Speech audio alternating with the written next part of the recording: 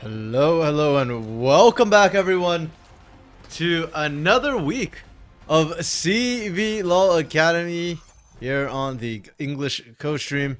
It's week 4, day 9, actually, after 2 super weeks in a row of CBLOL Academy, and we are well and truly starting to approach the sort of last third of this league. And despite the fact that we are now approaching the end, we are getting roster shuffles, folks. Changes coming in. Yeah, it's interesting too because CBLOL Academy has that sort of rule that you can't, or you won't know the changes till the day or till the moment teams actually play. So right now I'm aware of 4 new pickups, potentially a 5th one as well. So we're actually opening with some of them. Our first match of the day is Rise versus Flamengo. Let me pull that up here. Yeah, Rise versus Flamengo. And that's kind of interesting because I had heard that Rise Gaming Bounty might have been in a little bit of trouble recently. From what I heard, it's not necessarily anything he did, but he might have been implicated in somebody doing some betting, gambling, or something like that, where he had to get a certain amount of KDA, like a high amount of KDA. So technically not anything detrimental to his gameplay, but nevertheless, you know. I don't know if they're subbing him out. There was no details given on that one, so that's a potential. Flamengo, interestingly, on the other hand, picked up a new jungler. And that is Soweto, formerly of Red Academy. So, very, very curious as to if we're subbing Goot out.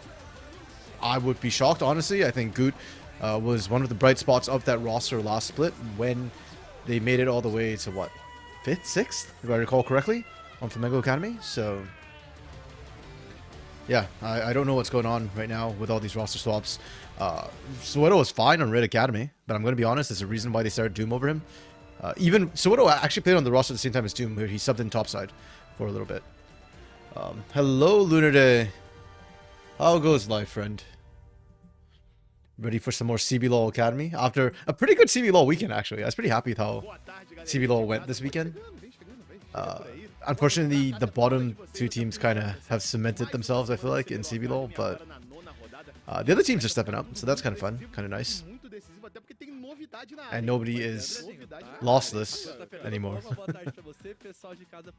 Winless, there's still nobody, unfortunately. You're happy folks who got exposed. I'm actually really curious because when we were talking about Fluxia, I actually don't know where to put them. It feels like they're... Yeah, it was kind of weird. I do think they weren't the best team and that they were going to drop games sooner or later.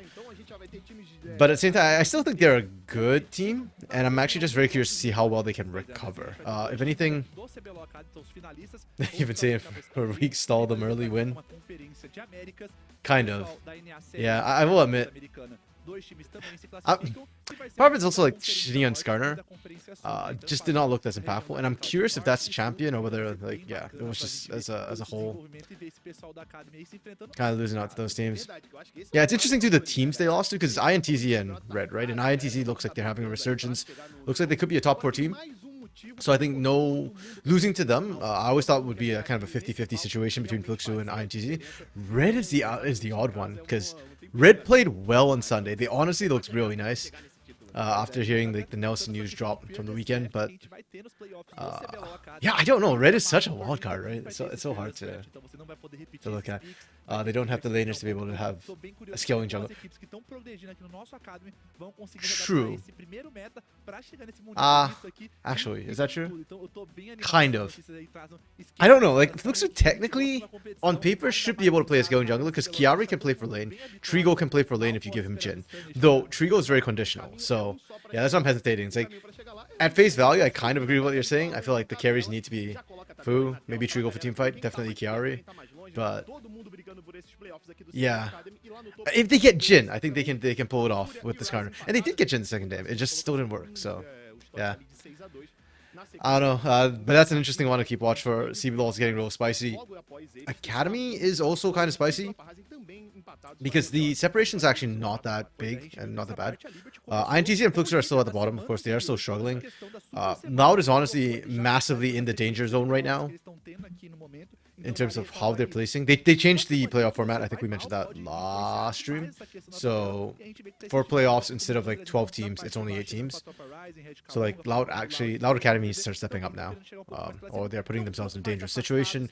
Same with Flamengo and Red to a certain degree, though much closer. Yeah, exactly. Only 8 go through now, so a lot of these teams do have to start watching out. I mean, Red Academy, Flamengo Academy, Loud Academy, I do believe they can punch up, but it's getting kind of hard. It's actually a little bit stacked up here right now. And I just want to point out, wait, I need to pause this one. Pause, you think? Why are you not pausing? There we go. Sorry. Yeah, it's getting a little bit scary too. The non-franchise teams, I mean, Rise, IDL, Ryzen's just outside, and Flamengo. Yeah, the non-franchise teams are doing really well for the most part. Only Flamengo Academy is kind of like question mark right now. Maybe that's why they were looking at bringing in Soweto instead of Goot. I'll say it again though. I think Goot's really solid. I don't think he's the problem. But maybe Soweto might be a solution, right? It's kind of like the whole scary Malrang deal.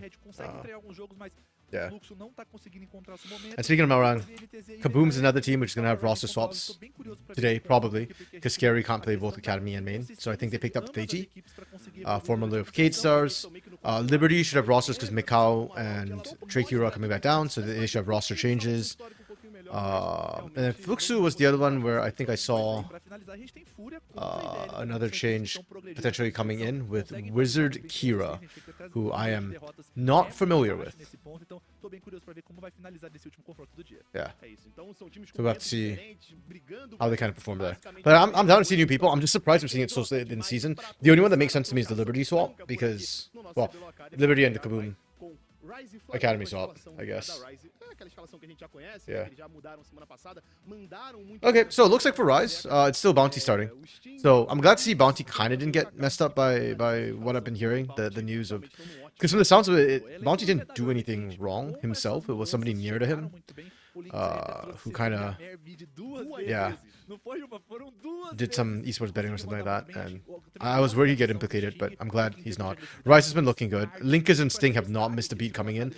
Alonet and Anato was good, but honestly, with the sort of AP meta, like we saw so much Brand and Zyra. Well, I say so much. We saw one Zyra game and we saw Brand games. So I feel like that's Sting's meta. Oh, Soweto's coming in top lane. He's not replacing Goot. Okay. Okay, hold up. Wait, that's kind of wild. Soweto, last he played in Academy, he actually played top on Red Academy with Sting.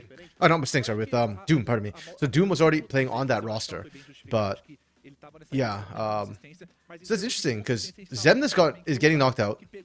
Zemnis, I honestly thought was really solid for the most part, but he wasn't being a carry for the team, and he did get frozen by Stints on Red Academy. So I guess they decided, hey, you know, we want to change that up. Jokes. Soweto is back in top. Yeah, his top lane was fine for Soweto. I don't recall him being like a particularly standout top laner. So yeah.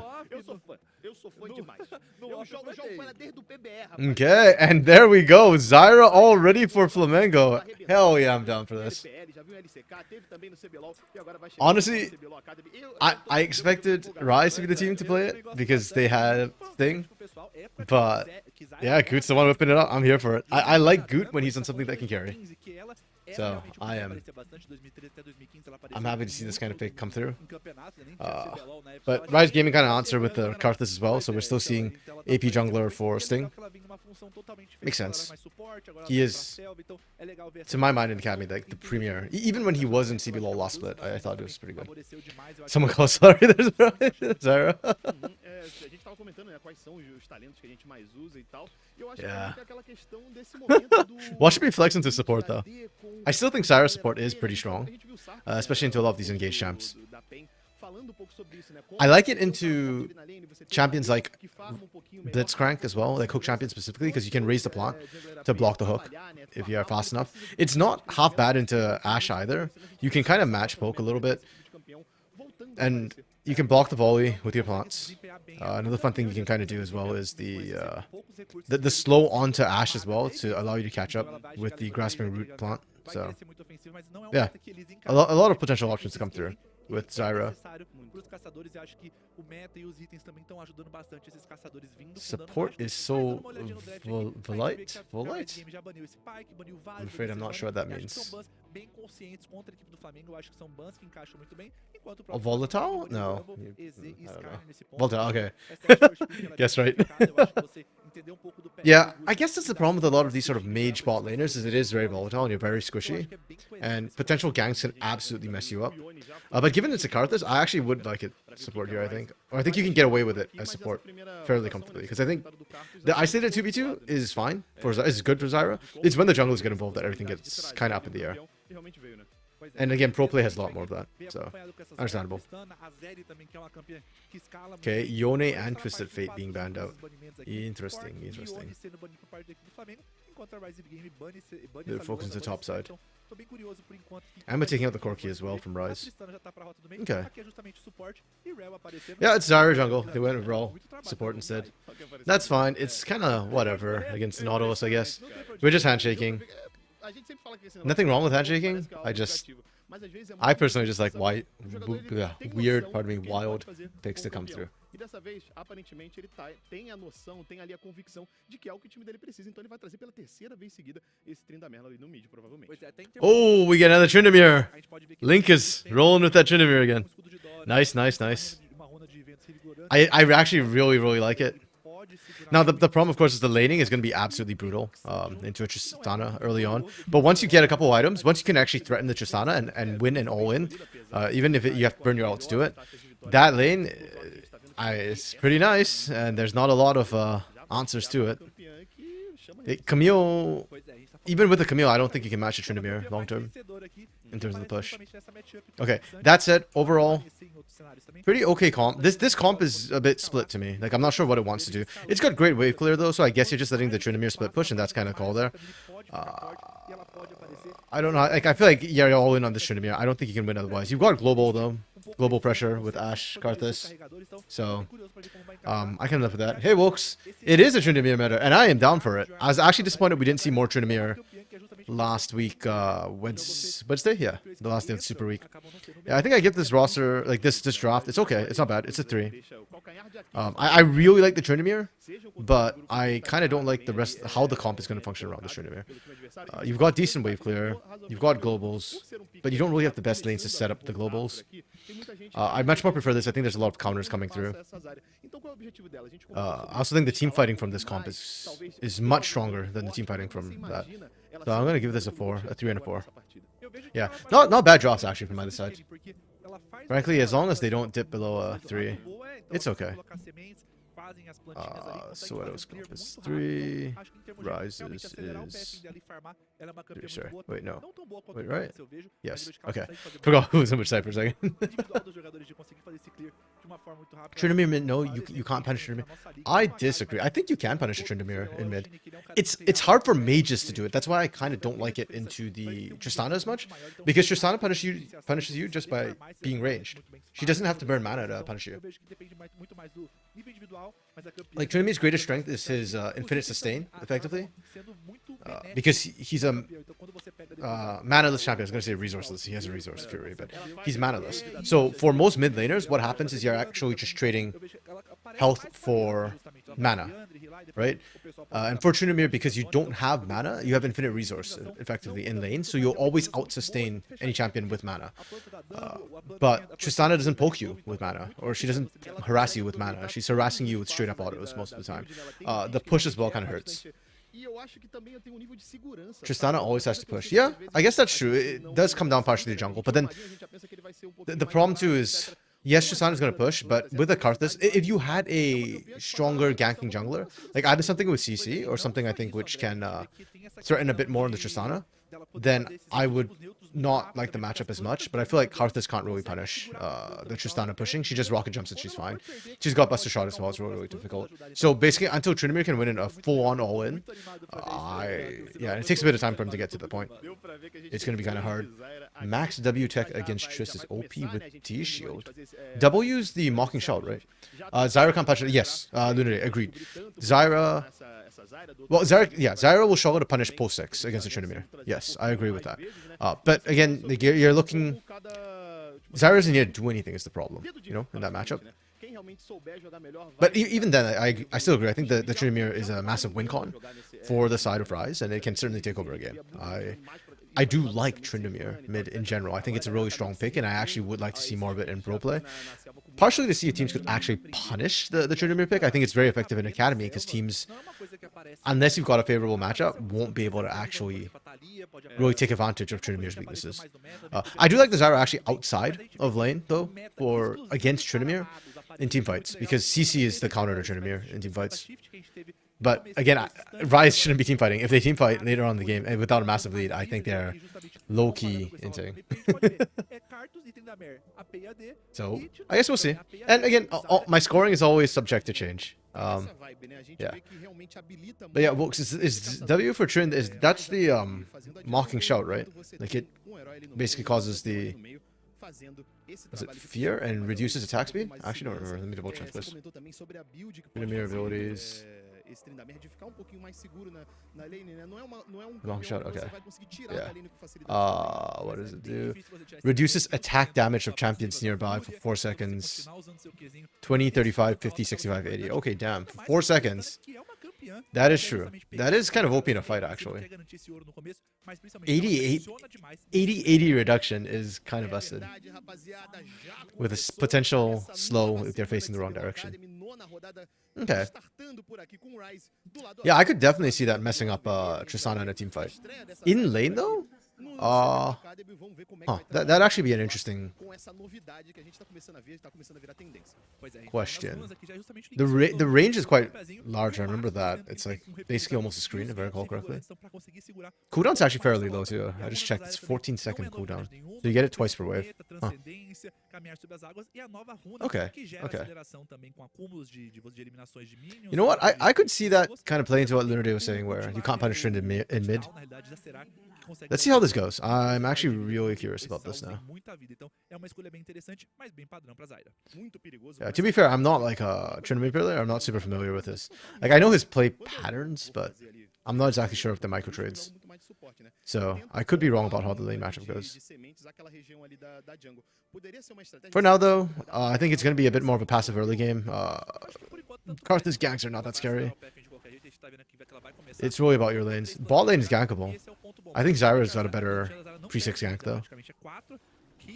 Do acampamento para conseguir matar uma planta. Então a gente vê que é bem adiantado e é realmente muito veloz o jeito que ela faz os acampamentos. Então esse é o grande ponto de destaque. O Aituza indo pra cima aqui já conseguindo alvejar bastante links, mas é isso. Ele tem esse escudo de guerra. Yeah, level 1 is literally, we cannot look at how trade patterns go at level 1.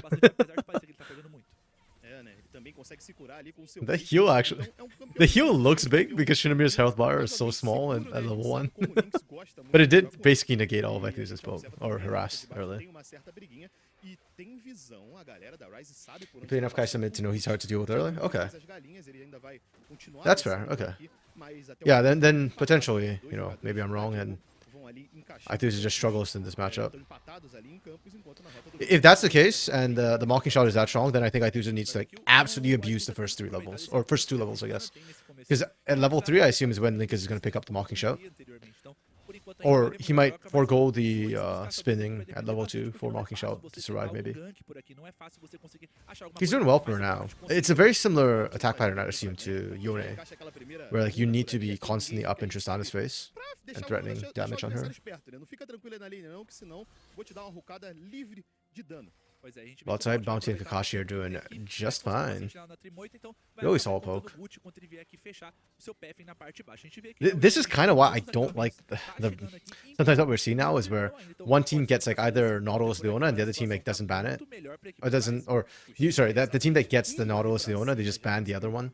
And I feel like you need to run something like Braum. I feel like Rel and Alistar really aren't the best matchups into this. Like Alistar to Leona is fine, but Alistar into Nautilus feels a little bit bad. And even worse for them is that Ashe just outpokes. This bot lane has no recourse in lane to trade. So you just kind of sit back and farm. And hey, Steps is doing a good job farming, but yeah. They should not have any prior. acabar sendo uma campeã que não tem essa mobilidade. Ela Okay, poderia so tanto what are doing perder pretty esse flash, well. seria uma situação muito fácil. A gente vê que ele vai colocar uma sentinela e vai começar o seu retorno à base aqui. Winning Vai out pegar early uma against the informação, porque Cassante. depois que os Nice. caçadores terminam essa primeira onda dos acampamentos, He's terminam almost a esse whole wave primeiro up, com actually. o aronguejo, eles têm que Dang. sair pra ficar de boa. Oh, Bounty. Indo pra cima aqui, o Bounty tentando bem Brother Bounty, we went deep mas nada there. vai acontecer nesse ponto aqui, os caçadores vão He must have pra been base, pixels away from being vão under turret. That was super o jogo close. vai ser rodado bem em torno disso. O Sting demorou tempo demais pra voltar pra base também, enquanto o Gucci tá esperando o Gromp nascer, não vai dar tempo e vai voltar lá pros seus próprios Krugs. A gente viu que teve ping ali na própria, dentro da selva adversária, colocou ali. Deve estar pensando, né? O pessoal realmente fica... Okay, both junglers basically power farmed. Nobody ganked. That's interesting. I actually kind of expected Good to look for a gank. E não teve essa volta à base do Gucci, né? Vamos ver se depois esse timing pode fazer algum tipo de diferença nesse matchup da jungle, porque agora ele já vai... Yeah, and because both of them clear so fast, they actually split the scuttles too. pedrinhas por ali para continuar não muito atrás do seu adversário e falando daquela... Kind of defensively, because top side is pushing for Flamengo, bot side's pushing for Rise, and you can see that whichever side was pushing got their scuttle. Yeah, so I guess it remains like just farm safer style. Then we're probably looking at skirmishes around objectives, which objectively speaking is probably the better call with these compositions. For Rise, you're looking for the 6, and then for cross map plays. For Flamengo, you're looking for 6 on Goot, and then you're looking for skirmishes. Because your AoE is very, very strong. Pegou uma bota também, mas ainda assim, vale ressaltar que é importante que os caçadores que são APs precisam Shouldn't even use his power yet. True. I mean, he was getting poked out, but Aithusa's taking a lot of damage on these trades right now. I wonder how much of that's like minion damage he's actually taking. Ooh, Soweto. Oh! Okay! Well, he used his pot then, and it didn't save him. To be fair, I do think that was a mistake from Linkus, like just underestimating the damage that can come out from Tristana. Aithusa didn't even use the Buster Shot either. Whoa, Aithusa. What the frick? Wow, okay, Aithusa's feeling himself. I actually really like this. One of my biggest complaints for Aithusa this split has been he's very passive and he plays for late. This Tristana has no chill, and I am here for it. Okay, okay. It's worth noting though, Aithusa already used TP earlier in lane, so won't be able to get back. Linkus gets back in. So Linkus actually should be able to catch up in CS under pressure a little bit. E de novo, André, a gente levantou essa bola na semana passada, que o Flamengo tem um early game que eles sofrem muito, e nessas situações que já cria-se uma desvantagem de 1k e meio, 1k e 400, acaba complicando demais. Kings down on to Void Grubs. Pouco mais estável, já garante uma boa segurança que I think Rise just needs to play away from Goop for now. Okay. Spin away, Linkus. Oh, he did not spin away. Linkus. Oh my goodness. Woo. Yeah, I don't know, man. I feel like Linkus is just playing on a tightrope right now. And the balance is a little sus, you know? Again, he's scaling Jump. I'm not too worried about his late. I just worry about giving too much pressure early. You know? Sek is just still one of the Void Grubs. Okay. That was kind of early from Goot. Honestly, I think Rise could fight this if they had the numbers, but Linkus does not want to join in. Oh, are they going to get wiped because Linkus didn't want to move? Soweto's dead. Oh, but Goot lives. That's kind of huge. Aithusa still has Buster Shot. Yep, there we go.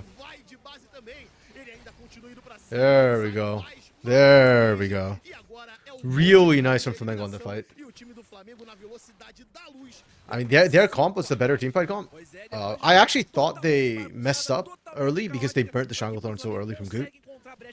But Linkus didn't want to move out of mid. Yeah. Like, look at Linkus' positioning here on the minimap. The fight, like, at this point, you don't want to move, that's okay. But then Rice needs to not re-engage on this. Aithusa is like fully committed to this, and Linkus is still in his mid lane. Very late move. If he had moved faster, I actually think Rice could have won this. Because without Stranglethorns, Good, honestly, like, it was such a huge ultimate to not have. That's the big AoE out here. Like, if Good had died there, yeah, I think it's so much easier to go in. Just punish. Estão jogando de acordo com o tempo e com Super minor things. Eu achei engraçado que chegou um momento que eu tava Show olhando e o Vitusa. Aituza Yeah. tava parado. Yeah, Ituza, okay, yo. Como se o seu Ituza's now 3-0 and 2. I gastando really like this. This has been the most proactive we've seen Ituza all split long. E quando ele voltou, And it is gorgeous. até o próprio Gucci que a gente falou que ficou ali And he is na- so far ahead now. conseguiu também Like now, this mid lane I think should be nigh unplayable for Tryndamere, realistically. lutar, fazer essa luta de mais de um tempo, né? Pois é, a gente vê que It's a 1.4k gold lead and sub 10 minutes in a single lane. That is pretty massive. The only saving grace I feel like is the fact that Ituza went for a call, as like a late call as well. So it's not like straight combat stats. But yeah. Mas ainda assim, a gente vê que em termos de ouro, o Aituza tá Props to crescendo him. muito bem. E o Flamengo tá dando essa prioridade pra rota do meio. Realmente, Rise did manage to pick up a second Void Grub though, somehow, in the chaos of that fight. Not sure how, but they did. So it's not like completely over for Rise. It's tough, but it's not over. A gente sabe a diferença que a Tristana pode fazer um pouquinho mais na frente no jogo e já começar com esse 3/0. Ooh, are we looking at dive bot? Vantagem de 1,5 Excuse me. de ouro pra cima do adversário. Oh, this one, Já Chief. liga o alerta pra galera da Rise. Na parte de baixo, o alerta tem que ser ligado porque tem já o acompanhamento Okay. ali do Gucci, Yeah, né, we pra backed fazer um off. pouquinho mais Red call. de sombra na direção dessa I do área. not E ele fancy tá diving a Nautilus chegando o Sting por aqui também pra post level 6 de cobertura without pros seus a companheiros. very fed tank, Ver se ele vai tentar fazer o- at least. Não vai Ah, tentar we get another nesse momento. pause. Não vai tentar fazer o gank. Boo. Pois é, nesse ponto aqui a gente vê que, por enquanto, Yeah, so a many equipe do pauses Flamengo nowadays. tá ditando o ritmo da partida, tá I feel like we had less conseguindo pauses at the pra start of the cima season than we are having Então, nowadays. tô gostando bastante da dinâmica que Oh, well. tá tendo nesse jogo, porque a gente já You tinha know uma what? That expectativa gives me maior time que to a go equipe look da at that Rise fight fosse again, um pouco because melhor that nessa partida, fight was encontrasse brechas maiores, mas a gente vê como a equipe da totalmente kinda caótica. nutty. Dano é o carro. Vai subindo, tem o apoio também do Aituza por ali, já são os Slagas dominando a fazer essas vastilarvas e tem jogadores ali da Rise chegando junto, mas eles vêm dominando esse rio. Yeah, because this is to me, a very interesting call from Rise at this point. They left the grub that was collected out the fight. Ah, okay. Thanks, Unity. Good catch. I did not see that. Yeah, for Rise, I thought this was actually not a bad move. Soweto was kind of losing out to Zekas, and you're tanking up the Void Grubs. That's fine. Literally, the main thing is you have to avoid this ultimate. That's it. And if you have equal numbers, it's fightable. Zekas stealing that was kind of nutty too. Stranglethorn's coming out. You blew the flash from Sting. That's good. That's well. But it also now means that the moment this goes down, Rise could just have looked for the counter engage. Completely honestly. Another thing I want to highlight too is there's no vision here in this bush. So if Linkus just walks in from either side, like Flamengo don't really have options. And they're kind of squishy. Zai's still pretty squishy at this point. And that's why like you see Ituza also like covering that side. But yeah, and then this part too. Man. Like the turnaround onto Zai is an interesting call. I mean, you're sacking Goot for it, basically. And you're trading a jungler for a support. Normally, kind of bad for Flamengo to trade that, but then Nautilus puts out so much CC. I could kind of see this work. Yeah. Literally, if Linkus gets in there, I think you can see how low they're all getting because of Zekas. If Linkus is able to like cut off Goot and or stay onto Zai a little bit more. I don't know. It's a hard say because also Ituza does a lot of damage, and if you're all going on everybody else, Ituza gets the free fire. It just comes down to fractions of moments.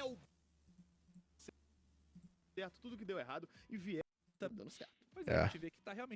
From now though, it ggets super hard for Rise. I need to see, I think, Ash ult into Karthus ult. I need to see those combinations. Supports are people too. I don't know, man. I feel like Riot could afford to buff up supports a little bit more. I think supports need a bit more love, to be honest. I miss when supports actually had econ. That's why I like mage supports. Yeah, the Void Grubs were just there the entire time too. To be fair, I think the teams traded off the Void Grub damage quite equally, so... But Lunar, Rel's a support! Supports aren't... They might be people, but you know, they don't feel like real champions when it comes to the damage department. They're CC bots. Whereas,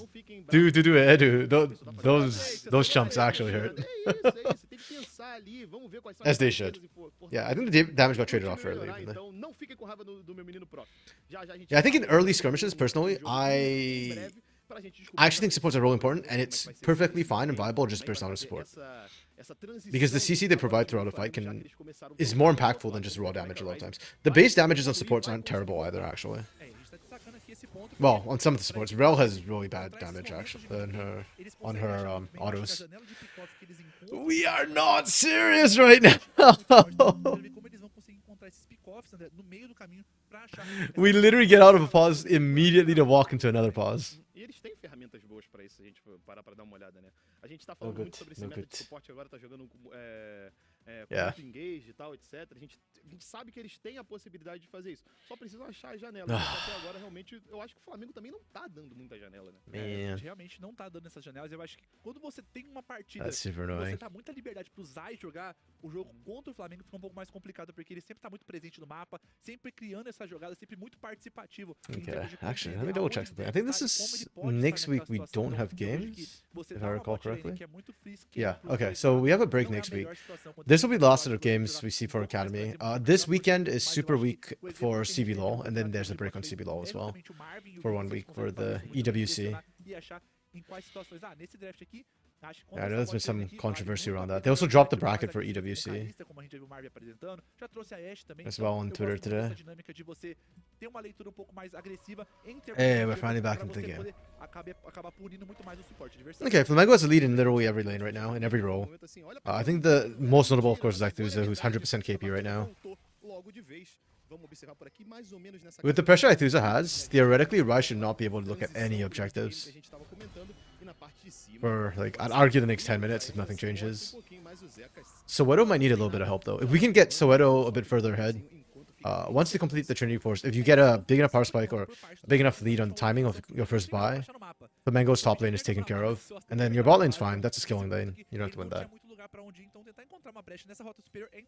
Yeah, EWC is next week. OCS is Thursday and Friday this week as well. Oh, okay. Yeah, I guess they want the players out. Wait, Thursday and Friday. Okay. So CBLOL is Friday, Saturday, Sunday this weekend.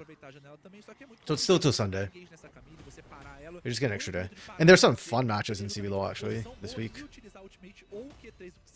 Pra conseguir parar e brecar esse Ezinho dela, mas a Camille não vai ser besta de usar o E antes do Q3 sair. Então, é justamente I like this one from Flamengo. We're using the pressure appropriately. Oh man. Yeah, okay, there we go. That's what I was talking about. That first major item. If not for the call, Acthuza could have done this sooner. And now this happens, this lane is like unplayable for Linkas. I don't know when Linkas actually gets to play the game again. Like, do you need 2 items? If you need 2 items, you're so shafted. Oh, man. Liberty lures. Yep, that's one I'm eyeing for sure. That will be on Friday. I know Saturday has the round robin starts again on Saturday for CBLOL. So Pain versus Loud's the big one on that one. I'm hyped for that one because Pain and Loud are looking really good right now, both of them. Yeah, so Friday and Saturday both have good games. I don't remember what's on Sunday. I'll have to go take a look again. But yeah, I just remember there's like pretty good days. Are you telling me, Lunade, you are not tickled and amused at the idea of Los Grandes versus Liberty? I didn't say it was going to be clean games. I didn't say it was going to be the highest level games. I said it was going to be fun. I stand by that. Honestly, when we started covering CBLOL for CBLOL English, it was back in 2021 when macro was honestly quite bad. But it was the fights that really attracted us at the time. So occasionally going back to that, I'm fine with it. I'm happy with that. Okay, Flamengo's committing a lot for the second set of void groups. They just completely abandoned bot lane. I don't know if I like that call. Zekis is getting free plates when I feel like you want to snowball Soweto ahead. Okay. This is a much better lane for Linkas. Soweto is... I mean... Yeah, Soweto... Oh, that arrow is hell clutch. Let's go. Oh, and Good couldn't find it. That's quite a lot of resources thrown to top lane. I don't hate it, though. I wish we had seen this sooner, in a way. Like, maybe not Zai roaming all the way up, but good ganking top would have been really nice sooner. Yeah, Zeka's got 2 free plates. Também já caiu, então não conseguiram aproveitar esse restinho, mas é isso. O Zeca se teleporta para a parte superior do mapa para justamente garantir que eles não levem essa primeira torre da partida, esse recurso que poderia ser muito importante para essa Camille para acelerar o jogo dela. That's kind of huge. Em termos de farm, o Soweto tá conseguindo manter bom papel aqui. This is good timing though. I like this one from Flamengo because of the pressure they put down. They got the grubs into Herald and they can contest for Dragon, but they need to move now. Okay, they are sacking Dragon to kill Zekas. Okay, this is a choice. Oh! Oh! Yo, if any of that CC had landed, Zekas is so dead there. That's still good though. So Wedo just wants time, right? Just wants to accelerate ahead. All those minions are... All that alone time in the top lane is good. It could potentially be worth the dragon. I could see this trade being beneficial for Flamengo. Personally, I'd have liked to see Flamengo actually look for the fight, because I still think they're stronger team fight comp, but... Yeah. It's a choice they made, and it's not a terrible one. Like, I can see the logic and reasoning behind it. Yeah, we go for first break instead onto Soweto. Significant gold lead. Now, theoretically, you've got 2 side lane split push threats that Rise is going to struggle to answer. And even Steps is doing fine. E lá na parte de baixo a gente vai começar a ver aquela dinâmica que a gente tinha comentado, né? O Aituz e o Lynx já gravitando ali para as rotas laterais, eles já vão ser os responsáveis por segurar aquela bot lane. No momento a gente tá vendo que tá voltando para a base o Lynx e vai deixando apenas o Aituz lá na parte de baixo para tentar puxar um pouquinho mais. E esse que vai ser o grande foco do jogo por enquanto, é justamente essa torre de Okay, I might have a guest joining me.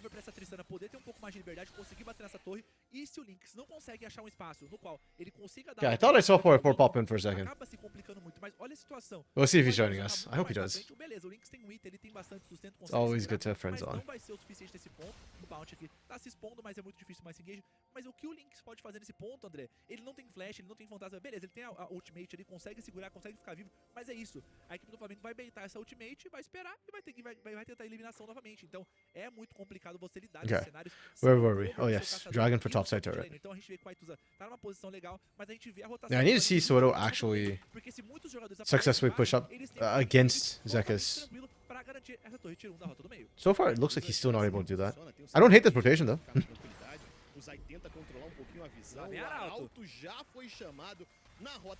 Yeah, it's a really good rotation coming through from Flamengo. Normally, I'd want you to just kind of give solo gold to Steps instead of splitting it, but they're not only using the charge, they're not only trying to get that turret, they were actually isolating it to guarantee a second charge and look for a pick in jungle from rotation on Rise. So, really solid play from Flamengo, I like it. Alright, now there we go. Welcome for hello, friend. Goodness. Hi, how's it going? It goes well. How are you doing? I am good. I am good. Hell yeah. Productive little morning. Got up as early as I wanted to. Now we're here. Perfect. Let me send you a link. I'm going to try a video link because I think you can get sound that way. My only concern is I don't know if you're going to hear echo of yourself. Well, we'll find out. Yeah. If you do, let me know. We can always just switch back to Discord. Like, screen share. You won't have sound, but you won't have echo either. Okay. Alright, so on the video link, I have now a feed of the games, and I just muted the sound on it. Oh, but the whole point was sound. Well, I mean, the sound isn't like I can hear like the Portuguese broadcasters, but I can still hear you over Discord, and I can see your test script over. Perfect. What the fuck was while Sting got blasted? Yeah, welcome to the game. Flamengo's got a lead. Oh my goodness. Wow, 4K, jeez. Yeah. Aituza had a beautiful early game. You'd love to see it. You absolutely love to see it. I know, I've not seen it, so I'm super glad we finally did. Aituza's been playing so passive in the early game. In this game, he was like all over the Tryndamere, which you have to do. Oh, he gets out again? Wow. I love Tryndamere. Meanwhile, Aituza dies. Wow, that's a nice shutdown for the Ashe. Ooh. Double. Okay. And now has swung one lane back to even. Yeah. Oh, good question there. Sorry. Yeah, let me get up. Or force TNG. I forgot. My bad. Apesar do Flamengo estar atrás dessa jogada, a gente vê como essa torre da rota lateral caiu. E esse mapa Is he there? Yes, you exist on stream now. All right. Eles acabaram se descuidando um pouco. Welcome to the virtual world. That picture lights up. Thank you. Thank you. Sorry, and did you say that you can hear yourself through the video link or no? I cannot. No, even with the Perfect. yeah, it's working really well. It's working perfectly. All I can hear is like the in-game sound. It's as if I was watching the like Academy broadcast without anybody. Oh, absolutely gorgeous. Yeah. Nice. Well, good shit, RMC. Well done. You live and you learn. One day they might even make a producer out of me. Probably not. But yeah, I don't. Zyra jungle's like oh. This is the third pause we've had this game. Are you serious? Yep. Damn. I was gonna say that's why it's so late. I'm like, shit, I'm 40 minutes late. I probably already missed the first game. No. Like, I hop in, it's 17 minutes in. I'm like, shit. What happened? Yeah, we had pauses. What happened here? I'll give you the draft. I know you're asking something about Zyra, so. Oh, wow, they are one-did. Damn. Yep. I was kind of surprised too, because Sting to me is the AP jungler, but Good was like, hell yeah, I'm doing this. Okay. No, I mean, good for him. I see that in Good's bag. Well, that's good. And they left the R5 Camille for Soweto. Yeah. Soweto coming in shocked me. I thought he was coming in as a jungler, but he replaced Zemnis, who got Flame Horizon by Zint. Was it last week or the week before? Yeah. Flamengo was not. I mean, I like the. I mean, I can't really speak too much like the bans, but it. Well, yeah, Ben Skarner. You took away the Corky. I like the red side draft from Flamengo. Agreed. I think I scored Rise 3 and Flamengo 4 on their drafts. Yeah. It seems like, yeah, just a good, solid, like, you got the priority picks, right? You didn't leave Skarner open. Thank fuck. I know Hawk was losing his mind over the weekend. No, it's so goddamn strong. I forget what game I was watching. I don't know if it was an LCS game or an NACL game or what. But I saw someone, again, like, I thought we were done with this. Yeah, like, I think it was the LCS game where it ended, like, 20 and change. Like, it was a fast game where the Skarner just took over again. I don't know, but it was one play where like it was on like mid left river brush, where like the team that was losing was all grouped up. No, I think it was in CBLOL. No, it was Liberty. Yeah, it was Liberty. They all grouped up in that red that top side brush or left side mid brush, and they thought they caught whoever was the opposing top laner playing Skarner. I think it was Wiser actually. Was it Pain Liberty yesterday? Wait. I know which game you're talking about. It was Wiser. Who did Pain play? Was it Was it Liberty? It wasn't. No. It wasn't Liberty. I don't think. Hold on. Let me pull up the schedule. No, maybe it was INTZ then. I don't think enough. It was INTZ. Yes. Okay. Yeah, but they clumped up there and like. And they like, I don't know, someone popped a sweeper, and then it was like, oh, cool, we caught the jungler. Or, we caught Wiser or whatever. And his Wiser's already like 2 kills. It wasn't like Astro ahead, but it's like, look, it's still Wiser. And it's like, oh no, it hooked 3 of us over the wall, and we all died. Yeah. It's like, this can happen. Like, as soon as you pop the sweeper, right, if I'm Skarner, if I'm, like, even with my reaction time, I like to think that I would have the wherewithal to be like, oh, there are 3 members right there over the wall that I can just wham and win the game. Like what a stupid place to go for a pick. Yeah, and they saw his Wiser too. Like they saw. Yeah, exactly. Like if you pop the Scryers and it's if you pop the Scryers and it's Dinketo or Titan, yeah, okay, whatever, jump on him. But it's Wiser. You pop the Scryers, your first instinct should be, oh shit, and run away. Yeah. 100%. Ooh, okay. Yeah, this is over. Yikes. Like, literally, once Soweto is... So the way I looked at Rise's comp, I figured they had 2 win cons. One is you play the global with Ashe and Karthus, and go for the isolated pick. 2 is Tryndamere. And at this point, like, Tryndamere can't side lane into either Aithusa or Soweto. Yeah, that's not a place you want to find yourself. Ooh, nice. Those cinders, man. The infernal. You love them. I never realized how busted the speed up was until like recently. Oh, it's so nice, dude. Oh, Step just kills them all! Yeah, alright. If it wasn't over that, It's over now. Oh my goodness. Not even the burn's enough. Okay, that's fine. This is the other win con we were talking about, and Linkus is doing Linkus things. Okay. He still has ult. Wow, did he not? He didn't even. No, I think he popped it. Oh, he did? Okay, never mind. Oh, he did. Yeah, he did. If that There's a bit of been delay on the icon. I would have freaked out if he didn't pop the ult. That would have been an amazing play. Yeah, I didn't see the Furia Immortal. Yeah. Rage bit. And like the icon takes a little, is a little bit behind. Yeah, because they might be having UI issues no matter what. Yeah, it's always been like that, so. Or at least this entire split's been like that. Man, okay, never mind, this Trin is actually able to 1v1 now. It wasn't up till now. Yeah. Oh, Aithuza. Yeah, you got an assist there from Sting, to be fair.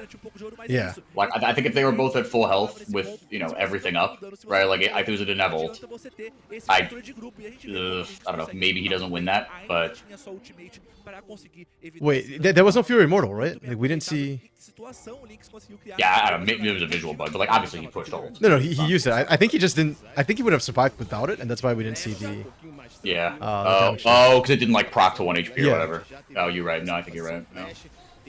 It's kind of crazy. No, but hey, I'd have pressed it too, and this cooldown's pretty short. It'll be back up. Yeah. That was basically what jumped him into the meta in the first place, like 18 months ago or whatever, right? Was that they just lowered the cooldown on it, and it's like, oh, you can use this like every single fight now. Yeah, I think that combined with Hullbreaker at the time, but really, he only needed the cooldown, and that would have been enough. Even after they've nerfed Hullbreaker, he's still such a viable, annoying split pusher come late game. And I think the crit changes have made him strong again. Yeah. Yeah, you can get that 100% crit so fast. Like, okay, I enjoy watching Tryndamere. I hate analyzing Tryndamere because there's nothing to analyze. It's just, I press R and I don't die. It's like Gwen with her stupid Gwen is immune. So it's fun to watch Tryndamere. I'm kind of hoping he doesn't get picked up by CBLOL. Because he's already if he stays in Academy, I think that's more than fine. Yeah. To be fair, I don't think Flamengo have leveraged that teamfight comp very much either, though. Like, so far it's been just Steps and Aithuza and Sobeda each kind of doing their own thing. I think they need to win, like, a comprehensive teamfight. They won, like, a huge skirmish to start the game, where Aithuza ended up being 3-0-2 after it, around the Void Grubs. But even that wasn't, like, a teamfight. Tudo bem que o Gusto tá na parte de baixo ainda, tá farmando seus acampamentos, então é muito importante que ele fique um pouquinho mais tranquilo. Mas é isso, a gente precisa ver um pouco mais de controle dessas sentinelas, passar essas lentes aqui. Wow. Okay, I just looked at static shifts. I know it got buffed. I'm only now looking at the e que tem uma pessoa para tancar, é muito mais fácil de você iniciar. Yeah, no, this is forçar uma situação na qual a Ryze é se forçada a entrar e eles conseguem uma boa luta. Version 411, it got changed. Wow. Yeah, that's pretty strong. They give it a +5, same price. Actually, no, they lowered the gold cost by 100, so 2,900 to 2,800. +5 AD, 55 to 50. Attack speed increased from 40 to 45. Movement speed increased from 0 to 7%. And electrospark damage, electrospark damage increased from 90 to 120. Okay. Yeah, so it's the movement speed that's making it. Yeah. And just 100 gold off the True, yeah. Off the thingy boss. Pois é, mas é um pouco esquisito porque tem uma sentinela por parte da equipe do Flamengo ali, da equipe da Ryze. I think the champions were still 2,800 gold for 55 AD and almost 50% attack speed plus movement speed. That's kind of nutty.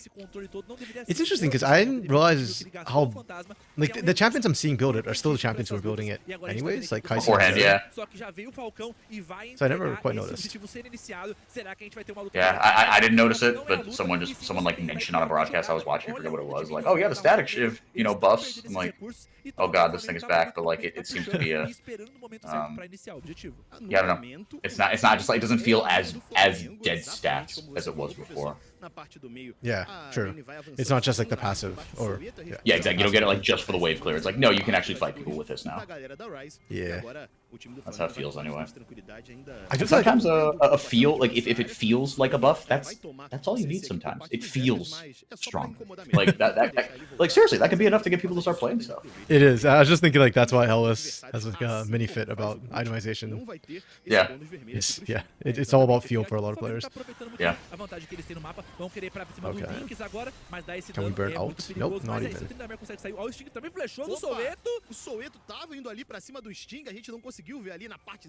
What do you think of no Blackfire Torch on Zara?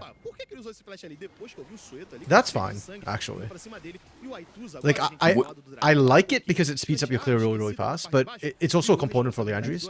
So the Ash, I forget Faded what it's Ashes. called. Yeah, Faded Ashes. There we go. Yeah, that's the big wave clear component or jungle clear component. So if you end up just not going Backfire Torch because you're going for like you prefer the long burn and the percent health burn from Leandries, I'm actually okay with that, especially to this comp because they're not that squishy. Yeah, you've got a tank, a half tank, and a bruiser. Yeah. Like the only person who I think really feels good against is Kakashi, and I don't think you're finding Kakashi in these fights anyways. Link is with his stupid ult. Yeah, it's not that big a deal. Does the fact that the comp is short range make Rylai's like even better? I mean, it's always a good perk on like her and Brand and stuff. Oh. Good night. Yeah, there's a sort of team fight that I was kind of looking for. It's obviously not the full like 5v5, but yeah, it's like playing Rel when you're ahead, it feels like a cheat code, dude. It's just undying. Yeah, it's ridiculous. Okay, Rise is still answering back well though, and this is what I've said about Rise throughout this entire split is that they seem to understand the assignment and know how to play macro really well and move as a team. So even though they keep losing the fights because their comp sucks for fighting, they're still kind of staying in the game, weirdly enough. Yeah. Oh, I just need to see, like, I really want to see Kakashi using the arrow to try and find a pick. You can see how much damage this thing does, right? Like, yeah. If you just land on Zeka's lane or Linka's lane, I think you can just easily kill Soweto or Aithuza. Whoever's split pushing should just die. Going back to your question about Rylai's though, I think it's really good into this comp, partially because of the short range, as you mentioned. Like Karthus and Cassante and Tryndamere all need to get into range to do the damage, but also specifically for Tryndamere, Rylai's gives you so much ability to just kite him around, and that's the answer to Trynd, right? Yeah, no, because that's his whole thing is he can just gap close on you in a second, just right click on you twice and then you die. Yeah, now with the Seeker's Arm Guard as well, it's even better, because now you just drop your plants. If Link tries to punish Goot, it's going to be really hard. You can kind of block out the orbital strike from Karthus as well. The Requiem, there we go.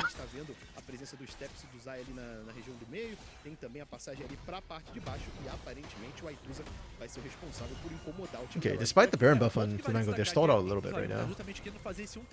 Yeah. I don't know if I like them sending Soweto up top to try and push out that lane, because it's such a long...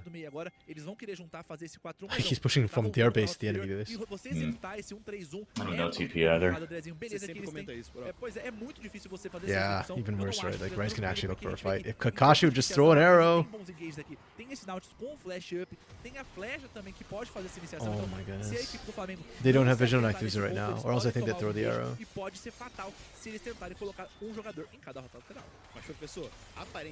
Yeah, they've only got vision on their top side. Orbital strike, this isn't Valorant. I mean, it can... You're right, games. Close enough. I also forgot Requiem's name for a second. I shouldn't think of what it was called. Oh, like that. Nope. I'll throw it into a clump or something. Yeah. To be fair, if that would have hit, maybe Zekas can actually kill him. But yep. I think so. Feels bad. Yeah. Feels bad. It does. It's very unfortunate. Even with the short cooldown, it does mean you're probably going to lose at least one inhibitor. Honestly, probably two. Wow, we went flash for that. Okay. Opa. And there goes Bounty.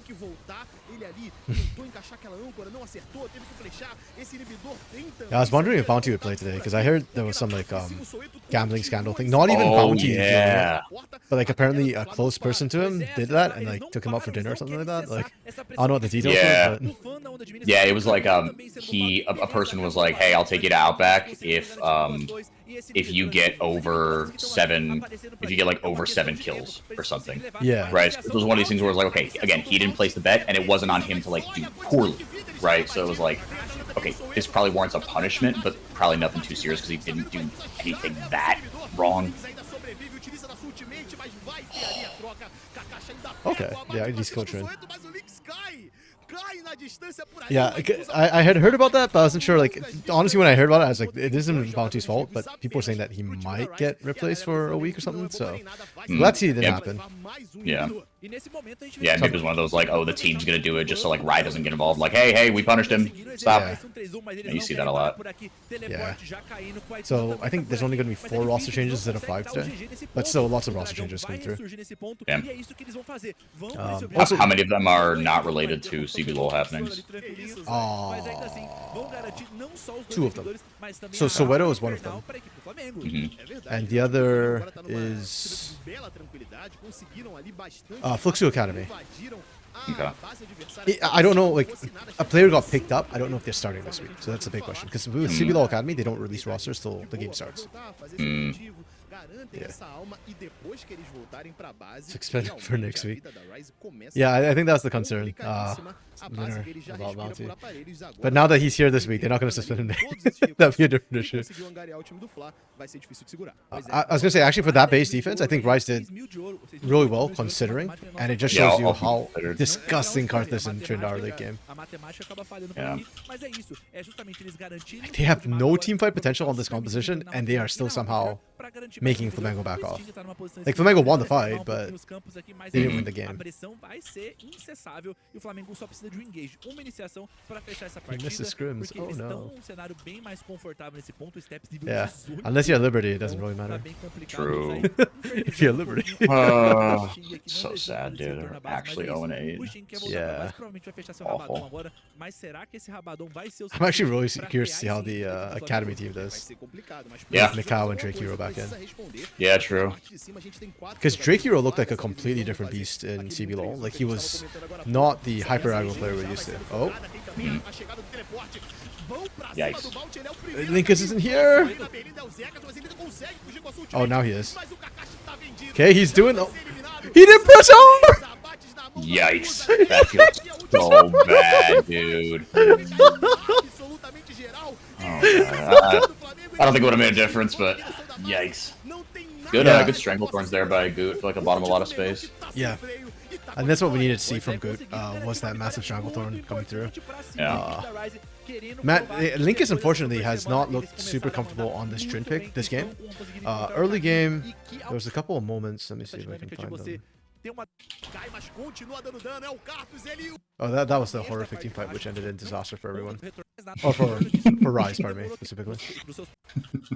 Series of unfortunate events. Yeah, oh, I'll show you that after this one, but... like, this was the first... was it here? No. Where does he die?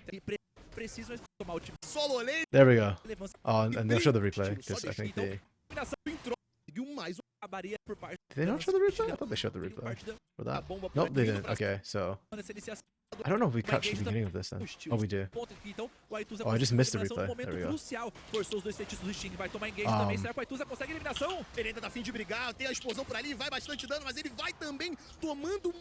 Wow. Jeez. Yeah, Aituza, man. Well, it was playing incredibly aggro early, and that's excellent. Wait, where was it? I thought I saw a moment of the replay. Okay, no, screw the replay. We just watched this one. I think we missed the beginning of it, but... No, there was definitely a replay, because I remember the start of it had me going like, Linkus? So the question is, where the hell did they show the replay?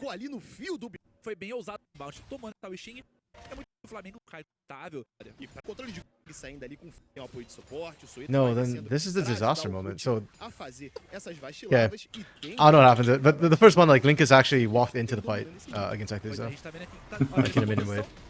And then this is a disaster moment, and I want you to watch Linkus's position on the map. Where the hell is he? Okay, he's coming in. Is he? He walked back! Jeez, dude. Yeah, he looked like he was coming, and then... Yeah, and he's not even, like, farming or anything. He's not even show-being. Yeah. I think that was part of the wave at the end. I think. I'm not 100% sure, but... Yeah. And because he comes late. Oh.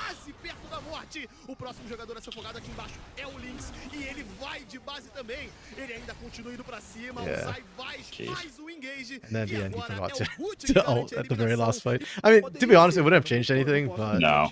It just looks bad. Yeah, exactly. Lunar saying, watch Dudu laying down the deeps. Like at this fight. Hold on. No, I was hoping they showed the first blood. Yeah, Dudu over there, or Edu, I don't know which of the dude that was, but he's just hammering away the entire time. Hey, just chipping away. That's funny. Resets. It's like watching a base defense, right? Like goes back to base to the fountain to heal and comes back out again. Yeah. Actually. To be fair though, I think the damage that Void Grub ended up doing was actually pretty split. So I don't think like it swung the fight, but it definitely did do damage. Quite a bit of damage.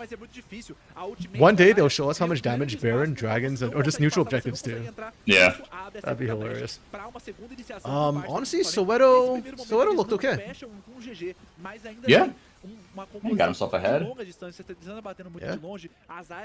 I mean, he did die, but then again, when you're going that deep, that's to be expected, and that's perfectly fine. Like, that's your role. Laning from Flamengo was good, mostly to me because of Aituza. Aituza was absolutely cracked. The map movements were not bad. I'll give him a 4 for that. I actually didn't like their team fighting. Like, they had a comp for it, and we saw it, like, twice the whole game. But it seemed like they were getting advantages elsewhere. True, they definitely were. They didn't have to team fight. Yeah, and that's why I give them like a 4 for map movement. Okay, wow, that card is the deeps. Yeah, seriously. Thing is good, I swear. Creation, damn it. X Factor, I'll give them a 2. I think the X Factor was really solid. And who's their best player? You know what? Screw best player. I'm just going to Aituza because he did something in the early game, and I haven't. And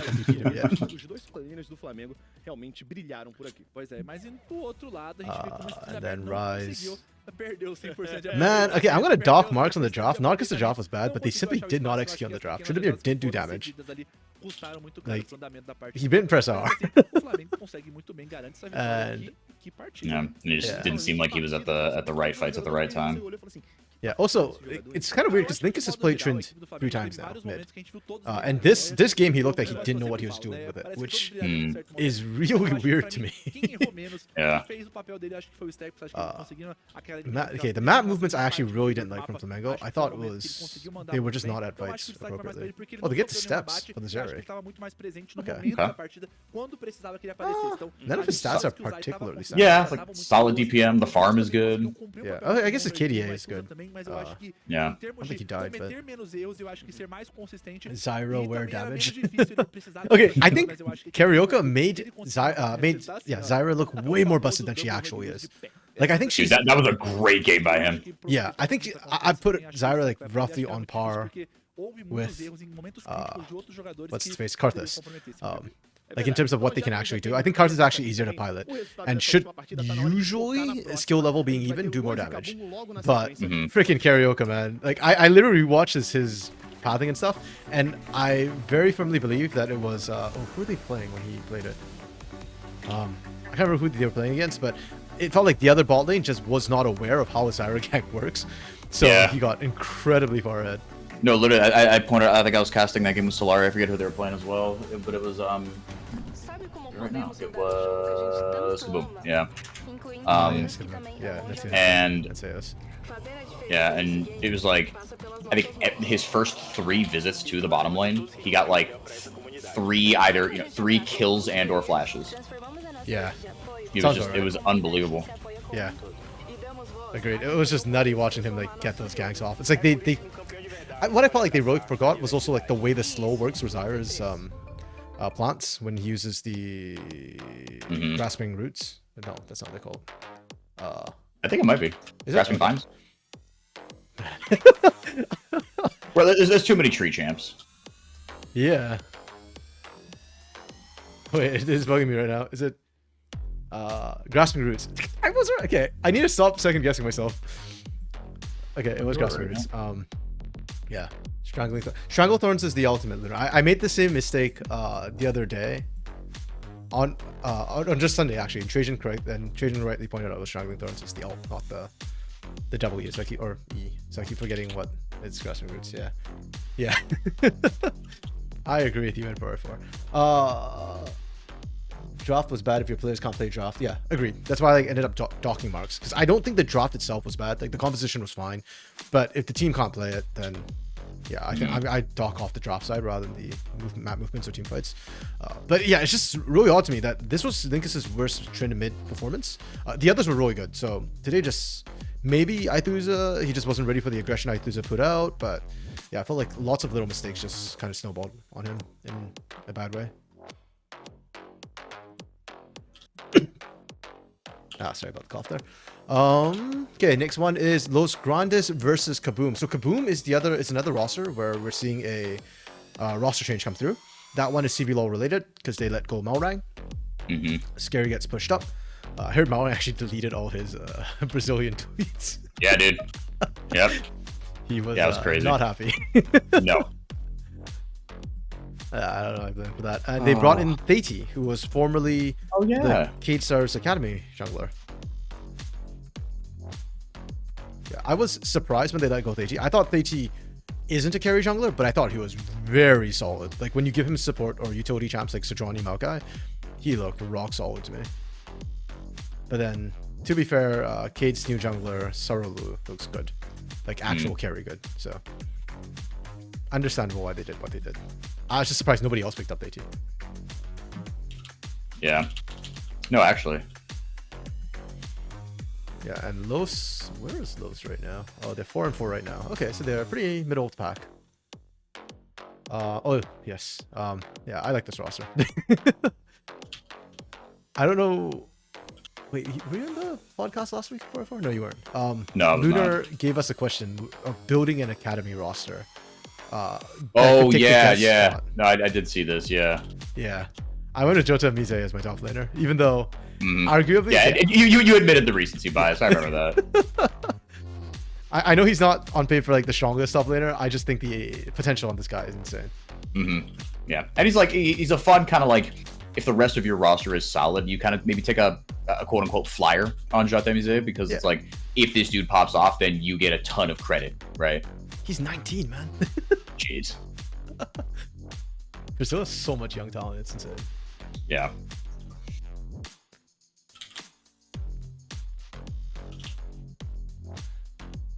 Rock solid is Malphite. Okay, fine. Maybe not rock solid as a jungler. I don't like Malphite jungle. That's fair. Okay, you have an idea, Lunar. Let's hear it.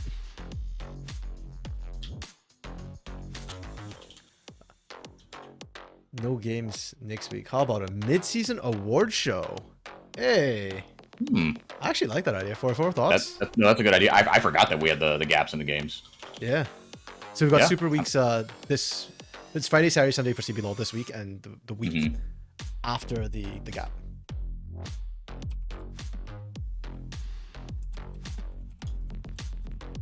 Yeah, no, I think it's a great idea. Yeah, I'd be down for that. Or all fan questions. I mean, I'd be down for that too. Yeah. Though all fan questions, I think, depends on how many questions we get it, right? Like last week we had so many questions. Yeah, but there are some that like we are carrying over from last week. So. Yes. Yeah. But that's for this week. Whereas I think this will be. Oh, yes. No, I got scrambled. You're right. Yeah. I'm super down for mid-season award, because especially since it's an empty week. Whenever we do awards, it always takes so long because we don't agree. And I love it. I love the discussion that comes along with it, but it also means that it has to be dedicated just to that. So you can have an entire podcast of questions. Literally, you got to ration them out, man, because we've still got weeks to go here. We are literally only at the halfway mark for CBLOL. It's got like what, 4 weeks? 5? 4, 5? I think four more, right? Because I think it's 8 weeks now because the 2 super weeks, and we just finished week 4. Right. Okay. So we got 4 more. Halfway through. Yeah. Just got to rational some of those questions. Yeah, I felt really bad for Mickey. Those were good questions, and we just unfortunately ran out of time because we were talking about Tier 2 Americas. Yeah. Yeah, and also I feel like any podcast, any episode of Gringos Liberados I'm on, we end up talking too long. I would say the same thing about myself. No, that's everybody. Trajan was saying that usually him and Soph, when they were doing like the 2-person podcast, they were getting down to about like 40-45 minutes comfortably, like not feeling like they were rushed or that. But it's also just time. 2 people. You could have even 2 talkative people. I think you can keep it to an hour. Sure. Yeah.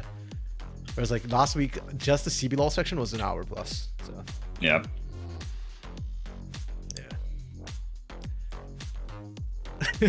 Personally, I agree, Luna. I don't think long podcasts are bad, but also I'm often the culprit for it, so naturally, a little bit biased. I think long podcasts are fine for the dedicated audience because there's a section that like just doesn't care how long your podcast is going to be. But sure, if I'm like, okay, let me try listening to this podcast, and I look at like see the episodes, and it's like, oh, they're all like an hour and a half each. That immediately turns me off. I'm like, maybe I can find a more efficient way to get my information. Yeah, that's true. Because I guess it depends on like whether you want a summary or whether you want like the detailed dive. Oh, we are jumping right into draft. Okay. Like they're not introducing rosters, nothing. We are right into it. Yep, it's Batal and Theti for Kaboom. So Theti's back. Nice. Well, that could be fun. Yeah, that's gonna be really interesting for me because for Kaboom, I've always felt like Scary was their big shot caller, and the week they didn't have Scary, I thought Crosshair mechanically did okay in the jungle role, but it did feel like they weren't coordinated. So I'm very curious to see who steps up and actually leads this Kaboom squad now and how they'll look in terms of macro and engages. Los, on the other hand, okay, we've got Traverse mid lane. Bans look pretty standard to me. The fact that we're seeing a Renekton ban here was something we saw last week quite a bit. I still don't like it, but I do respect specifically doing it to Jota Mise. I feel like Jota Mise and Curdy are the two who you actually ban Renekton against. Yeah, you can warrant that. Yeah. Their impact on that's disproportionate. Okay, just first pick. I like that. We go Maokai. Oh, already happy with that one for Theti. And Varus. I don't know what happened to Varus this weekend in CBLOL. He vanished. I was like, bro, so many times it's calling for this Varus pick in the comps. I didn't even notice that. No, you're right. Yeah, that's super weird. Yeah, but I'm glad. I still think Varus is really, really strong in general. Zeri, Nautilus. Okay, so we go double marksman already for Los Grandes. I don't hate it. We go Yone Blind, which I've been seeing a ton of in Academy.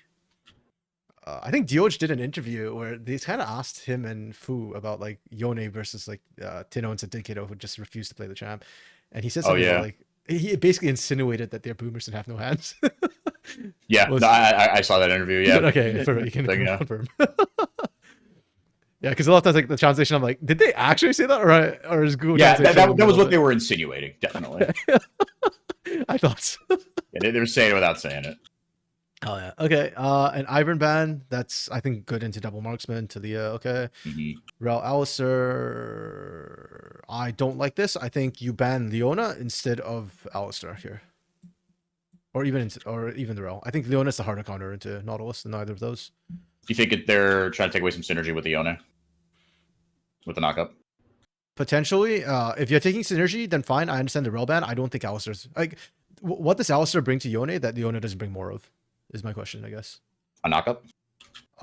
You got a knockup, she's got a solar flare, and she's got an extra stun. Right, but I'm saying like one like directly combos with Yone. The other one doesn't. True. Potentially.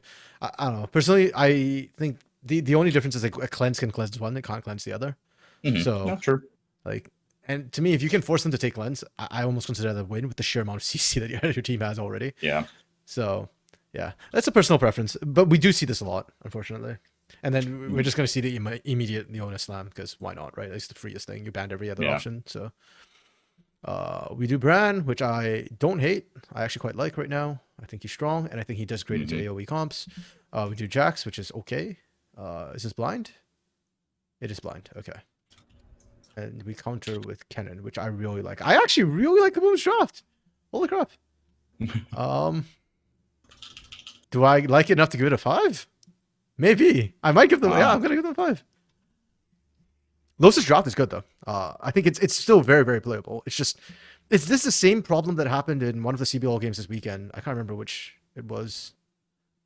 Where one team had like all the AoE and the other team had like a lot of agency. I have to go double check which game that was. But the team with AoE actually ended up losing, sadly. But yeah. So if Kaboom lose this, they lose their 5 as well. Yeah.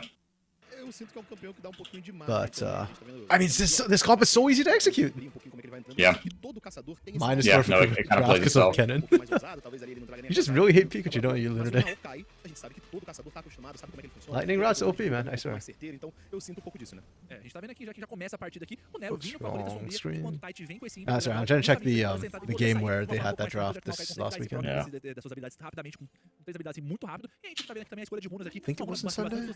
Tanto pra rota inferior quanto pra rota do meio, que vem sendo uma escolha popular. Pro Yone também, que o Shoska trouxe aí, não vem sendo muito diferente. Você ter esse sustento, você segurar um pouquinho mais, acaba sendo muito mais interessante. E pro suporte também, nada muito diferente. Interessante essa escolha aqui que o Clash vem fazendo de impacto repentino com a runa de correr também, que é uma escolha que a gente viu o Consegue trazer na primeira vez no CBLOL na semana passada, quando ele fez o jogo de Leona. Então, bem interessante essa nova escolha e essa nova dinâmica de runas, ainda mais com o impacto repentino agora dando no verdadeiro, quando você dá esse avanço, sai de furtividade, enfim, qualquer coisa relacionada a dashes. Então, é bem legal que a Leona the wrong week. um pouco Okay, mais I'm a genius.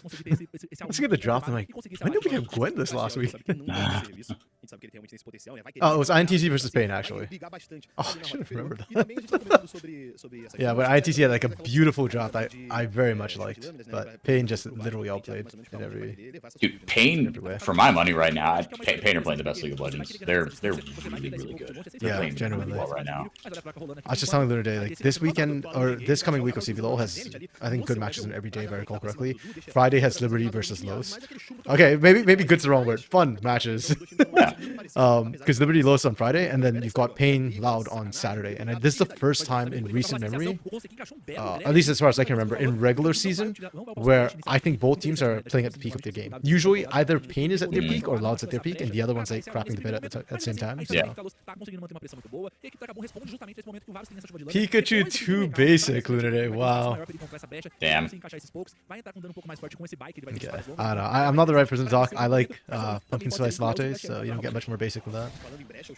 You and my dad both, man. He fucking loves pumpkin spice lattes. You know, your dad's a smart guy, so I'll take that as a compliment. Yeah, no, but he's one of those guys. He's like, look, I like what I like. That shit bangs. I'll pay the $5 for it. So, dude, I was in the States a couple months ago, just buying groceries because it's so much cheaper in the States than it is in Canada. And they had these. Yeah, you live that close cookies. to the. Yeah. You live that close to the border. Yeah, Vancouver's like an hour, like less than an hour away from the border. Okay. I mean, the border crosses. I know that it's close, but it's like, you know, I don't know if I'd go an hour for groceries. Right? If I lived in like South Vancouver, right? I think that makes a difference. Sure. Just like a grocery run, unless you're going for like a big haul, right? Yeah, when we go for a big haul. And also gas is really cheap. Not that. I drive an electric car, so. But back when when I was driving a gas car, we go for gas runs.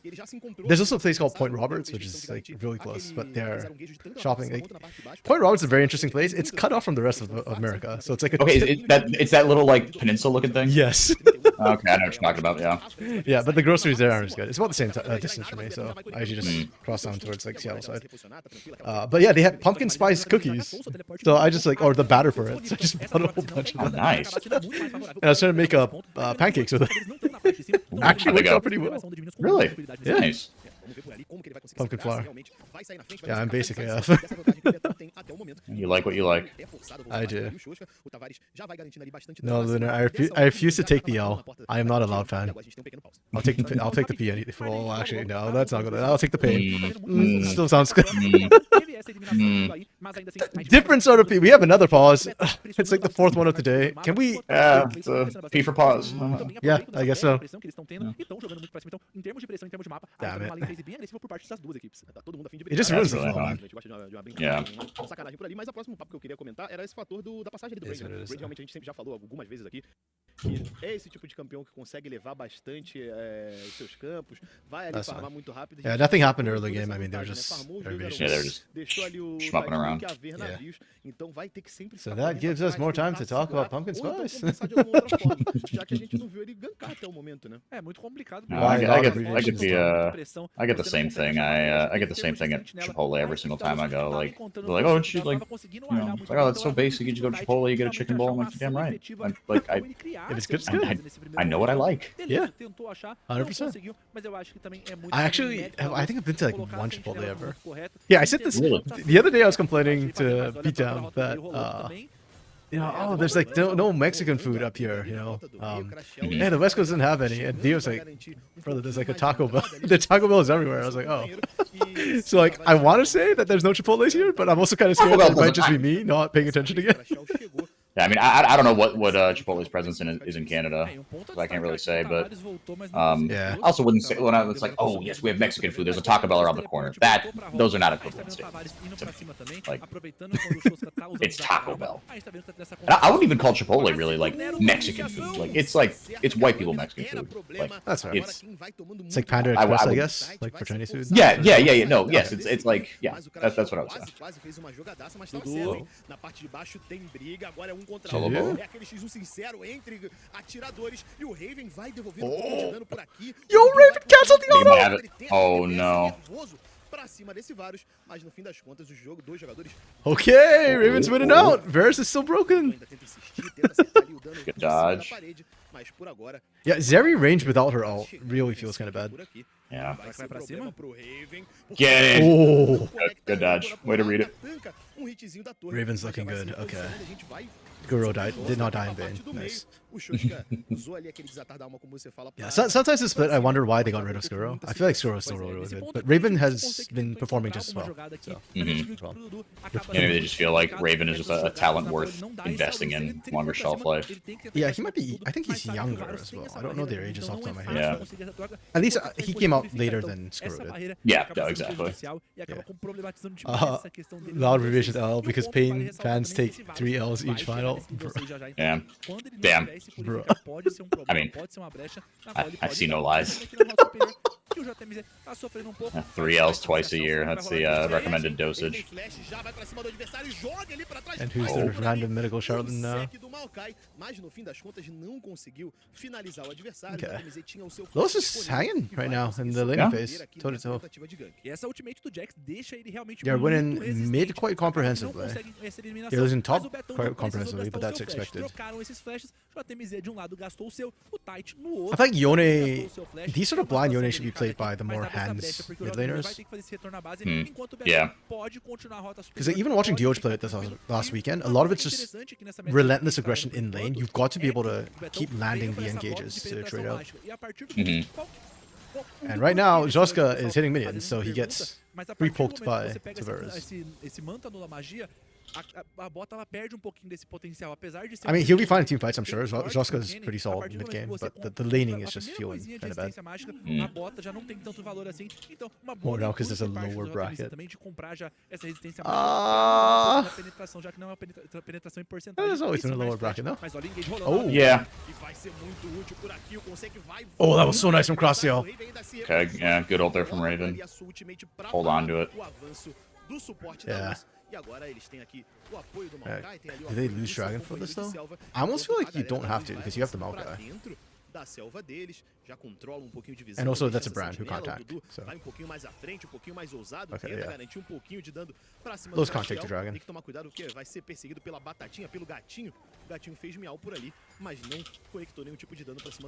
man. Crossdale's decision making there, the Zenith Blade, like, oh. That's experience, man. You can't teach that. That's just playing a lot of games. He does not. He needs to get out of Academy, man. For real. I mean, I would love it, but I just think, like, I don't know, whether by his fault or not, like, it's just, I think the ship has sailed for him. I think teams aren't gonna, I mean, well, especially now going down to 6 teams, I think it's fucked. Hey, if Kaboom keeps cropping the bid, maybe you play him instead of Seos for a week, you know? That's all I'm saying. See what happens. Yeah, that would be crazy. I mean, you replaced Malrang with Scary. Hey, look. Still be crazy. Yeah. You can get a guest spot now. Hey, he was my guest spot team support, so. I remember, yeah. E sabendo que teve essa vantagem, sabendo que teve essa pressão, o JMZ já vai ali andando por dentro So do I'm still waiting for like that esse big team dragão fight mais uma or vez disponível the lá na big parte like de baixo, macro rotations coming through from him. Because again, my biggest interest right now with this roster is who's taking to a shot calling without scary here. Yeah. Pois é, ainda aumentando um pouco da parte And right now, de cima do Theichi's just mapa, been André, a gente power tá farming vendo like a ball. que, Unfortunately, you're a vai Maokai, pra so cima, power tá farming conseguindo is as not mas a gente vê que a your biggest desvantagem strength. do farm tá Doesn't get sendo you a quite as parede, much. que o Betão Yeah. tem 96, mas olha o rei vindo pra cima do Dudu, será que vai ter alguma coisa? Não. É só esse Varus dando esses auto-ataques que dá bastante medo. Aquela chuva de lâminas ali ajuda ele. Exatamente, tá chegando no ponto da matchup que eu comentei. Okay, mas is olha, Roscoe starting to win the trades yet? E é Nope. isso, tem essas Not yet. trocas de caríssimas, a gente não vê uma eliminação, a gente quer Good ver damage check. eliminação. I appreciate it. zero That's how you have to play the cada Yone, lado, right? pra So, cá. Tudo bem que aí já garantiu algumas vastilavas o time da Kabum, tá ali com um pouquinho de ouro na frente, mas a gente quer saber. wait, is Zeri coming up? I want to see Zeri at this Herald, at this Void Cup fight. So we can see Dudu take Dudu. It's True. Oh no. Oh, Betão. Yep, that's brand gaming for you. Oh, Betão. Uma jogada bem Darling. aproveitada por parte do Conseki junto com o Nero. Por enquanto a gente não vai ver Get mais that uma much iniciação, damage down, mas man. manipulou muito bem a neva de guerra. O Betão nem tinha noção. Ainda tinha seu flash disponível, mas já tinha tomado todo o burst possível. Imagine E what se ele gastasse Nero's esse gonna flash, do to seria them à toa. later in Então, the team uma fight if they jogada actually muito bem clumped. aproveitada e uma Holy. execução muito boa por parte do Nero e do Conseki. That was really good for Lowe's though. Joseph Mise now gets free push on this top side. Like 2 plates at least, I think. Impressionante. Então, pelo menos dos mares o menor soube ali segurar. Yeah, I'm assuming he's running Demolish. Na parte de baixo, a gente já tá Yeah, he has resolve secondary, so yep, 2 plates. Perfect. Yeah, that's nice. Wow, yeah, Nero got the free grubbies.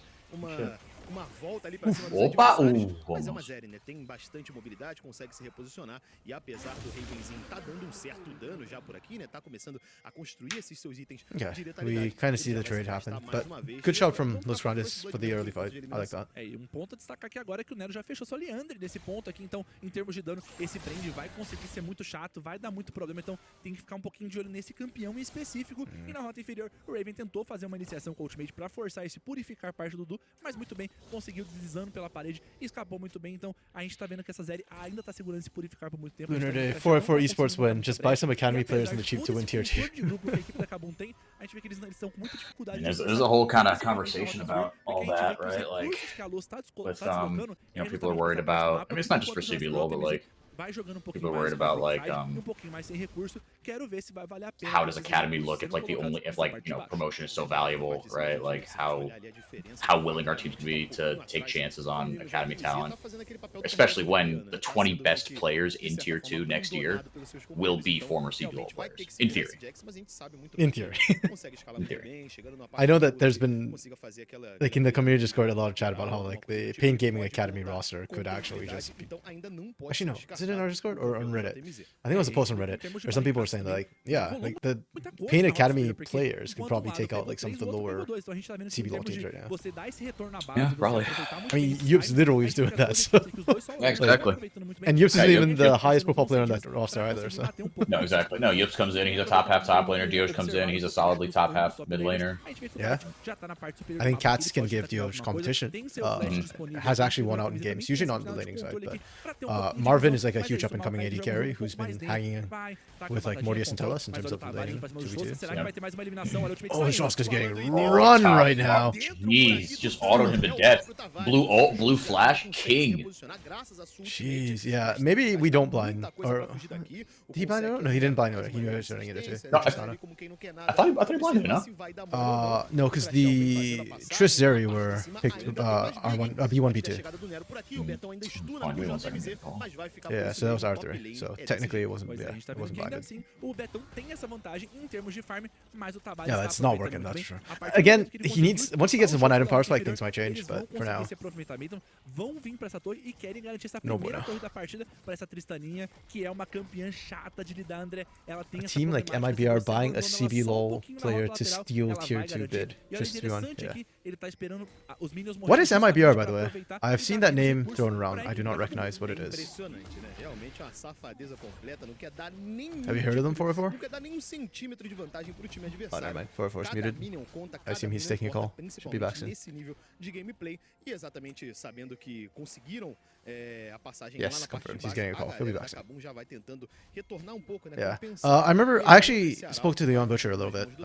DM'd him on A troca Twitter, dele and he foi essa até o one of the momento. concerns he raised about the whole merger and E tier essas 2 coisas, system notas laterais, vai is ser muito about importante pra gente, the porque global revenue na pool rota and do how meio the você vai guest conseguir team levar. A gente will tá have com uma access to série, that. tá And quase getting that no seu money, primeiro item, tá like, pra it's a baixo pra significant esse amount of money, primeiro right? Because item. Então, the GRP is supposed to esse Varus limpa muito like rápido, help às tier vezes 1 também é uma teams, campeã que consegue ter uma you limpeza know, de with mid sustained relativamente development rápida and também. Então, sustained depois que ela fecha seu things. primeiro So item, ela pode if the buscar guest uma spot team gets a cut of that as well, like that could just propel them to a point where theoretically they shouldn't relegate with access to those sort of funds. I mean, that's theoretical. Welcome back. Pelo amor de Deus, o teleporte era Maybe our perigoso, CS mas tava Valorant Brazilian ligadaço team. o time da Luz. Okay, I mean, if they're Brazilian, I don't see a problem with them, you know, buying CBLOL players to try and make the guest team. Yeah, I think MIBR. Like, I mean, I think that's why people think that Fourier is going to stay. Yikes! Goodbye. It's not necessarily because of results, right? 'Cause aside from the Super Fourier roster, they have at best been mid the entire franchising era, right? So, but they're a huge brand in Brazil, right? They're such a big brand, and they're one of the 3 BR Valorant teams, right? MIBR, when everyone was talking about, oh, could we get 12 teams or 14 teams, right? In CBLOL, like, you know, a year ago, right? MIBR was one of the names that were talked about. Again, they have a Valorant team, and it's like MIBR. It literally stands for Made in Brazil. Like, it is a distinctly Brazilian org, right? And there's nothing that makes, like, Brazilian pride in being Brazilian is the most Brazilian thing, right? So if you get MIBR in there, no one's going to be upset. Yeah, so it sounds like they're kind of like IDL-ish. It's in a similar vein, yeah. Unless they're like, unless it's at the expense of, like, you know, paying INTZ or loud, right? Right. But if they took, like, Red's spot, I don't think anyone would be, like, super pissed. Okay. Yeah, no, I'm fine with that, right? Like, as long as I'm personally more concerned of, like, foreign brands coming to Brazil and like trying to take over there, and like, or specifically NA, I guess, because we weren't sure how the import slots were going to work initially. Yeah. Well, yeah, no, and that's not out of the question either, because in Valorant Game Changers, I think the best Brazilian, or one of the best Brazilian Game Changers teams is Team Liquid Brazil. Yeah. Well, the precedents are. Realmente olhando pro outro lado faz muito sentido, tendo esse Varus, tendo essa Leona, tendo o Maokai, que é verdade, olhando aqui todo mundo realmente vai tem uma forma de controle de grupo. Tem uma forma de controle de grupo, tem alguma coisa que pode prejudicar o time Well, da Luz, first finishing out that fica fight. muito importante fazer esse tipo de We can take a quick look at the game map state, because those actually managed to push up top despite the ganks up top, and they're actually winning out the turret trades, but they gave up objectives on the bot side of the map for it. I don't hate it. I actually think that's how that comp needs to play into a team fight. Oh, that flank. E o Shoshka se reposiciona ele com a sua ultimate. What? Okay, now it's my YouTube bugging out. Fazer o flankado a flechar o suporte da Kabum, mas não vai conseguir nada. There we go. Okay. Não poderia ficar nas torres da rota do meio por muito tempo. He's 18 minutes in with 2 kills. Yeah. Enquanto isso, o Betão tá puxando, tá garantindo esse avanço. I think that's actually Los Academy playing this, right? Because they are the team comp that doesn't really want to fight, so. O Betão já liga sua ultimate, Oh, vai Taber. bastante dano. Taber's opted into that. Mistakes were made. Yeah, opted into and opted right the hell out. Mas a chegada do pode passar aqui por cima dessa parede. Tudo disponível pra ir pra cima do adversário. Okay, did anything, never mind. They're hopping in. Immortals bought a Brazilian CS roster at one point, and you like Red. Red is funny to me. I don't know what they're doing, but people say like the management is like good people, right? Good hearts. So you know what? That's good for them. I just find them hiring Nelson repeatedly and firing him is just, it just cracks me up. A lot, Volks, welcome back. A lot of people shunning Red's owners right now. Not a serious org. Players have too much say in decisions, etc. Wait, I thought it was the other way around. Like Aegis wanted Jojo, but they sold Jojo against like the team's wishes. No? I actually don't know how that worked, but I know that people are kind of hammering Red right now. They're the joke of the day, and I understand why. You are developing into joke org territory right now with the way things have gone this split. Yeah. No, fully agree. Yeah, and you know, I think they've taken the mocking or the pokes at them in good stride. They're probably aware too. They know the decision making looks questionable from the outside, and like the say, sometimes it works, sometimes it doesn't. Like, sometimes the fit just isn't good. That said, the reason why I laugh at Nelson so much, or the Nelson Red combo so much, is because this is not the first time they've done this with Nelson. Yeah. This is literally the second really time funny. in a year. They did this like 2023 split 2, I think, as well, where they got Nelson, and like partway through the split, they were just like, this is not working. And the roster has not changed. And then they hired Collect, right? Was it Nelson Collect Nelson? Yeah. Wait, was it Nelson Collect Nelson or Collect Nelson Collect? It was basically Collect and Nelson in some combo. Like, Point is, yeah. both of these hypotheticals drive home the same point. Yeah. That basically, like, this Nelson Red thing is not working out well. I saw Ranger's comment today too, about how he thought if they had followed Titan's vision of Red, like Red could be where Pain is. I think there's some merit to that. I don't think they'd be the second place team necessarily, or I don't think they'd be Pain, but because I think Pain has more options. It didn't have to be Titan. But yeah, I do think there's merit in that. I think Titan did a lot of good for that Red roster, and when he left, like, it really hurt them. Yeah. Yeah. Volk's Titan only gives you a lot of constant red is direction. Coelho coming back. True. Yep, this is true. He's always there.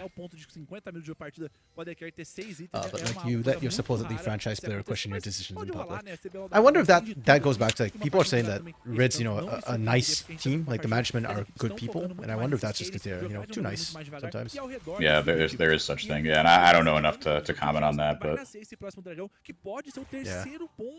Remember Natuno before Kaboom? Like when he was actually good. God, I miss him. Every day I miss him. But when he was good was Natuno before Los Grandes, because he got Elo held on that roster, the Los Grandes roster. What team did he win MVP on? Was it on Los Grandes that first split when they almost reverse swept Pain? 2023 split 1. Yeah, before the Trick roster. Wasn't that the MVP split for him? I think so. Was it that, or was it? Wait, what's the other black logo? No, he wasn't INTC. Furia. Yeah, well, he started out on Furia, right? He was on Flamengo and then Super Furia. I don't think he won MVP on Furia though. I could be wrong, but I don't think he won MVP on Furia. Oh, he was on Flamengo before that. So yeah. must have been the Flamengo split then, yeah. I don't think he won MVP on Flamengo. No, because I think that was like his first split. I don't think he won MVP. Like, he won Rookie of the Year, but I don't think he won MVP. Okay, it was either Furia or Flamengo, because I remember on Los Grandes, the first roster he got put into was the Natuno Zai, which looked good, but then Hirit and Mava looked bad. And then the split after that, Ranger went from jungle to support for Natuno, and that bot lane looked good, but then that was with Trick, which was that was like the four games Trick roster. Yeah, that was 2023 split 2, right? Yes. I have to think about it for a second, yeah. Okay, damn. Despite the fact that Kaboom is down gold, like, they are still the better teamfight comp, and Los know it. Like, they are not walking into this. As I say that. They're gonna walk into this? Please don't. Okay, Shaska's playing bodyguard. Yeah, no, and they just tried to get in, and no one wanted to fight. Everything that was done there was defensive, to your point. But if they can get a pick on Jota Mise, if he's just gonna overstay like that, okay. Yeah. I understand why Jota Mise was there. I'm not gonna say he was inting and positioning, but no. Like, it was a good idea, right? Because if Kaboom overstay, you can collapse. Yeah. And I think that's like a team call too. I don't know if maybe they called for him to back off and he just didn't want to. I'm not sure. But the idea was good. Theiti, though, dodging out the counter strike was picture perfect. Like I said, super solid utility jungler, man. I'm just so shocked no other team picked him up. Yeah, no, that is surprising to me.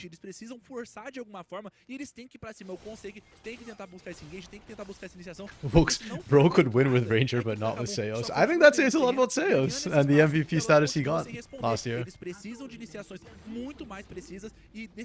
I think Lau just makes every player look incredibly good. And if not for the fact that Redbird is replacing Seos, I think people would say that Redbird's good too. Yeah, the Redbird discourse is an interesting one. Yeah. He was on. Remember, he was part of Super Furia. True. And he got benched for Zai. Yeah. he's another player who I think is very like solid. Like he's just a solid player, but don't expect him to be the carry. And I think it's because he's trying too hard to be the carry that like there's grief. If you look at Root's positioning and the way Root has been playing this split, part of it is because like when Redbird's not trying to be a hard carry, he's actually really good at creating that space for Root and making the game so much easier for him. Yeah. Yeah, Root is definitely playing the game on easy mode. He's I mean, like, it's not to take anything away from him, but fuck me, I don't know if any AD carry's job has ever been easier. But he's nasty. He's nasty. He is. I mean, he's won 5 out of the last 6 MVPs, I think, for Loud. Yeah, no, and with good reason. Okay, good dodge. Oh, damn. Okay, way to stagger the ults. Okay, I think Los are in full desperation mode now. It's kind of weird because this game was so low kill count, but for Los, they feel like they're on timer, and it's because of Dragon. Like the fact that we're facing down a Dragon Soul, and this comp cannot team fight. Yeah. Ideally, the way you play is the way Pain played their comp, which is you kind of just split them, and somebody dies, but that's fine, right? Like you burn out the big team fight ultimates and you re-engage, but those don't look like they're comfortable with it. Like somebody needs to go in and die. Okay, burn Solar Flare, that's good. Yeah, go in, Nautilus. Get a big chunky brand ult. There we go. Okay. That's not terrible. You can re-engage now. Perfect. It's fine, Tavares is still there! Wow. There we go! Oh, Konseki. Attaboy, Konseki. By the way, 4v5. Jota Mise was dead and just TP'd bot. Uma luta impossível, a equipe da Los conseguiu achar Dude, Konseki played the shit out of that fight. We gotta take another look at this. Yeah. Ela vai pingando de lado pro outro e olha the CC chain. já fica muito danificada. Brand ult softened everybody up. My goodness. Yeah. That's why it's so effective into these sort of big wombo combo comps, because they tend to clump too. Yeah, no, they got to clump, yeah. I feel like this, I still don't know the names of the Barons, but like with that wall in front, that clumps you in even more. I feel like that is territorial. Yeah. I feel like they weren't able to, I mean, maybe it made no difference, and maybe I'm kind of projecting here, but it felt like they were even more clumped than usual. Ooh, we're burning a TP for this too? Yeah, they really want to Tavares. Okay, nice. Oh, shut down. Fair enough, fair enough. Does Jota Mise actually have Baron buff, actually? He should, right? Wait, no. Or did Kaboom secure it? No, that Kaboom got the Baron, yeah. Okay, Kaboom. Okay. But then everybody died, so it doesn't matter. That's why it's off. Okay. I was wondering for a second if they were trying to shut down like Tavares' Baron buff, but... yeah. Yeah, because if not, that TP is going to have an interesting cost. Like, you basically sacked all vision control of the bot side. I mean, you can walk this in, right? Like, Tavares isn't back yet, but 20 seconds with TP, he'll be there to contest.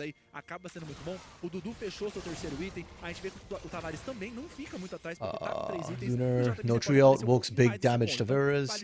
Lunar, that was 4v4. Lunar, watch how useless the cannon was. I was like, wait a second, I swear those 5 from Kaboom. Big ult chip, 2 tier 2s, Kaboom got the worm. Okay, yeah. Oh, what the hell's going on here? Konseki got picked. Oh, but they're burning big ults! Wow, multiple. Yeah, that's Maokai and down, Varus Raven ult down, yeah. Okay, they still have a lot. They still have the critical sizing Maelstrom, and they did do damage, but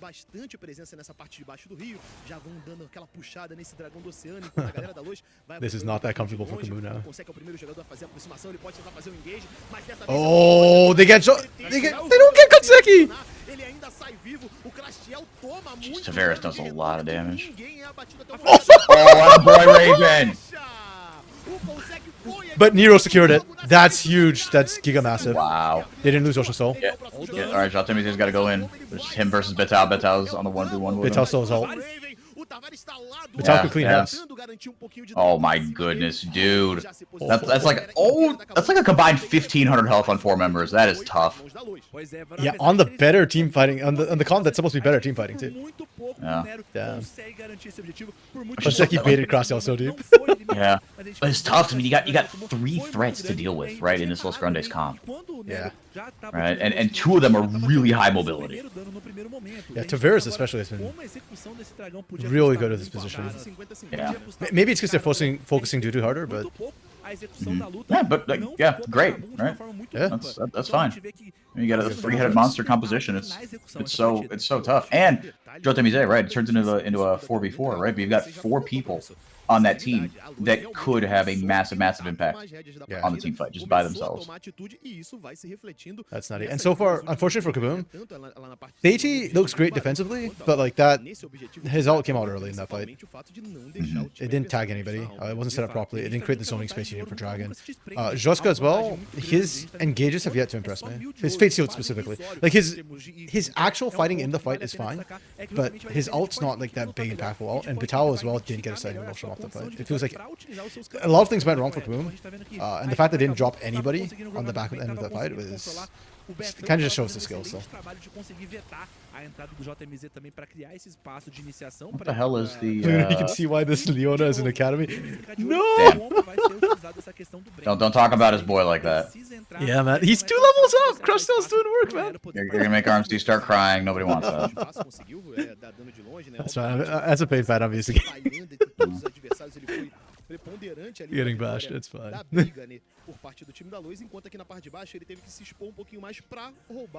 yeah, Kaboom could just brute force a little bit. Yeah, I don't know. So far, the shot calling from Kaboom has not impressed me. Like, whoever's calling the engages is not finding it. Scary diff is real. Scary diff is real. Bro's a flex player. Put some name on it. Respect on his name. True, last week. Crosstail didn't even do bad in the jungle, actually. Oh yeah, I forgot about that. Yeah, if you told me that Maokai, you know why that Maokai is in Academy, that would have been fair. He was aight in the jungle.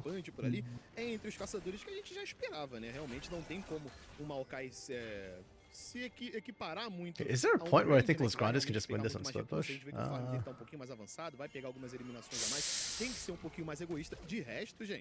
I actually don't know, because I thought Yone could still match any split push from Los Grandes. Estão sabendo que o Barão vai ressurgir nesse ponto, então é muito importante esse controle da onda de minions da rota também, enquanto o JMZ tem seu teleporte também, mas prefere dar He doesn't control vision, just over aggro and low priority. What do we get from it? Okay, to be fair, on that one, that specific one, Konseki was very low. So for Kaboom, they can burst out Konseki at the start of the fight. It's a 5v4. So that one I don't think was over aggro. Ay, ay, ay. Okay, there we go. Kaboom finally got the fight they wanted. Yeah, exactly. They burnt almost everything. Sizing Milsham still up. Bitao is holding this till Kingdom Come. Actually. I mean, it's good here to hold it. It's just that. Yeah, I think that was the whole reason, right? It's like you didn't need it in a tight space. You want that available. Yeah, I just need the last one. I really want to see it last one. I think it's on a lot, but. All right, now what does Kaboom do with this? Now this is going to be interesting. Yeah. To get 2 split push threats on the other side. To your point, are we getting to the tipping point where without the Baron buff, you could win this just on split push? But now you've got a counter force. Good God, Shuska does damage. Yeah. Like I said, once he actually gets in there, he's fine. It's just, and that one's set up by Crosstail, so it's very easy. Like their stationary can run, and in a choke point. So. Does Bork give crit? It doesn't, does it? It didn't used to. Because I now look at all. I don't think so either. But I look at ever since the changes, I look at every single like AD itemization immediately as like, are they doing like the 4 items to 100, right? Yeah. No, it still doesn't give crit. Yeah. Yeah, I think Kaboom should just like march in and end this game basically. Especially since those got caught with their pants down around Dragon. Like you needed to defend this turret. Once the turret goes down against this sort of composition, they're in your base. They're in your walls. You're dead. Dude, yeah, actually, the not getting Ocean Soul is so huge.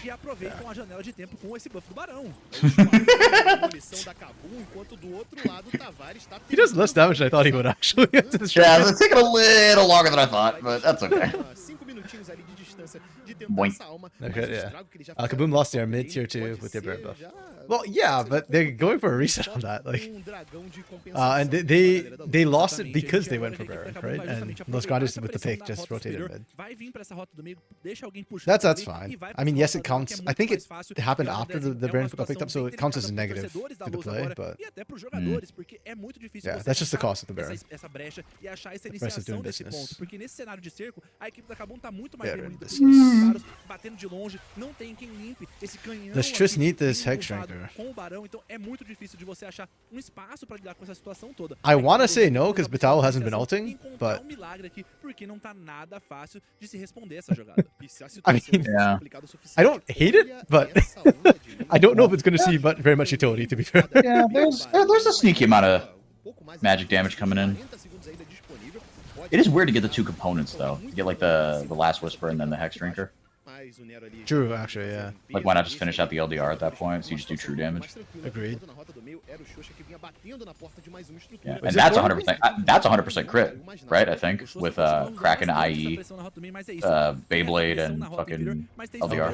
Probably. A gente tá vendo que a ultimate do Tight veio aí, pode vir uma iniciação também. O Betão tomou muito dano, mas olha o Castiel. Oh, there goes Bastion. O Nero pode ser o próximo a cair. O Betão tá no meio da galera, usou ali a sua Look at that Hex Shrinker go. Took no magic damage. jogadinha.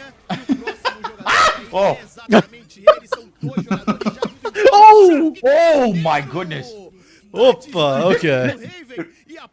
It's just been like kind of few. Like I think this was a group effort from everybody. I'm not saying Raven was like the highlight of the game, but these good moments from him make me happy because this reminds me of how he ended. Kind of was it 2023 split 2 when he was on Kaboom's main roster, Yeah. right? Because the first half of the split for him was terrible, but then he started to pick it up. Yeah. I mean, he had a good He game. just became a Kaisa merchant. He always was a Kaiser merchant. Even in Academy back in the day. Really? Yone also has magic damage. Okay, but like, what's the ratio of the magic damage though? Let's find out. I'm going to tell you that right now, RMC. Okay. It is 20%. Oh, actually, that's more than I expected. Yeah, so it's 70 physical, 20 magic, 10 true. Okay, okay. You know what, Lunar? I'll take half of that back. Yeah. And Maokai is 85% magic damage, and with Yeah. with Leandry's, like Maokai's always done a sneaky amount of magic damage, but with Leandry's, ooh, Yeah, that's true. it hurts, man. Yeah, this is not to validate the Hex Drinker necessarily. Again, especially in light of just finish the LDR, but Fica aí uma, a gente well. sempre jogador Yeah. que a gente treina, That's fair. fica aí okay, abraço just so I don't miss the start of the next game, I gotta do like a thing for work for like 10 minutes. So Yeah, I'm gonna pop no out rush. and I gotta get an ice pack because I twisted my ankle really bad yesterday playing spike ball. Oh, So I dear. gotta Did you win? get my well, we were playing to 11 and it was after we went up 10-5 and I was like I went to get the ball and I like got it and I like turned around and I just rolled my ankle on the grass. So we never finished. We did not win or lose, but we would have won. Oh, you know what? You won. Yeah. You won. You won. I like to think I win. Yeah. And apparently this is at like my at Caroline's like annual picnic for like her like faculty, right? All the people she works with. And it's like all the significant others come too, and like one other the husband of one of the other residents was like don't worry dude, last year I pulled my hamstring at this thing, like someone always gets hurt at this, like and it's never one of them. And I was like, oh good, so like you guys are all safe now because I did my ankle, so you guys are fine the rest of today. Like hop in the spike ball, you know, play some volleyball, you'll be fine. You were the sacrifice to keep everyone else safe. Yeah, exactly. That's what I said. They were like, yeah, we appreciate you taking one for the team. Okay, man. Yeah. Don't worry. Take your time with your work thing. The game will be here, and with the pauses we've been getting, I wouldn't be surprised if. Yeah, this is true. Be right back. Okay. Meanwhile, quickly catch up in chat. Woke's not envy Scimitar level bad, but so bad. Yeah. Okay. You know, like again, I could see why you're doing it. It just really didn't end up working out because Batal was sussing Mushroom never really hit the reverse, unfortunately. Yeah. I kind of agree though with like what 404 is saying. I think completing LDR would have just been better. And maybe you kill people a bit faster. Maybe would that change anything end of the day? Probably not, to be honest. But yeah, I agree. It was not optimal. Hex Shrinker. Kaisa go vroom, Kaisa go zoom, Kaisa one trick take all your LP. I feel like CBLOL has a lot of good Kaisa players too. So in a way it's even worse. Or better, depending on how you want to look at it. Kaisa's coming back in meta again, so I wouldn't be surprised if we start seeing Raven pick that up. Losa's laning I thought was actually pretty good. I actually liked their map movements, but the team fighting was not good, unfortunately. Actually, I'm gonna have I'll give them a bit more map movement. I'll take a bit more from their team fighting. Like we saw one time at that Baron how the comp was supposed to work.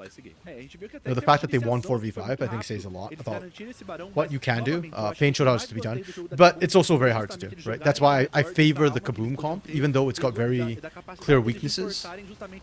Yeah, the person didn't even take one take of damage. Se eles pegassem o dragão, tava ruim, mas se eles não pegassem o dragão, tava ruim também pra Luz. Então, eles manipularam ali o time adversário exatamente baseado nesse objetivo. E eu gostei muito dessa The X factor for this team was not there for me, unfortunately. Like, there's no moment where I went, whoa. Dando uma olhadinha aqui no gráfico da partida que Yeah, Tavares did work. Yeah, okay, I'm happy with my Ribbon take for MVP on the side. Yeah, in general, I think Tavares has actually been doing pretty good this split. I'm pretty happy with that. Yeah. And again, you know, Los try new things. I don't hate it necessarily. I think their comp was good. That's why I gave it a 4. I just think the execution's incredibly tough. I think Nero did well on the brand, and we saw like the potential for what this comp can do. If I have a criticism for how this game got played, a lot of it, this game was ironically, or not ironically, but unfortunately on Jota Amize. As much as I like this guy, as much upside as I think he inted a little bit in the early game. If he could get far ahead enough that he was a split push threat, I think Los could have taken this game. And you could see too, they were in control for a lot of it. But funnily enough, even with that double AD carry, they kind of got outskilled-esque, if you will. That positioning from Los. There was a wall moment, which was the wall moment from Los? Maybe I just forgot it. I mean, yeah, Los had some bad positioning, especially in the team fights. But I did like their map movement. I felt like they were making the right calls, avoiding the fights as much as possible because they are not a team fight composition, and they knew they weren't going to win it. Mas não foi ele não, Tem que ir cross aqui. Foi o Crash, eu acho que em muitos momentos ele conseguiu dar os engages que eram necessários para a equipe da Kabum, mas acho que de novo era muito difícil. The one game I don't give it to Crossdale. They did. You know what? I'm fine with this. I'm happy with this. I think Crossdale was good. I thought his Leonie was fine. The lack of vision control, okay, granted, I'll give you that. It wasn't perfect, it wasn't ideal. And it was getting cleared up by Los Grandes at critical moments. But I do think he was getting some vision down. It wasn't like a perfect control, but his engage, I think, more than made up for that. The Trist bot lane. As iniciações do Crash foram muito on point, acho que foram necessárias para a vitória da Kabum. É isso, vitória da Kabum, logo mais a gente vai descobrir quem vai ganhar desses dois times que vão aparecendo. Okay, my goldfish memory has unfortunately dropped that moment. I cannot quite recall it, but I believe you. So, there we go. I'll give them the 1 for that wall moment. I'm sorry, I already forgot it. I don't know. Usually, it's by game 5, game 6, I start forgetting moments, but yeah. My brain's just not cooperating with me at this moment. Maybe they'll show it as one of the replays. But yeah, no, usually you remember better than me, so... There probably was a ball moment, and I was just at the point for it. Because it's there, somewhere.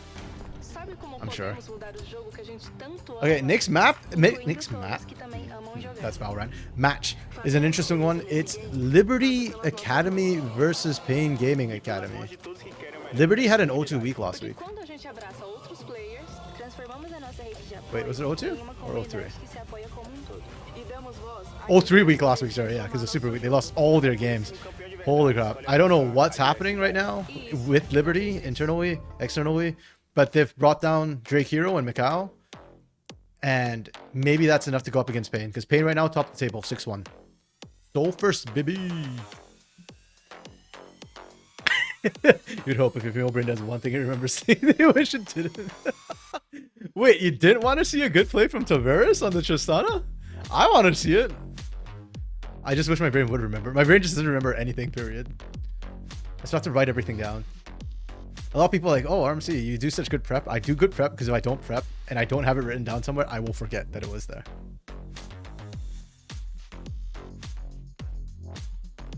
Yeah, so...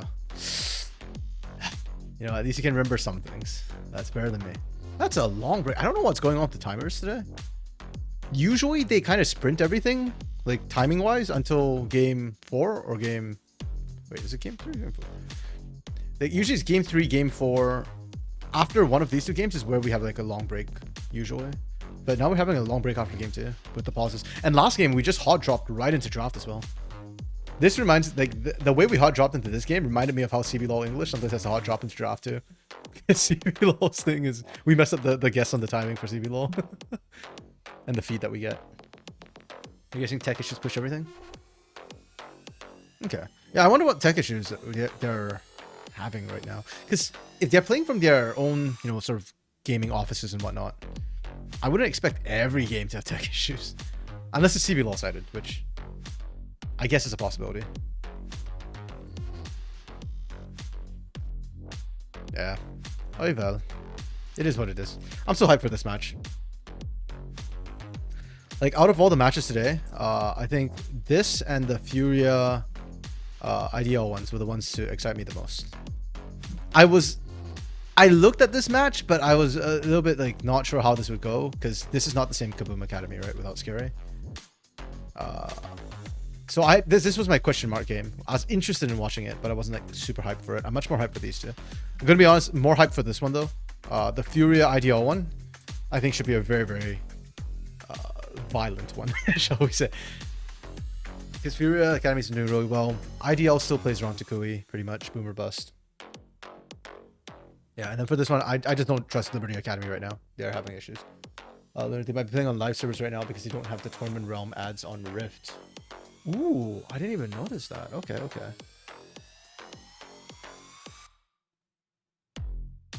Okay, yeah, I could see that happen. Tournament Realm is also notoriously unreliable at times. To be fair though, that's usually like after an update when they're shifting the TRs. But yeah. Maybe something went wrong with the TR today and did to play them live. Or maybe they're trying to patch or fix TR or something. Sometimes the patches roll out at awkward times. It's happened before for NACL, or was it NACL OQs? I vaguely remember this one time where like, they had to switch servers midway through because the the TR they were on got patched mid-tournament. I don't know if DDoSing is a big concern in Brazil. I haven't heard of it. I know like T1 is having issues with it a lot in Korea. Yeah, I kind of hate it when people do that sort of thing. Like, why would you DDoS these games, you know, like esports? Just feels bad.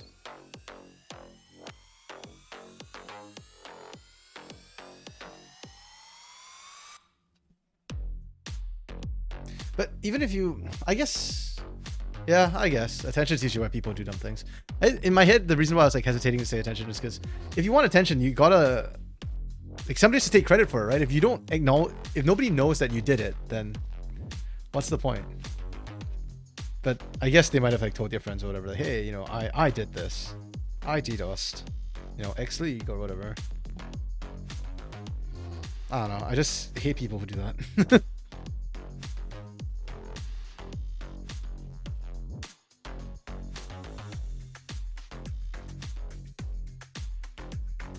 Just stop and let me watch my games. Yeah, your friends know, I guess.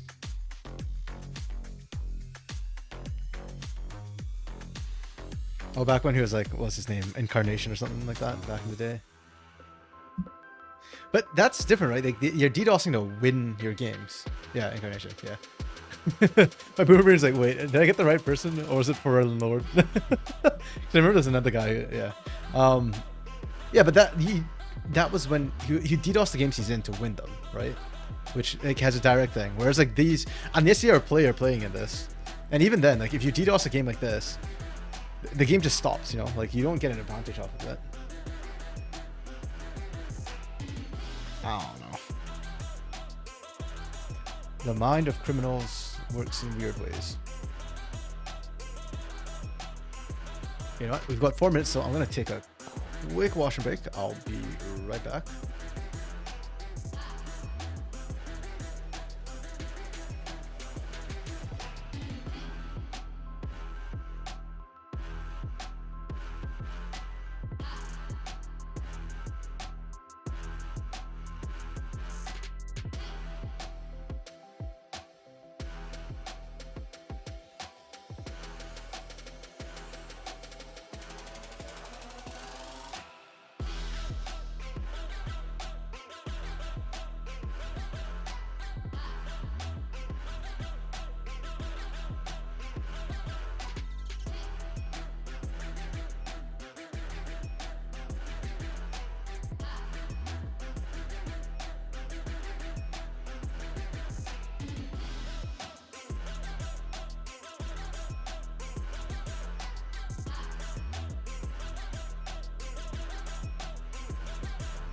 Okay. Excuse me, just sprinted that. Same thing, you DDoS for gambling. But can you? Because if you DDoS like and it goes through, then people just pause the game, right? Or reset the game? Like, because this is comp, like there's actual ways and means they can kind of negate the effect of it. It just annoys everybody because the game can't continue while all that happens.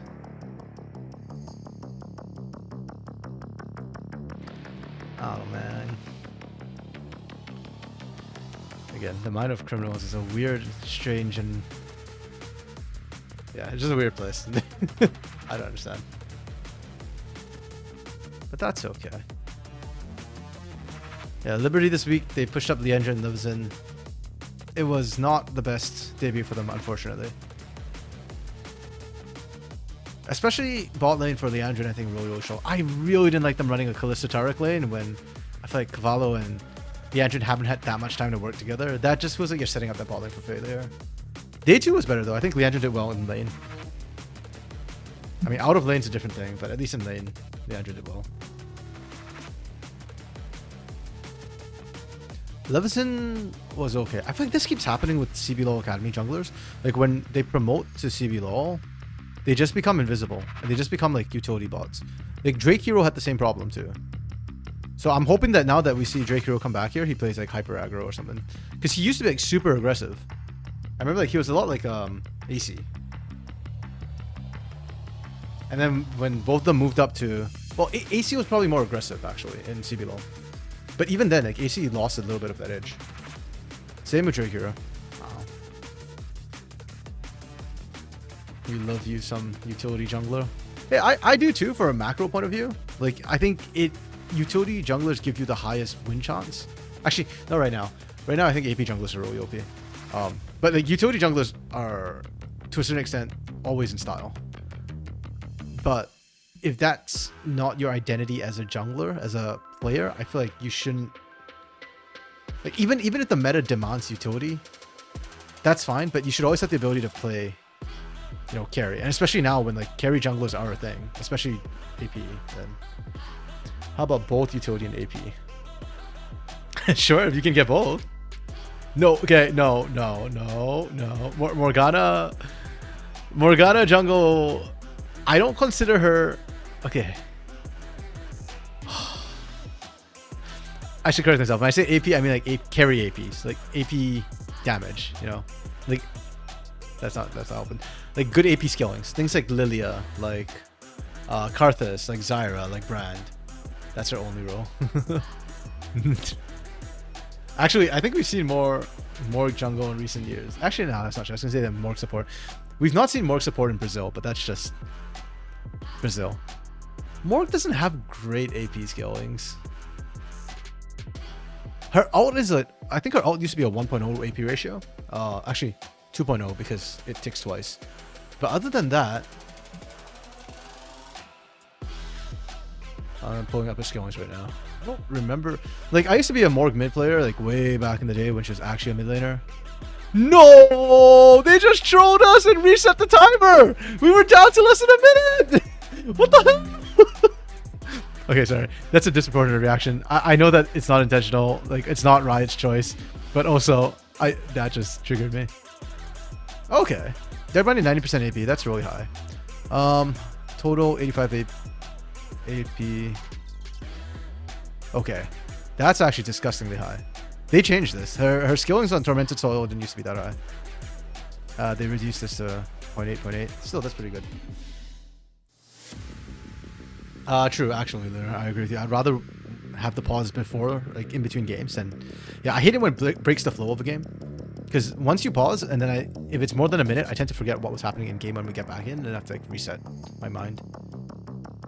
Okay, yeah, actually, you know what? That's fair. Morgana has good AP ratios. I take that back. I don't remember her having that good AP ratios. Morgana can't support. She's terrible. She can. She can. I still think there are good places for Morg. It's just that I think her binding's a little bit tough to hit in lane. But outside of lane, I think she's really good. Actually, into things like Leona, especially, I think Morg is really good. Good place to jungle. Yeah, my problem with Morgana jungle, I guess, is her ganks are incredibly unreliable. It's the same. It's a similar issue to what you have with in lane, where it's like it's hard to land the binding in lane. If you can see the binding coming, it's kind of tough. So I guess from jungle, it's easier to hide the angle of the binding coming out if you play it right. But yeah, I'm not a huge fan of it because I think it's very unreliable. But yes, I can see a world in which you do that. That's fine. She's secondary CC. She needs setup. Yeah, exactly. Agreed. She does need setup. But it's just like, to me, anything that's that linear coming out of the jungle, like linear and can be minion blocked, is just not reliable whatsoever to me. And even with primary CC, I think it can be quite tough to kind of land in jungle. It's a bit like brand jungle, I guess, to me, in terms of the ganks. Like the way you get your stun for brand is also very linear and minion blockable. So I'm not a huge fan of brand ganks, but I think what brand has is just pyroclasm, which is, hey, if anything goes wrong, or if you're in a team fight, you press R, you've done your job. Whereas Morg actually needs both tick for Rs. Yeah, Karthus as well, true.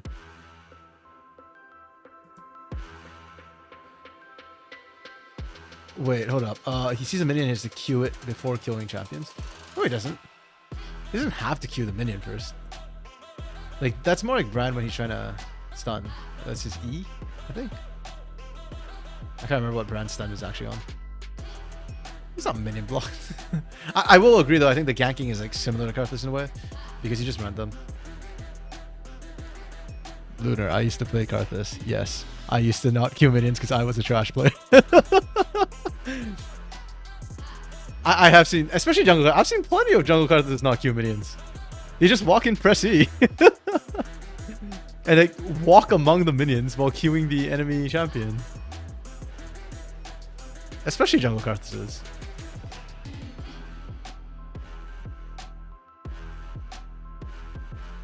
Tell you what I want to see though for AP junglers. I want to see an Evelyn.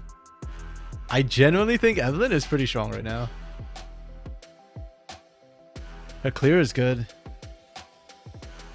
Her ganks are pretty annoying. You have to pretty much use vision wards all the time, or control wards all the time to try and track. No, I do, Lunar. I like Lilia and Evelyn right now. We've seen Lilia, but no Evelyns.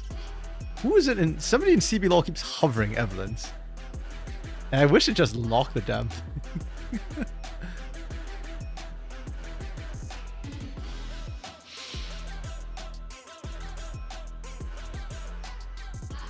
For Eve to be meta in pro, the meta has to be absolute trash. Why? I don't understand. Why does the meta have to be trash to allow Evelyn? Evelyn does a lot of damage. She's mobile as a champion.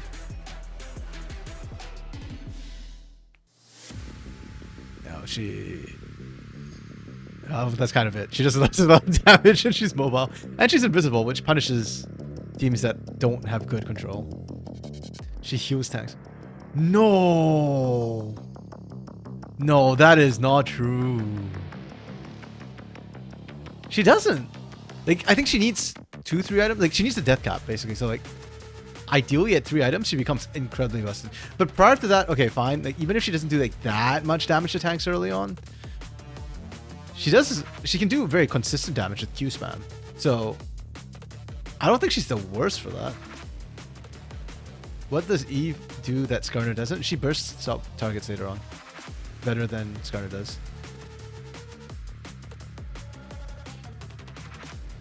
Also, I think she has... she also clears faster than Skarner. Significantly faster. Like, okay. So yeah, skill to 3 items. I know, like, as win cons go, that's kind of terrible. I'm not going to argue with that. That is pretty bad. I fully agree. However, with Faded Ashes, her clear is so fast right now. She's a monster at just power farming. Kind of similar to the Karthus concept. Like, Karthus too doesn't do that much damage, so he hits like 2-3 items. He needs at least 2, because he needs at least the Blackfire Torch and the Andres. And realistically, you can fight me on this, Lunar. I mean, right now we haven't seen an Evelyn, so yeah. You don't like Karthus? Karthus is busted.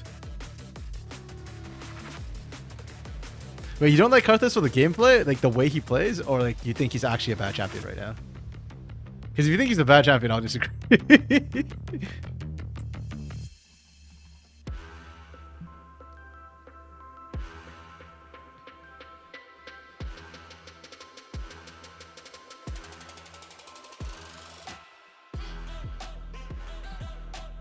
Karthus is a new champion? Kind of. I mean, he does play very differently from most of the junglers. I'll give you that. To me, it's the same thing as Eve, right? Like, the same thing that makes Evelyn, to me, viable right now, to a greater extent. Or, yeah, it's the same thing that makes Karthus, I think, good right now. It's just that he clears very, very, very fast. So he can actually farm up to 2 items and actually have a lot of impact. And his skilling is nutty. I will personally say I prefer Lilia to either Karthus or Evelyn. But that's a personal preference. I want to see Eve just because I haven't seen Eve. Not because I think she's better than Karthus or Lilia. He's too dependent on his lanes to be useful. If you can't get prio, you fall behind. You fall behind, you're useless. I think at pro play, that is true. Because in pro play, teams know how to punish the Karthus. But if teams aren't aggressive and are skilling comps, then I think it's not too bad. But he is very, very vulnerable to being punished in jungle. Funnily enough, if you run Exhaust on him, which we've not been seeing too much of, but if you run, like, say, Exhaust Smite, I actually think he's a really strong duelist in the jungle. But you have to land your Skittles. Your lay waste. I don't really think you need prio necessarily. You just need to defend against invades. But yeah, the concept is yeah. And I guess that's why only now in metas where you're able to just kind of power clear as fast as possible and just farm up a storm is Karthus actually viable. Xante's perfect Karthus counter. How so? I thought Ivern was like the counter right now for Karthus. Or Soraka. Soraka is great against Karthus. He eats you away, so your passive is wasted. Oh, okay. Yeah, I see what you mean. Yeah.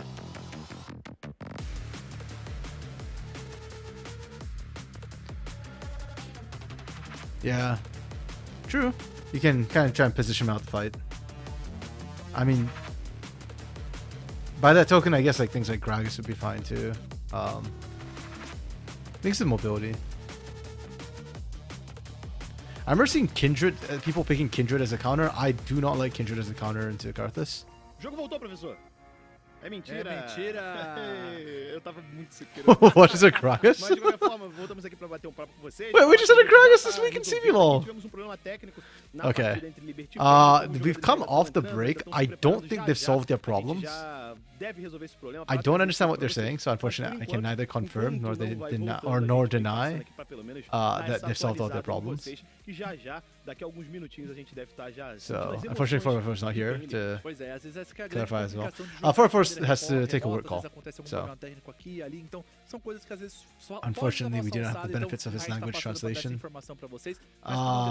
Wokes, Arxens, Dark Knight, Arashi, anybody here from Brazil?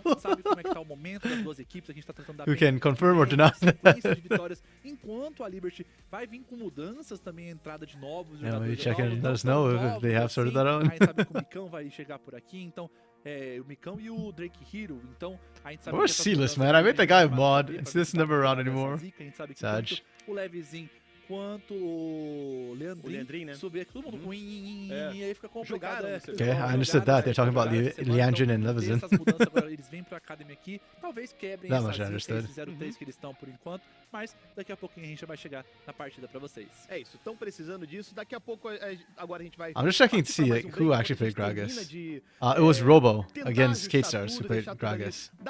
He lost lane, I think. Oh, did he lose? No, he did fight into Gigo, the Jax matchup. Yep, okay, as expected, they didn't solve the problem. I think they just came on to explain, like, hey, there is an ongoing problem that we're trying to solve. Unfortunately, no Portuguese subs, so I can't even, yeah.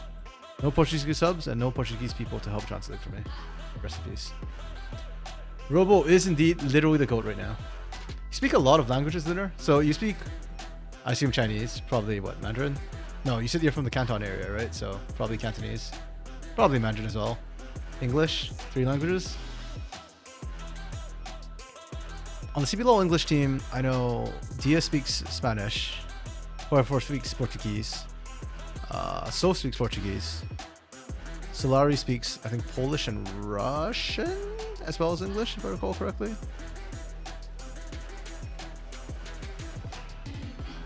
Yeah, I can't speak to anyone else. Korean, Japanese, and Tagalog. Dang. That's a lot of languages. Okay, I'm impressed.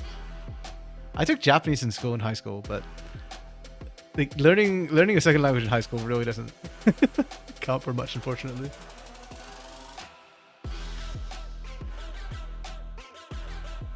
Yeah, I've forgotten most of it.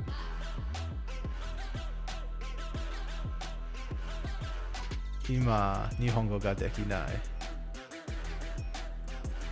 Yeah, I can't speak Mandarin properly either. I'm just pretty much English only.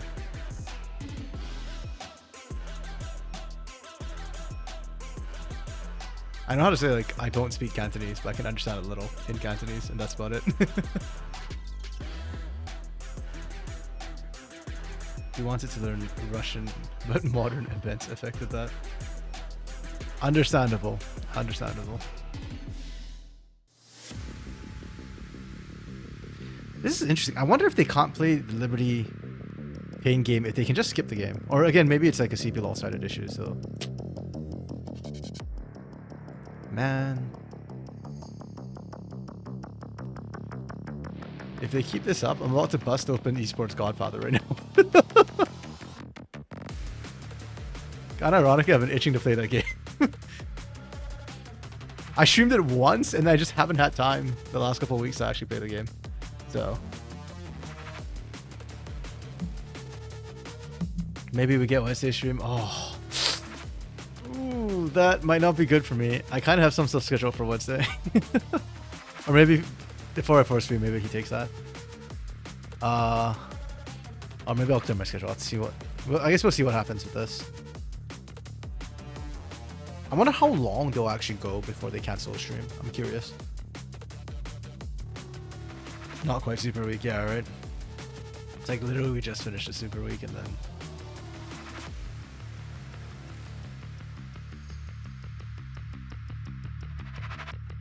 Wait, hold up. What happened to my Esports Godfather?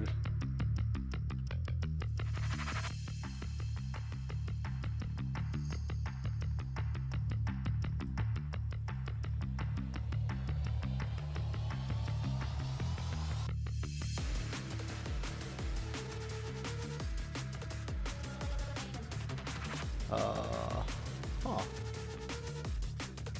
Okay, apparently my Esports Godfather is not where it was anymore. I'm actually trying to open it and it is... Okay. That's annoying to say the least. Oh, damn it. I think I know what happened with it. I think my antivirus software quarantined it again. Why does it keep doing this? Damn you, AVG!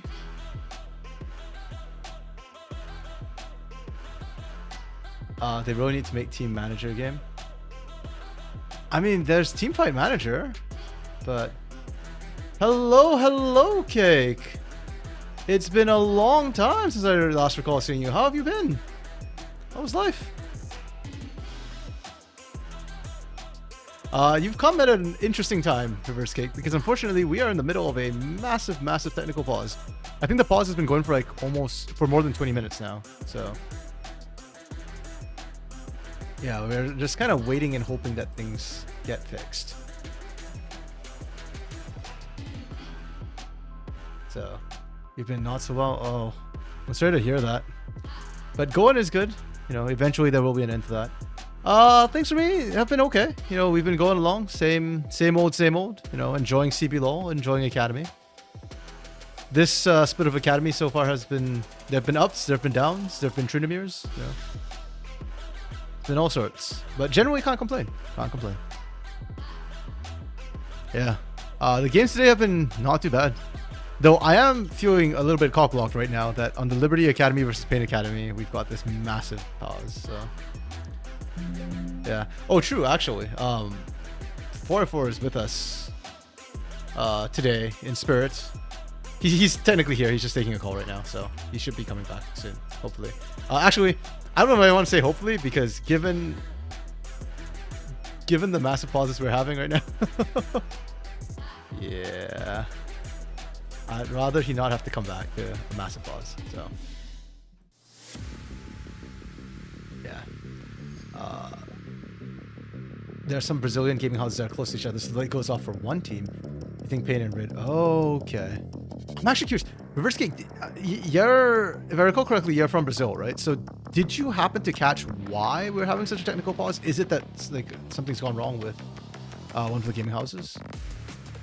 This Academy split, there has been ups and ins. Hey, INTZ Academy got a win. They got a win. They are no longer winless. We take those. Probably that's the case. Okay. Yeah. Oh, all right, I'm back. Welcome back, 404. Remember how we said that, oh, there's probably going to be a pause and you're probably going to be fine? No shot. The game hasn't even started yet? Yup. We didn't have a pause because we've just had this long technical delay. So not knowing a pause. Wow. Yeah, it's been running for like 20 plus minutes by this point. Ay. Reverse Cake, normally with this huge tech pause, it's something like the light of the internet. Yeah. Jeez. Okay, I don't know how fast Brazil is at like trying to restore that. Usually if power line goes down here in Canada, it takes like hours for it to come back up. Yeah, it depends what the gravity of the of the outage is, right? What's causing it or whatever. Like, true. If it's just one provider, if it's like no, the grid is just, you know, shit itself. But yeah. Damn. True, INTZ is the 1-7 meme. The true representation of Brazilian soccer culture. Yeah, Buxu Academy and INTZ are both sitting at 1-7 right now. Yeah. Actually, wait, Lowe's and BRTT are in CBLOL are also 1-7 right now, right? Oh my goodness, they are. The most Brazilian player of all time is 1-7. In the last CBLOL split ever, he goes down 1-7.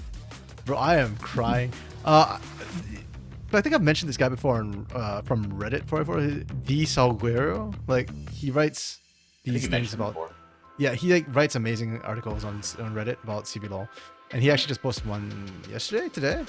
And he was like, yeah, BRTT might not be the problem, but he's like the worst performing AD carry. I was like, oh, that's so sad. Like, I don't think he's the worst. I thought Mikau did worse, but he is struggling. I'll give him that. There's a video that I just got a notification for, and it's from my the title of... Sorry, brother, are you walking away from your mic? 404? Hello. Oh, there we go. Sorry, it sounds like you're walking away for a bit. Yeah, I'm a little far away from it. I'm like finished. Okay. There's this video from my Esports that they did, and I just got a notification for it. And the title of it is Los Grandes Don't Know How to Do Barons. So I'm excited to watch that one. True. I think they've got like one Baron all split so far.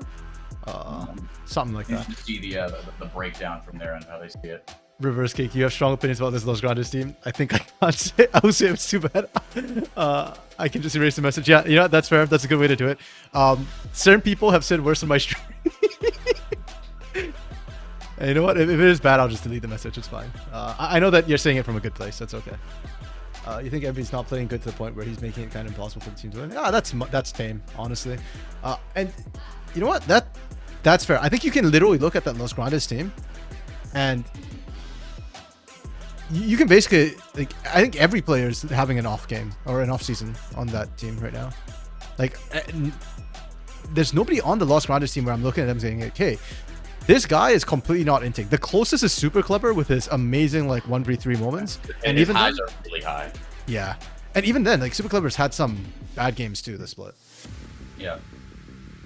BRTT didn't have large shoes to fill. Imagine replacing sub 150 DPM at your position. Agreed. I think BRTT didn't have large shoes to fill, but again, I think in terms of individual performance, he has more than filled those shoes. I agree. I think Envy has been underperforming. And you can say that, hey, Envy's a playoffs player, but if he doesn't even make playoffs, what the hell's the point? I think C's for me has been the underperformer for my buck. Like, he's just not been the C's we remember from last split. Not that, but I don't think it's like any individual player, like one player is causing them to throw games. But yeah, I think multiple players are definitely not up to expectation. Reverse Cake, do you know what's crazy for me? I heard some stuff that Los wanted Fu, but he declined the offer when Shinny was confirmed. Oh. Now that is surprising. Dang. I mean, that's like a fun little revelation. But I would was that this past split or before they brought in Envy? I mean, I assume because he declined the offer when Shinny was confirmed. Shinny wasn't confirmed. Oh yeah, no. So is this split? Yeah, you're right. Yeah. Oh wow. That's wild. Honestly, I think Shinny's been amazing. So. Yeah, I mean that's a big that's a bit of a bet on yourself by Fluxu there, or by Fu there. Yeah, I mean he's betting on himself and Shinny, and I like it, right? Like it turned out to be really, really good. Are they just skipping this game? Yeah, that's what I'm trying to double. Yeah, they went on to red Fluxu. That's fine. That's okay. Fair enough. Yeah, if someone's having internet issues, just on to the next one. Okay. Well, red and Pay might have close houses, but not close enough, I guess, since red are actually going to be able to play. Allegedly, yeah, we'll see. Yeah, okay, I will say I do not think Croc is playing good League of Legends right now, especially not after Sunday's games. Sunday, oh my goodness. My timing on Sunday was so bad. I had to go to work. So after I cast, I ran off, and when I got to work, I just checked in on the stream because I got to work a little bit early, just in time to see them get Herald and walk away from the Eye of the Herald. Like they killed the Herald and just left it there, and then Croc died on repeat multiple times that game too, and I was like, okay. Like, can you get any more Croc? Like that's so rough. Yeah. Shinny's top 2 jungler now, even with the O2 week. Yeah, I think that's a fair shake. I agree. I think Shinny's doing really, really, really well. Yeah, the losses Fluxu had this week, it's a bit hard to say what the problem completely was, because it looked like they just weren't on the same page. The INTZ match also just looked like INTZ was on a massive tear. That game was sexy. Like, holy crap. It made me so excited for Pain INTZ because they were the 2 cleanest teams on Saturday, and it wasn't even close. Yeah, even though INTZ was kind of getting tossed around, they were making it a game. Yeah, true. I mean, the scoreline looks one-sided, but if you actually watch the game, it was... yeah. They didn't just kill over and die. Yep. I remember saying though on the podcast that imagine if Yups beats Weiser. Like, literally, like he's supposed to be the understudy, and then Weiser showed up huge, and I was like, okay, never mind. No, Weiser's been playing his balls off. He's back. Yeah, that gives me hope, man. If he can maintain this standard for playoffs, I mean that's always the hard part, but if he can, the dream. Problem is that Fluxu don't have hand talent to outplay in even or behind situations. I don't know about that. Like on paper, I feel like they should, but granted, this weekend we didn't see it. Like when they fell behind, they did kind of fall apart a little bit mechanically. But I think on paper, Chiari and Fu should be good, right? Yeah, I mean, I think we also haven't seen them play from behind too much. Not this split anyway. Yeah. Cake, what's the biggest surprise in this academy? IDL is kind of playing kind of well, still throwing some games. Yeah, I'm actually a little bit disappointed with IDL. They're still doing pretty okay, don't get me wrong. But with the names they had, I expected them to be better. It feels like it's the Takui show for that team. More than anything. Like, if Takui doesn't pop off and carry, they struggle so hard. I think biggest surprise to me was Rise Gaming. They're doing really well, and they've had some like changes in their roster too. And they're still doing really, really well. Like, across the board. I thought this was going to be the Kakashi roster, because the last time they were on Pain Gaming Academy together, like Anato and Kakashi, it was the Kakashi show. But Zekus has been huge. Like, Zekus is such a glow up since the last time I saw him in CBLOL. Granted, that was a while ago. Alone looked good, and now that Linkus is coming, Lincoln's looking great too. Same thing. So I think Rise has been... Rise and Fury have probably been my personal biggest surprises. Rise a little bit more. I had higher expectations from Fury Academy, so them being second, or being tied with Rise is not as shocking to me as Rise being up there. Chopa is fun, yeah. That's fair. Yeah, Chopa is actually a really nice, fun roster to watch as well. Yeah, I had a kind of like below average opinion of Reverse and Yukio, but the two of them are looking great. And RD Gap, that guy is so fun to watch. But Benji's been stepping up mechanically as well, so. You don't remember a single Chopa game? Well, you know what? Who did I be playing today? Maybe today you'll remember them. When are they playing? Chopa. Loud. Okay, second last game Loud. Okay. Yeah, I think they can win that. That should be a good game for Chopa. I don't know if it'll be memorable, but Loud's been struggling really weirdly. I don't know what's going on with that Academy roster. They are not a bad roster on paper, and they did like fourth split. Yeah, they were good last year. Yeah. They didn't even make changes, so I don't know why they just fallen apart.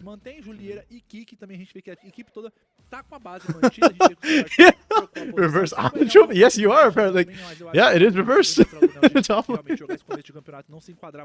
Ideal's too predictable. Throw it 15, throw it 20, throw it 20. I think it's the 30 they win. Did know you're playing Academy? Well, not yet, Reversed. You've got a couple games before you have to go on stage, you know. Okay, oh, I should change the title of this, right? Because we're in Red versus Fluxy now.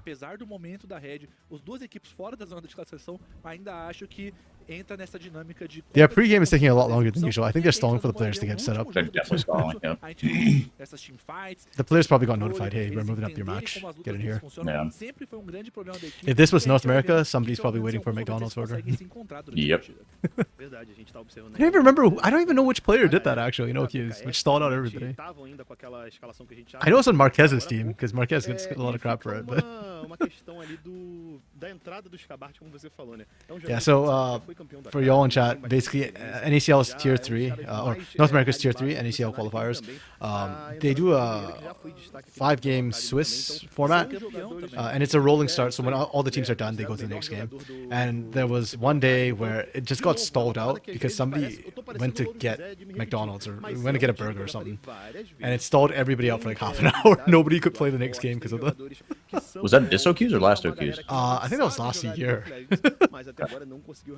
Yeah, I think it was summer 2023. Wait, it must have been... Oh no, maybe it was even spring actually, because I actually was casting a match at the time, and I didn't cast summer last year because of CBLOL. Tô bem curioso para ver se eles conseguem fazer alguma coisa com essa nova adição deles aqui, colocando Skybite pra selva, a volta do Fording também, que pra mim foi cara que... Yeah, North America's tier 2 and tier 3 is pretty funny too. Yes. Indo no limite, sabe? Ele não tava tão bom, mas ele não tava abaixo. Eu acho que Reverse, you have games, you dropped to bronze 3 yesterday. Até pode ser bom, porque você colocar uma equipe com 5 destaques, às vezes... No, not bronze 3, bronze 2. Às vezes alguém não consegue jogar... Because CBLOL is bronze 1 and Academy's bronze 2, right? That's how it works. Jogar pouco mais balanceado nessas questões. Right, I'm just kidding. Please don't revoke my coaching rights. Talvez possa ser isso que falte para essa equipe. Então, tô bem curioso para ver como vai ser a dinâmica dele encaixando, mas não tem como a gente deixar de maneira sem questionar como vai ser a entrada do Skybart na selva, como ele vai desempenhar, do que ele vai jogar. Então, acho que quando tem essas substituições dessa forma, assim como o Crashiel jogou na selva para Kabum, a gente fica com muitas... Trying to figure out what the caption at the bottom is saying. Fluxy Tema Penis, Victoria. They found a win? Eu tô bem curioso. E vai ficar didn't a Chinese player pause the game to puke in MSI? Oh, yeah. A gente continua, wait, Elks are up on stage because they wouldn't let him leave stage? Damn, I didn't know that. Às vezes fica muito complicado. Exatamente por causa disso a gente vai pedir mais um breakzinho para dar um pouquinho mais de tempo pra gente organizar as coisas lá com os times e já a gente volta com mais CBLOL Academy. So holy crap. Are we serious right now? Oh my goodness, dude. We cannot be serious right now. So, okay, they already walked over a game. So, Liberty Pain was the one that we were waiting for, and they started showcasing the Red and Fluxu rosters. Yeah. So, they actually did walk over already. And then, you know what? Hey, maybe you got it, Cake. Maybe Pain and Red, the houses are close enough that Red might have the same problems. Jeez. That'd be... Okay, I was going to say that'd be hilarious. It's not funny. That would be painful. And I'd be low-key tilted. Okay. Actually, no, what? I'm high-key tilted. Screw low-key.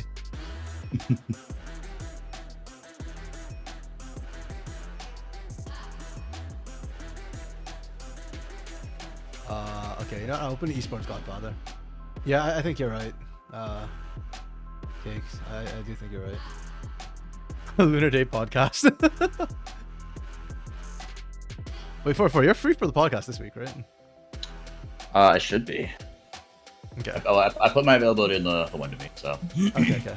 Yeah. That is when I'm free.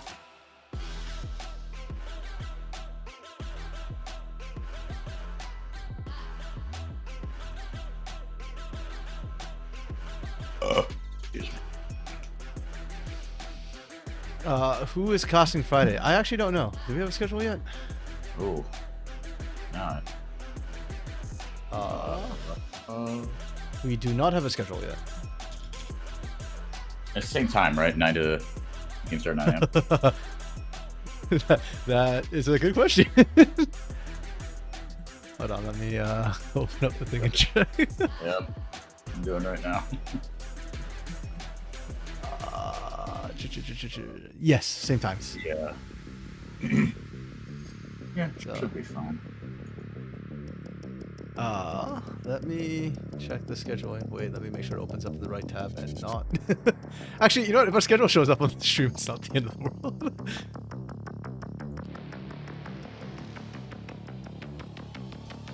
Oh, the colors didn't fill in their availabilities. I'm literally the only color who filled in my availability right now. As for play-by-plays, most of y'all seem to be free, so... Actually, no. Take that back. Trading's only available for the last 2 games. Okay. So basically, I guess the answer is we have no clue right now who's who's free and who's casting. Still waiting. They can go to lit or they will overlap with LCS. I'm not sure they care about the overlap with LCS anymore, honestly. So, let me turn off. I'll leave my sound effects on. Won't bother you too much, right? For like random sound effects. Nah, you're good. Okay. I'm just gonna play some of Esports Godfather while waiting because I am so obsessed with this game and I do not have time to play it. So. Yeah, no, go for it. Come on, here. So you know what? If they're gonna give me time. Second screen, and I'm gonna play a little WoW as well while we're waiting. Yeah. Okay, unfortunately, I guess they're not talking about it on the mainstream. Oh, well, we're seeing the mainstream. They're not talking about anything. Never mind. What am I saying? They being right, always care. Maybe. Probably, honestly, actually, Lunar, but one could hope. Okay, so I guess, yeah, we're just waiting, and maybe they're trying to scramble the INTZ Kate Stars players and see if they can play. No, that would be crazy if they actually got that. 2 hours. Yeah. Mountain. You know, oh, you actually know somebody in Flixu, but she's not answering. Okay.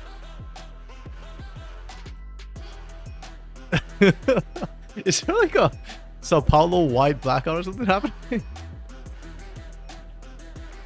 Yo, I have not played. It's been 3 weeks since I played this game. I forget where I'm at. Because this is like the stream save file. I have a different save file I play on my own. Yeah. This team is our all minions. So I've got melee minion, caster minion, siege minion, super minion, and oh, my jungler is a lost minion. Because it shouldn't be in a lane, like so it shouldn't be the jungle. So what affect the trainings? Be invited our club members to create strategy-oriented videos for players. Do I agree? What affect the training of my players? I don't care. I'm minions. Minions don't need to train. I literally don't know. I just agreed to. Okay. Up against TT Chicken. Ooh. Wait, hold up. Okay, I can practice laning or creep score.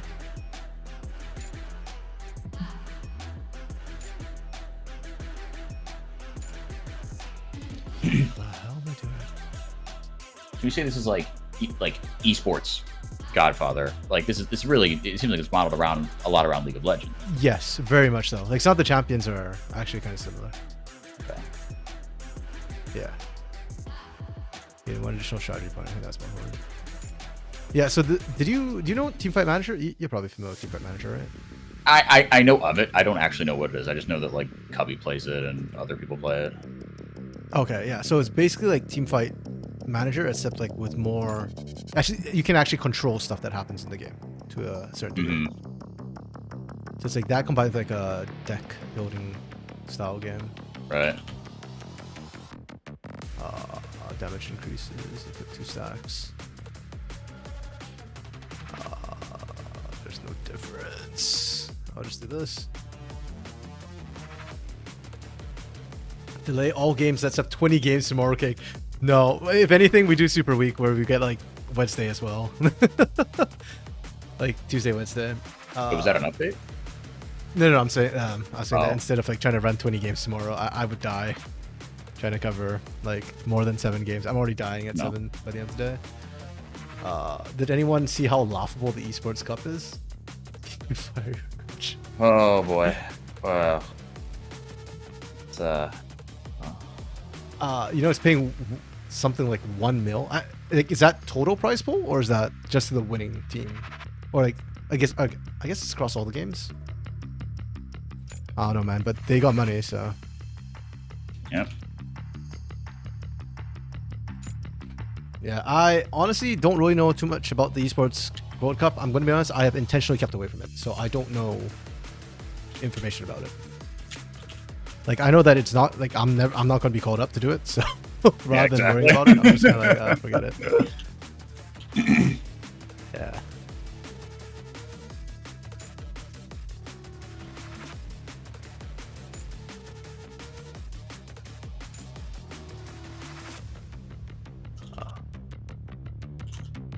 You don't know, you're just spreading misinformation. At least you're honest about it. Okay, chat. You know what? You're not the only person who does this. A lot of y'all like to just throw misinformation around in my chat. You know what? That's fine. Like 44. I appreciate that you're at least honest about it. As long as you let me know before like I say anything really dumb about it. I've got a friend like that who he will just like he'll just show up like and like what, but he does it like just not often enough to where like you can't be like, oh, he's definitely lying about this, right? He kind of lets the cooldown run out, right? And it fades when they're like passive memory, right? And then he's like, dude, did you hear like you know like it's not just, you know, like Japan is participating in the Esports World Cup too. They're sponsoring it. And you're like, wait, what? He's like, dude, yeah. And he'll just like go until he gets you like far enough, and he's like, dude, I'm fucking lying. I'm like, of course that's not true. What, like, are you stupid? Like, I'm using that as an example, but like he'll do shit like that. And it's so goddamn infuriating, but like he gets away with it every time he gets us. Yeah. Hop in Discord, say some inane shit, and then you're like, what the fuck? Like, for real, bro? Yeah. Like, are you sweet? What? It's like just crazy enough to where it's like, you know, it could be true. Yeah. But again, as long as like you let us know before we say or do anything stupid, and I have to be careful too, especially because I don't speak Portuguese. So a lot of times, like I learn stuff from y'all in chat. So like if you don't tell me that, I might just like be completely off my rocker. You had Korean friends once. He said so much misinformation about Brazil. He said stuff like you can see tigers in the streets because it's so close from the jungle. Okay, actually, speaking of tigers specifically, right? Like, who was I talking to? Oh, I saw a shit the other day, and I was like, oh yeah, like the Pain owner of Pain is so rich. Like he just owns tigers. He's like the tiger king of Brazil, you know. And Shibi was like, wait, are you for real? And for a second, I was like, wait, am I for real? Like, did I get trolled with that information? I'm pretty sure I've seen multiple people say that he owns tigers, but... Yeah, but you can't tell if they're being sarcastic or not. Yeah, and I was just like telling Shibi, yeah, you know what? Like, after the interview, I was like, at least that's what I've sold. That's really funny. That's really funny, dude. He does know that. Yeah, okay, thank you, folks. Thank you for confirming that. He has a tiger. He used to have 2, but he sold 1 to buy tiger. Okay, that is misinformation. That's really funny. Yeah. Old money family. Hey, but he treats the players well. At least I don't hear people complaining about Pain. People seem quite happy and want to be on Pain. So, I don't care where the money's from. I'm a fan of Pain, so if it's doing well for him, that's good. They just reset the timer in us again. It just went up to 9:30. Oh yeah. Okay. But you see a lot of people against it in NA and Europe. Here in BR, people usually don't give 2 craps about Saudi stuff. Okay, that's fair.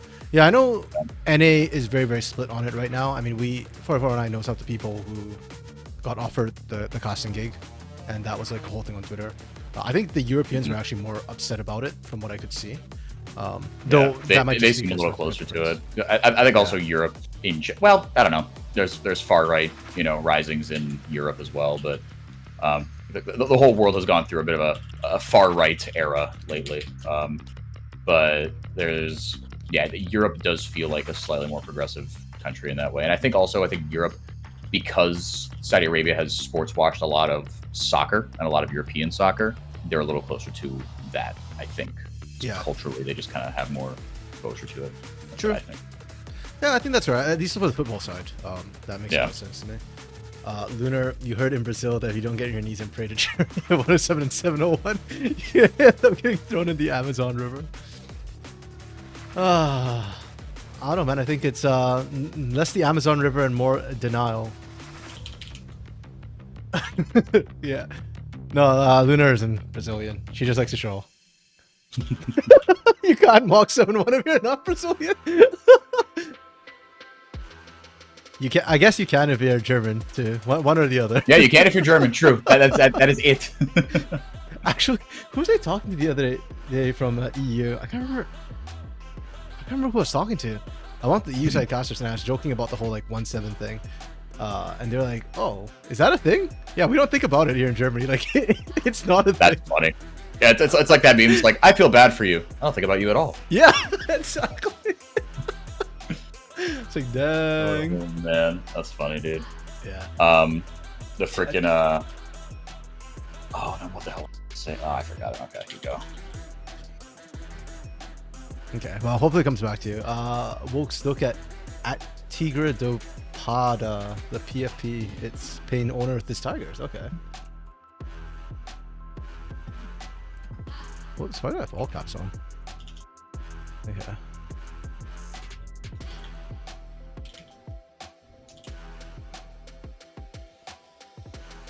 Wait, so Father Thomas is not the owner of Pain? I guess he's the CEO then?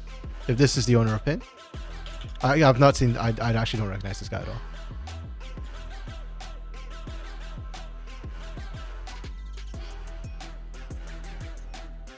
Last post was April 20th. Oh, so it is a Pain fan. I don't think you have to remove Zero, but you have to put someone who has a lot of morals to do the draft and analyze the enemy team. Actually, okay, low-key kind of agree with this comment. Zero is a wonderful coach. I think he's really good at working the players and like building fundamentals, but sometimes those drafts, man. Almost like, I'd say 80% of the time when they lose in the regular season, it's because they did something weird at the draft or like misread the meta. So, like, actually, yeah. And look, it's regular season, right? It's forgivable then. Yeah. Like, shoot, even you were listening to that interview, the interview that Takeshi did with CL and Stardust. Yes. That one? Yeah, even he was kind of saying, right? He's like they both talked about, like, look, in best of ones, like, you experiment, right? You do some dumb shit. You prepare for specific opponents. You try stuff out, right? Like, they don't pay any mind to, like, kind of best of one results, other than like, hey, what did we learn about ourselves to prepare ourselves for playoffs? That seemed like the overwhelming mindset. Yeah, agreed. And I think for Pain and Law, well, okay, yes, but also sometimes the way like Pain just randomly misreads the meta is just like, that is, I don't think you're prepping for, international. Well, sure, but better you misread the meta than misread the meta in playoffs. True, that's fair. Or better, you get out of your system, you go, oh, this could work. This could be kind of a cook, and then you get shafted. Okay, no, it wasn't. We know now. Bye. But they're running like drafts from last split. They did it again this weekend, though. Okay, not this weekend. Sorry, last weekend they did that again. Where they just ran like 2020 drafts, 2023 drafts for me. But you know what? You're right. Better you do it in regular season, and their playoffs have always been clean, so no complaints there, draft wise at least. Yeah. Execution against out, that's a whole different issue. yeah. That's the $1 million question. Reverse kick, you can if you're a German. True. Now if you're from USA, you should win 3 more World Cups before you have a word in this conversation. Brent, I'm from Canada. World Cup? World what? The US just likes beating Britain.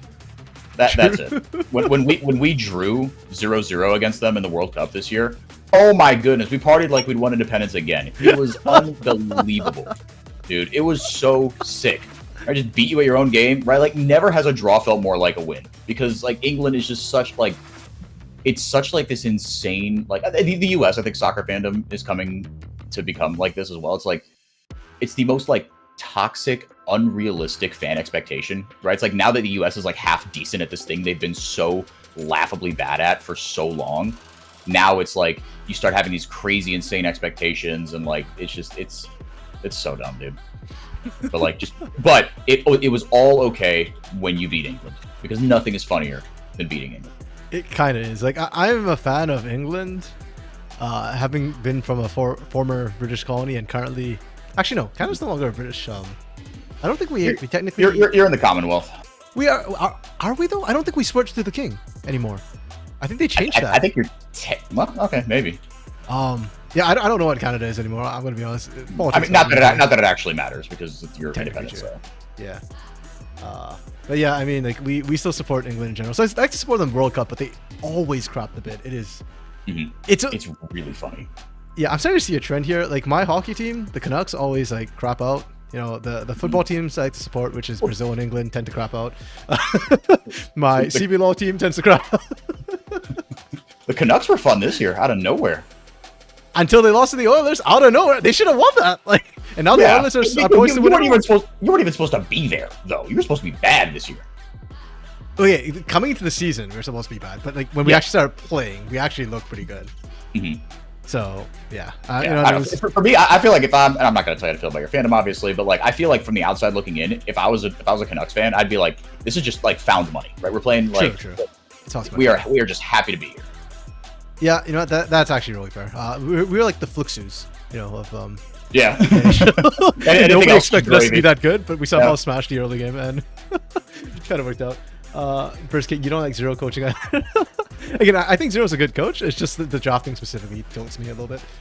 Think about US, if their top athletes were to play soccer, they would win every international tournament. Maybe because they imported all of them. Look at Messi and Beckham. Every day. Well, I think are you saying your top athletes or top soccer players? Because that's different. I think the US, I mean, we have some of the best athletes, right? I think like American football players and basketball players, they're some of the best athletes on the planet. I'm not saying whether they're like, oh, they're better athletes than like, say, you know, insert some other team's elite sport here, Brazilian soccer players. I'm not saying that, but I'm saying like you could make the argument that the US's soccer players are not the country's best athlete. Oh, okay, like, right. That makes sense. Like American football players are freaks. Even the linemen. Like, they're not just fat dudes, they're strong dudes. You know, like, when you go to, like, the strongest man alive competitions, and none of them are shredded, right? It's not a bodybuilding thing. These guys are just doughboys. Yeah, that's how the linemen are. Yeah, right? They're freaks, dude. I mean, wasn't there that meme about Udyr? Like, that you might not like it, but this is peak, like... No, but unironically, yeah. Yeah. They're strong as shit. Yeah, 100% sure. Okay, what was the next comment? Oh, Woke's every day is a different 7-1 is good when comparing PR to other countries. I don't know, man. I like Brazil. It's not, and you're not American winner. Reverse kick, I think you're crazy, with all due respect. That's fine. Americans think you're crazy too, that's okay. England invented it, the rest of the world perfected it. Yep, that's League of Legends for US. Here, here. Did we see US beat Pakistan at cricket? You're damn right we did. And what was so funny and about the import point is, this is so true, was so it was, yeah, I mean, it was like, unironically, it's one of the biggest upsets in like sports history. Like, Pakistan is Pakistan with cricket. That's like all they care about over there. It's unbelievable. And like, no one in the US was everyone in the US had another job, like, other than professional cricket player. Like the US's best cricket player, the whole meme was like his LinkedIn page went viral because he was like, it was like, oh, so and so, you know, senior software engineer at Oracle and professional cricketer.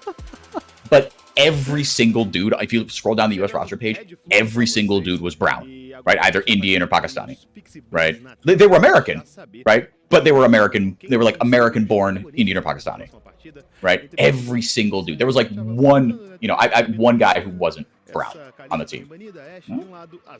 Okay. While we were just chatting away, we actually have ourselves a game.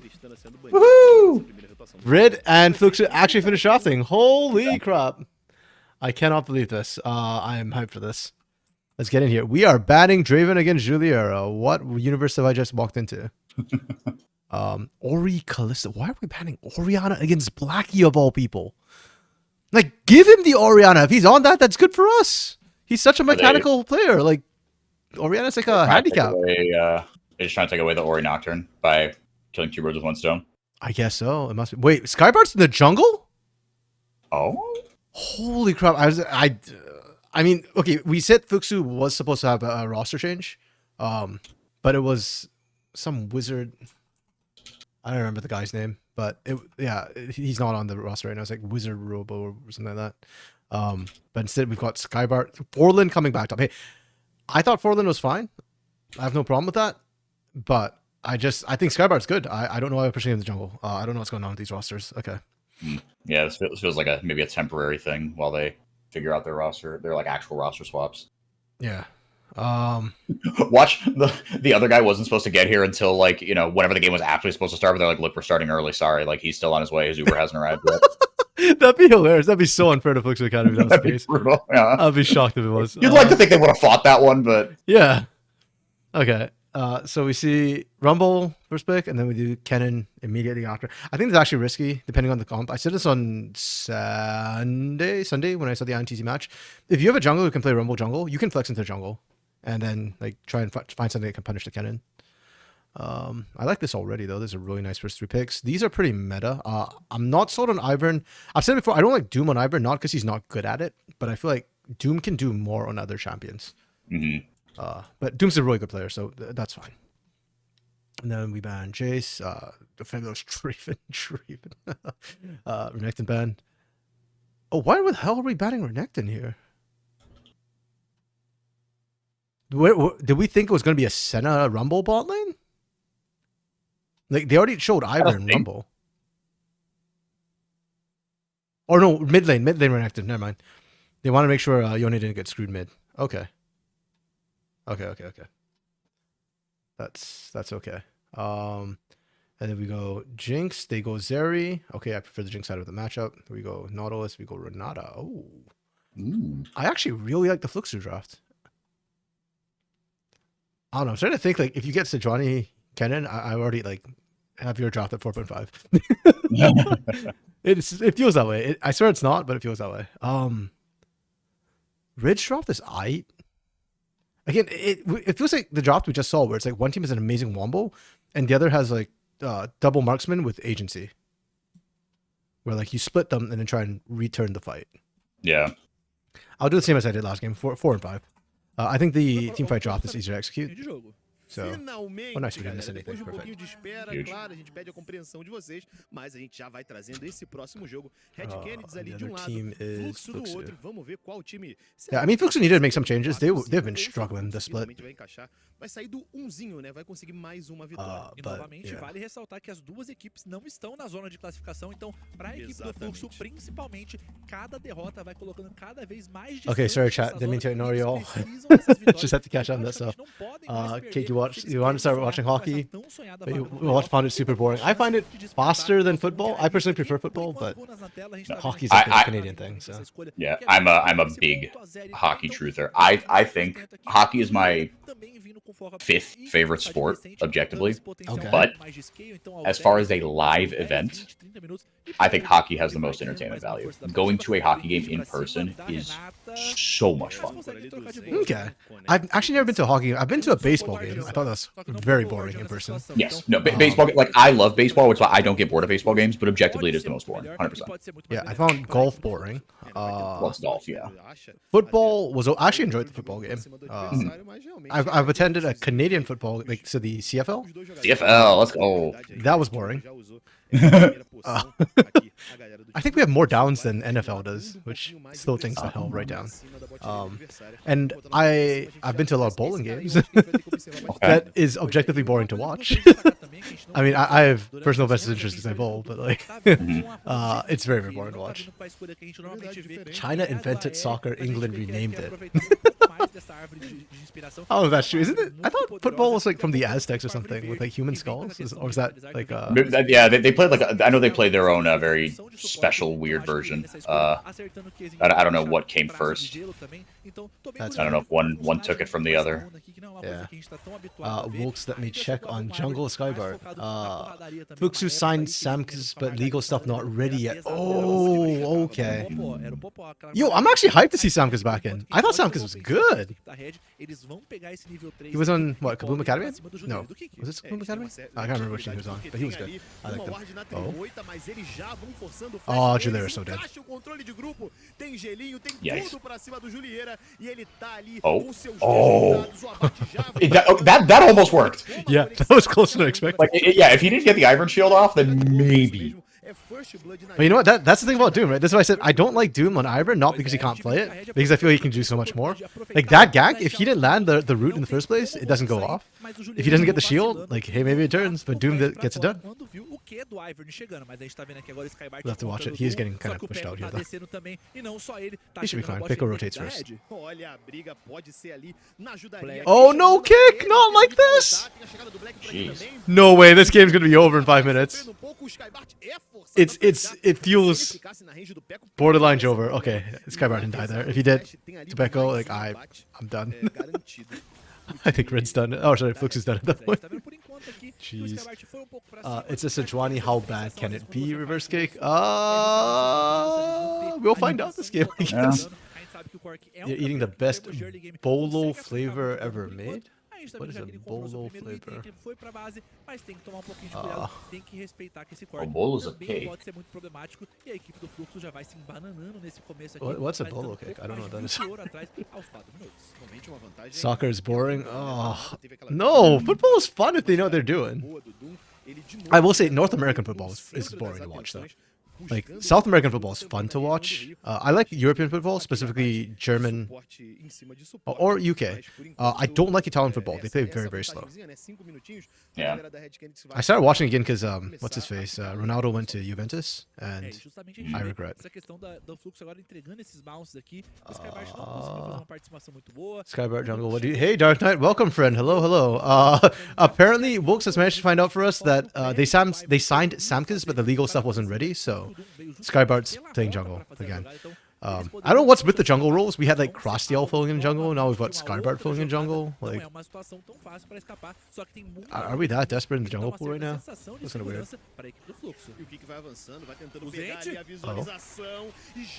Yo, kick is... Yeah, this is getting ugly.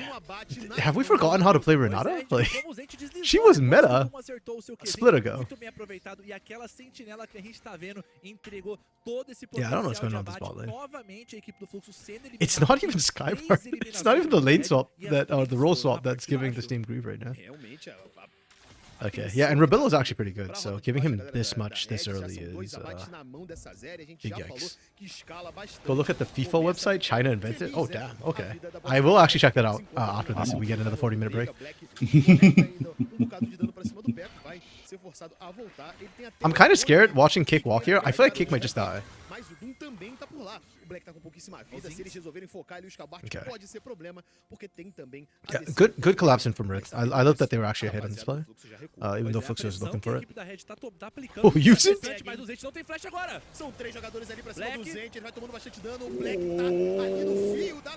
think he wanted to go back in and try to get the W. Attaboy! Wow, okay, Blackie. Okay, he got the bailout. He went in there and he got it. Wow, that was very impressive. That was ballsy, man. Também parece que estava tendo na rota do topo, porque o Forin tá com bem pouca vida. Muito bem aproveitado pela equipe do Fluxo, o timing que o Doom foi fazer esse arunguejo da parte superior, então ele não participou da jogada. A gente viu como o Peco that's kind of crazy. sobrou todo pra Kai'Ta ali, mas quem foi eliminado foi justamente o Zente, que tentou dar um engage num timing que não deveria. Então a gente vê que as duas equipes acabam se embananando em certos momentos, tentando buscar esse engage em timings que não deveriam. Mas eu queria complementar uma coisa da rota inferior que a gente viu naquela jogada, que o Juliera, que o que foi eliminado, né? O Juliera tava ali perto, só conseguiu assistir. Acho que faltou muita dimensão de termos de sinergia também dos dois jogadores, de poxa, vamos crashar essa wave, a gente guarda junto, porque a gente vê que eles não estão muito nessa sintonia correta pra fazer as jogadas. Um quer fazer uma coisa, outro faz outra, então a gente vê que às vezes essa sintonia pode custar muito caro, mas o Juliera veio com essa batedora, tá conseguindo estacar uma boa, cancelou o retorno do Rabelo à base, então vai ganhar esse tempo, vai poder puxar mais uma onda de minions, então ganhar esse tempo e segurar um pouco mais o jogo pode ser crucial pra eles conseguirem. Precisa muito desse timing, precisa muito de ganhar um pouquinho mais de espaço. That sounds familiar. Foi de pesadelo pra galera do Fluxo. Principalmente que a gente já tá chegando aqui nessa faixa dos 8 minutos, ter uma desvantagem muito cedo pode ser complicada.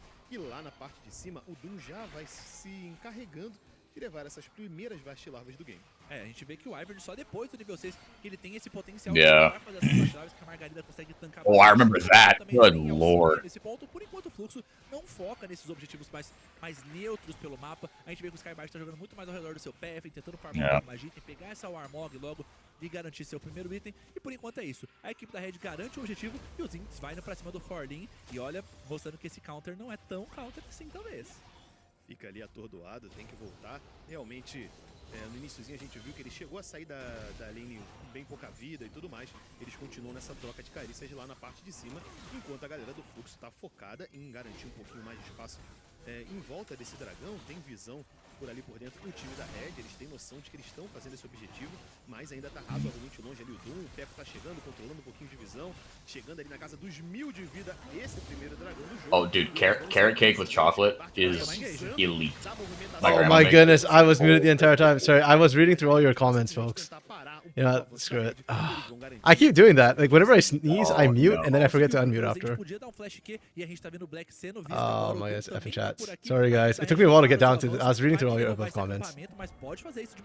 It's fine. You had 4x4. Yeah, you had the you had 4x4 talking to the voice of the void again. You're a caster. It's what we get paid to do. Doom is I can't believe this. Not again! Rebel. Oh. See, that was my fear when I saw Rebello going like 2-0-1. Even though Blackie got the kill, it did not matter. And now Zinch just soloed out Forlin. I think this is a wrap. Yep, it's over. I feel bad for Forlin too, because Forlin, like, he's been on the bench for a while, right? And he steps back in, and yeah. We have 4x4 being just.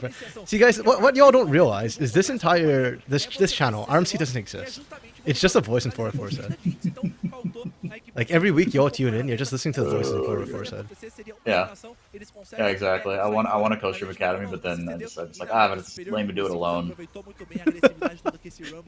So you make the voice in your head do it alone most of the time. Yeah, exactly. I outsourced it to the voices in my head. I don't care what Red does, just put Pickle on CBLOL. Can't be worse than... Well, I don't know. I thought Grefthar did well this last weekend. I think now that Aegis is willing to play like Maokai Sejuani again, Grefthar actually doesn't look half bad. I don't know. Grefthar is one of those weird. He's a very polarizing player. Yeah, exactly. That's the word for it. Polarizing. Yeah. That's what happened to Flux's actual jungle fired. I don't know.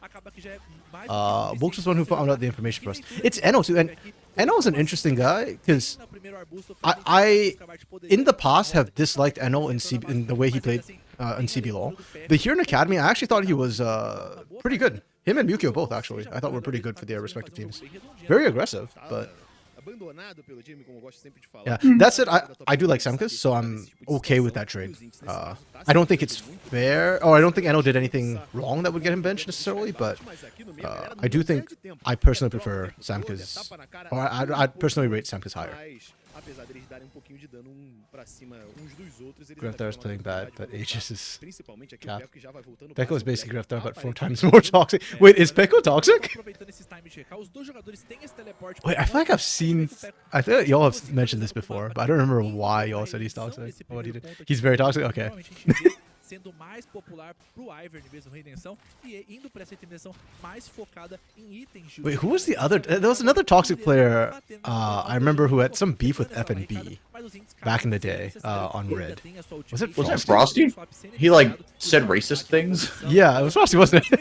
Yeah, it was Frosty. Oh! Oh my goodness. Yeah.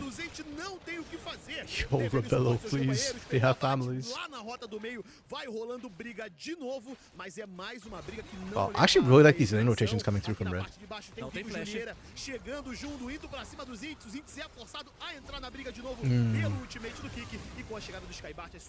This is not the same. This 3-man from Fluxu took way longer, and he wasn't even under turret. Top side, that dive was clean and fast. And they're gonna get turret while getting Void Grubs. mas essa troca de barricadas não é necessária pela parte da equipe do Red. Eles podem muito bem garantir essas barricadas e ainda assim defender essas jogadas. O Zinc se estendeu, conseguiu utilizar, zerar a onda de minions da rota inferior, mas ainda assim he had a beef with Isle. Okay. I assume you're talking about Pico having beef with Isle and not FNB. Yeah. Samkis is very dedicated. At least got top 1, 2, and 3 in solo here. Damn. That's crazy. I've heard of top 1 and 2. I've never heard of anyone getting top 1, 2, and 3. Yeah, that's kind of nutty.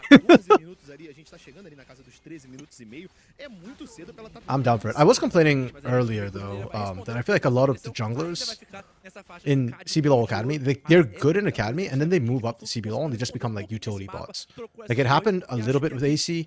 I feel like it happened with Drake Hero. Like when Drake Hero went up, I want to see like Lee Sin every game, you know, sort of deal. And then he was playing like Sejuani, Maokai, Vi. I was like, okay.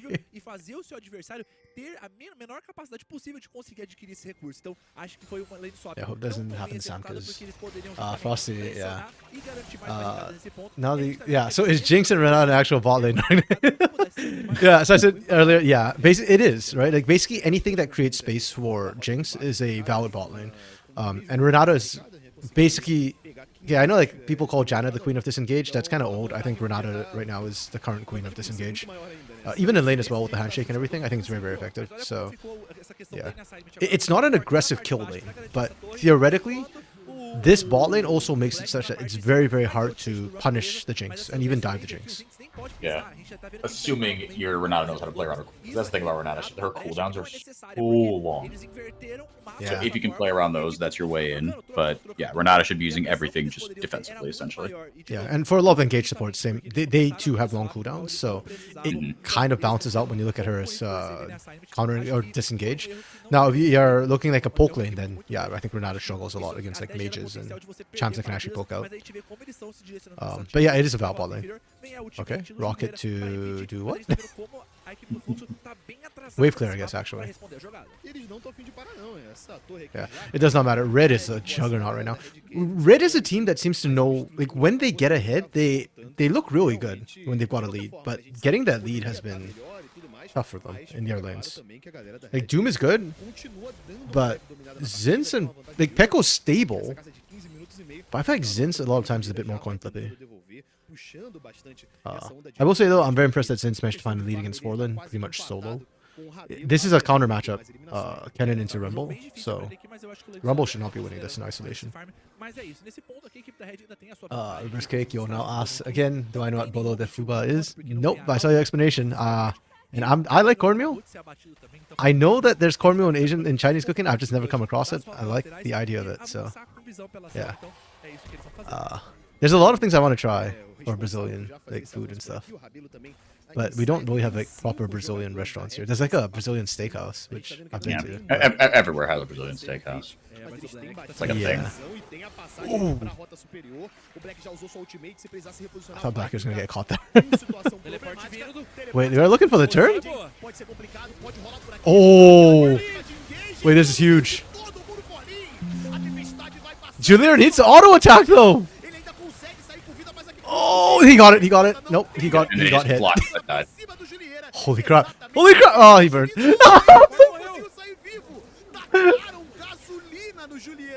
Ay, ay, ay, ay, ay, ay. The Bill outsaved no one. Oh man, wait, are they still looking for this? Blacking? Brother Blacking?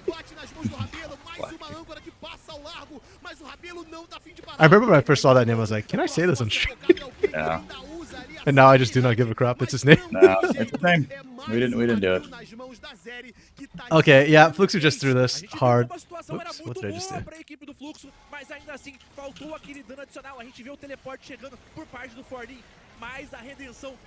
Sorry, one of my browsers popped into screen. I moved it out. The engage looks so good, but Juliero was just hitting Yusint. You need to get into the main fight, please. Like, Forlin's crying over there.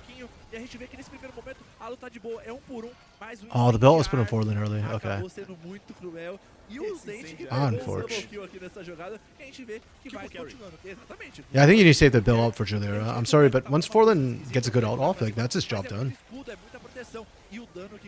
He just does not have impact, or very low impact for the rest of the fight after that. Jungle should be a utility bot. It's insanely good. Doom is kind of cute. I actually don't know what the players look like. I know they always rotate the pictures on bot. I don't really pay attention to it. I will keep an eye out for Doom though. Now that you said that. Ah, he aight. No, I see the appeal. Yeah. Ivan's just so broken. This would be devastating without redemption. That is true, yeah. I think Doom is doing a great job. Doom's gameplay real cute. I'll give him that. Seria muito mais tranquilo para eles contestarem e a gente vê a Red sendo incontrolável. He's got like Disney Channel star energy. True, actually. Ooh, nice pick. On to Doom, no less. Okay. I was distracted. I was looking at Luna Day's comment. Oh. Whoa. Shoot, my Chinese is terrible. Is a cornmeal dumpling. Okay. Blackie. He's doing things. Okay. Oh, tough. Wait, Rocket. Damn. And using gets out. Okay. Raid keeps clutching out, barely surviving. Man, if they kill Ravello, I think there's a chance for Flux to start turning tides. Like, there's a pretty big bounty there.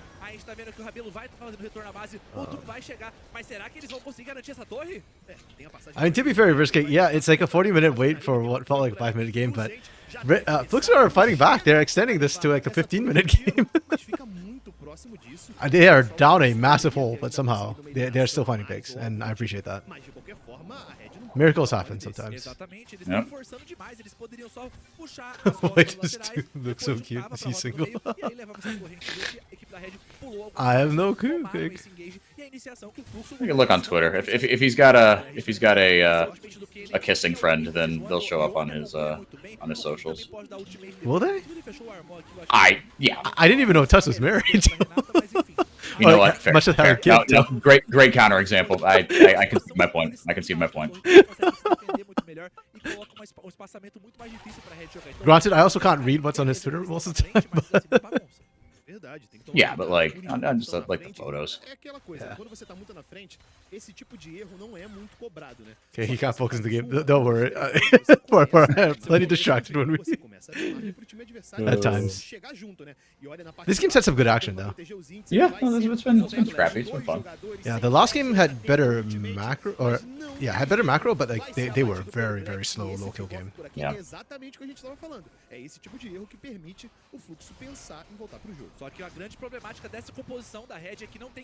Yeah, okay, as I say, like this macro is again a bit questionable. Flux will need to be like sprinting top right now. I don't know what Skybard's doing, but he needs to be moving. Okay.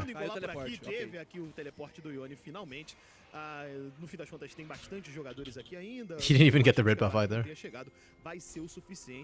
I think Skybard was just trying to steal away red, but he didn't get it, and he also didn't rotate to stop this, and we blew TP from Blackie to stop it. Okay. Not ideal from red. They're playing a little bit too fast in this right now. Yeah, they gotta be careful.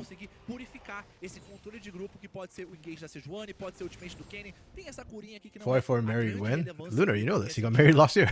We literally said this last year. Coming up on a year. Yeah, I remember I was shocked when you told me that. I was like, already? Yeah, I know, right? Que você diminui a possibilidade, né? As opções do time do Fluxo ficam pouquinho mais escassas. Obviamente a gente deve imaginar que eles vão querer fazer a iniciação ali pra cima do Peco, então do próprio cabelo. Red are finally not skipping steps. They're actually clearing out all the vision and setting up for Baron properly. We've slowed the game down a bit. Yeah, it feels like somebody was like, guys, okay, we need to stop. We're done now.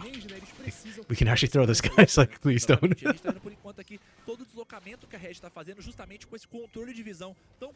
Yeah, and again, Flux will still have the easier to execute, like massive wombo combo team fight.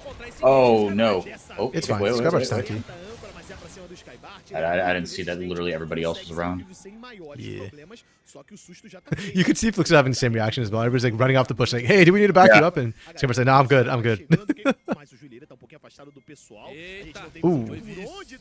Good rocket. Tava ensaiando ali Rex Flash ainda Zent, mas eles já vão recuar, tem ali a tentativa de perseguição pra cima do Peco, mas ele tá em segurança. Pois a gente vê que a equipe do Fluxo não sei se é pra segurança não, hein? Tem o Flash ainda. Tem a chegada do Skybart pra cima dele. No way, Peco's the one who gets caught. Oh, great flash. Okay, still everything's still fine. Pois é, mas a gente vê como a equipe da We keep pushing, right? We collapse on them. Eles vão fechar o Skybart, o Kick e o Black. A situação tá ficando bem complicada porque a equipe deles tá... We need to be moving faster. Okay. Really Great TP from Forlin. I love this. They're activating each other's trap cards. Oh, but Zed's found Juliera! Oh no, dude. What was he doing all the way over there? Jeez. I gotta get a look at that. Juliera or Zeds? Both, I guess. Oh wait, Blackie. Oh. Can he turn the tides? I think he can. Oh, they're all Too much. Yeah. Close. Damn, Blackie is breaking again. Okay, Blackie did get caught, but also like he's the one breaking his back trying to carry this team right now. Yeah. No, actually. Okay, they'll replay, but basically what happened was Forlin TP for the beautiful counter trap, but that left Juliera all on his own, and he still has no vision in the jungle. So Since actually sat in this bush waiting for him to walk. He was babysitting Juliera. Yeah. Gotcha. Overall, not bad for Fluxo though. I think they traded even, right? 3 for 3? Dá esse Think so. speed, dá essa questão desse move speed também, então vai se complicando pretty cada good. vez mais, mas a gente vê como a desvantagem que a equipe do Fluxo tem não vai crescendo, é só tá estabilizando nesses 5.000 de ouro, então eles estão conseguindo encontrar. Apparently, essa Professor said maneira it's a de free ficar burn, mais and Red instantly stopped doing the burn. The timing was too good. A equipe da Red tinha todo o domínio da selva, eles tinham toda a informação, What is toda a Dircy? rotação que poderia ser feita, então no meio do caminho Dircy can be an veio offensive e joke for realmente fazer esse non-Brazilians? rumble I have no você clue. não tem pra onde fugir, tomou o primeiro, tomou o segundo Okay, cartão, you know what? é I'll pretend you didn't say that because I have no clue what it is. So. Você já falou. Juliera, get ready to flip some burgers, brother. Yeah, Juliera, I swear, he used to be really good. Yeah, sometimes you see that. I mean, it's almost like Avenger, where Avenger had higher highs, but like, I feel like I understand it. Like if you go up to Academy or go up to CBLOL with a lot of hype, and then you get bounced right back down effectively. And Juliera, right? He was tweeting a bunch of like cryptic shit, right? He's like, about being like backstabbed and all that. Like your confidence can really get smoked if things don't go well for you in Academy. Did he get backstabbed in CBLOL or in Academy? In CBLOL. Oh, okay. That's what he alleged. I don't know. They're all also 20 years old, and like another part of that interview I thought was hilarious with CL and what's his nuts Stardust, right? They were like, oh, what's the biggest difference between coaching Brazilian and Korean players? Both of them were like, Brazilian players are really emotional. Yeah. No, that's fair. And again, as you pointed out, like 20-year-olds, they're young, right? Yeah, exactly. Like your emotional processing ability is not super high, and a bunch of pros say that, right? They're like the 25-year-old pros. They're like, I was just not like. I mean, yeah, you're literally not like your brain is not fully developed until you are 25. Like that. That's just science, right? And people say like League's toxic, but like it's people who grew up with COD lobbies. Like, no, exactly. It's the same shit. Yeah. It does not do wonders for your maturity. No. Oh, it's Brazilian for slow. Brazilian slang for slow people. Okay. Yeah, probably. Yeah, I think if non-Brazilians knew what it was, they'd probably not be too happy with it. Yeah, it's I guess it's a cultural thing. I think Luna was just trolling when she asked about Barbour's marriage. Yeah, clearly. Because she did that last time too. And she knows that he was away for a while because of it. Wow, Skybart's tanking way longer than I thought he would. Blackie! Orlin! Oh, here we go! It worked! It worked! Oh my goodness! No, I had a replay on that. Yeah, hey, that was gorgeous. I mean, they'll show it, yeah. Wow! I thought look at that. Skybart got chewed up a little bit too much, and I thought it was going to backfire, but Forlin and Blackie made it work. Black, mas quem brilhou nessa luta foi o Forlin. Olha o dano que ele conseguiu, quase 5.000 de dano. Wow, that damage. Forlin. Holy. Forlin had a rough laning phase, too. Yeah. That's canon, baby. Like, if you land one good ult, right, and your team, like, sort of has your back with a little bit of CC, it doesn't matter how behind you were, you can still turn the game around. Holy shit. Wow, all right. Dude, they're ahead. They're ahead 100 gold. First time this game, we take these. You know what, Lunar? You don't like Pikachu? How about Raichu? Because Forlin's all evolved right now. Yeah, he got his Thunderstone. Okay, let's see what the hell happened. Yeah, because Skybird, I thought, just got chewed through. Nice TP. Okay, so Blackie TP'd. And Forlin went out. He just flashed and Protobelt. Okay. Yeah, no, but Skybart, like, right as he was, like, going down, he, like, dashed away, turned around, ulted, and then, like, like, literally, yeah, no, unironically, like, turnaround jumper, and, like, everything came in on top of that. Blackie came in on the other side. It was just too much.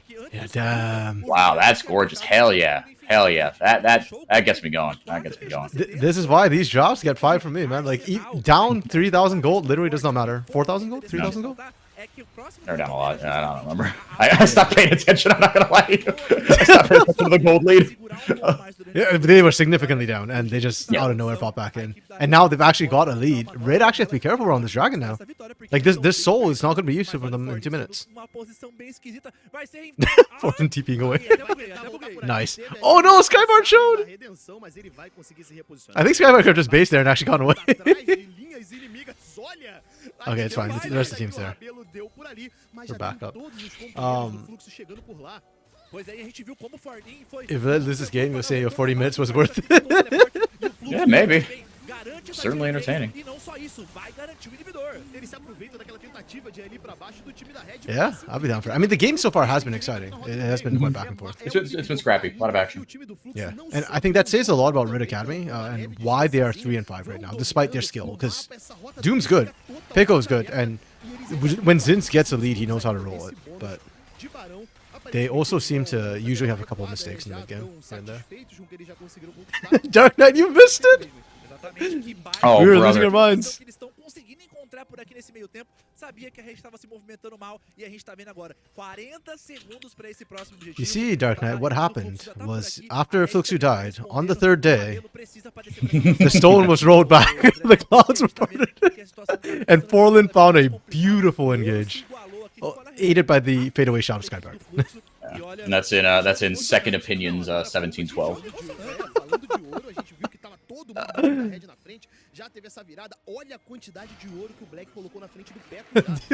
They lost at the burn. That too is true. Yes, they did.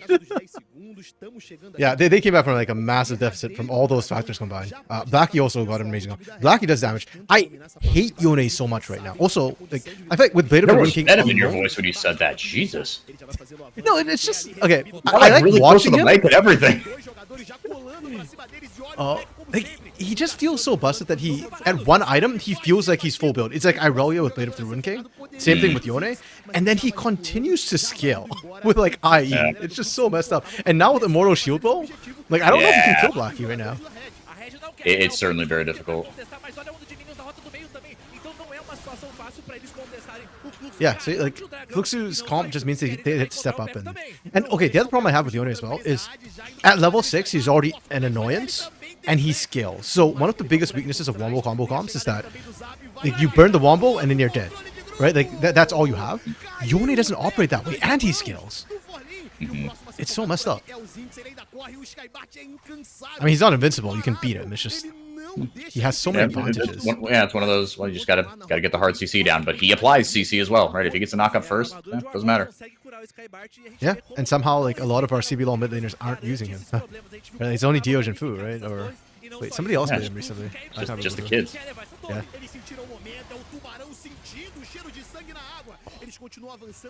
Okay, they still have to be careful. Blackie could turn this onto Rebello if he's not careful. Oh!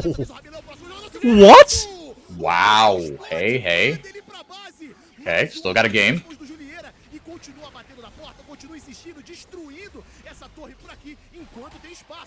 3 seconds to equalizer. And Peck goes back up. Yep, there we go. Big equalizer. Oh, there's no follow-up. That did a lot of damage for Lin. No, there goes Blackie. Oh, the resets are here. Bye-bye. Yeah. You create space for Jinx. That is what that fight was. Yeah. Yeah, you know... It was unconventional, but they created space for Jinx. Holy shit, they won. Yeah, they did. 4-4. Julia used to be good. I don't know what happened to him. And here he is just ripping them a new one again. Hey. Wow. Damn. Wow. Okay. Just wow.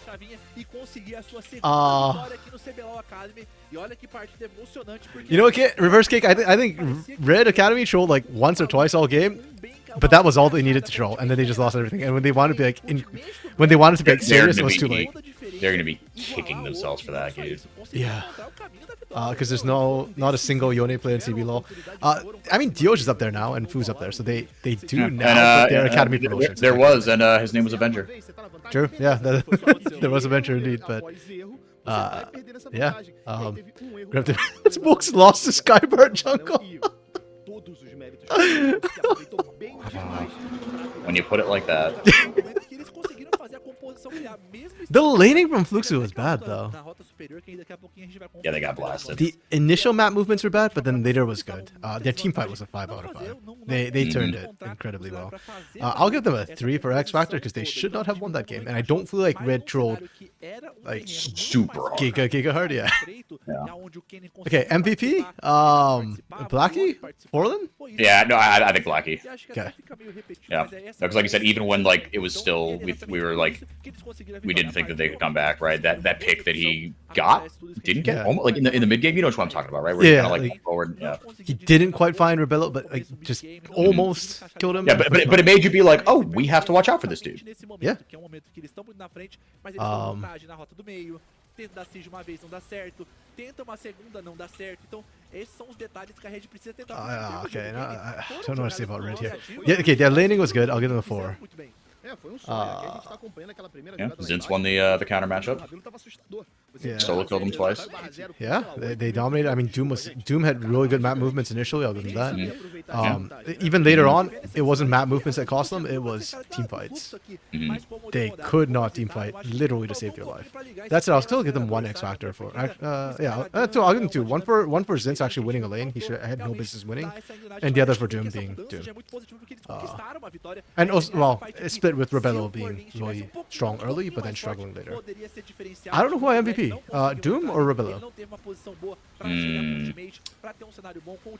I'm fine with Doom. Give it to the... Yeah, he's pretty people need a win. Pretty people need a win? Who stole the bear? Well, so it wasn't like actually Doom stole my heart. Sorry, I'm done. That's the last one. Caroline, I don't know if you're seeing this. If not, that's okay. Your man's being stolen by Dooms right now. Look, he can't steal Baron, but he can steal your man's heart. Yep, he can do all that and play Ivern. True.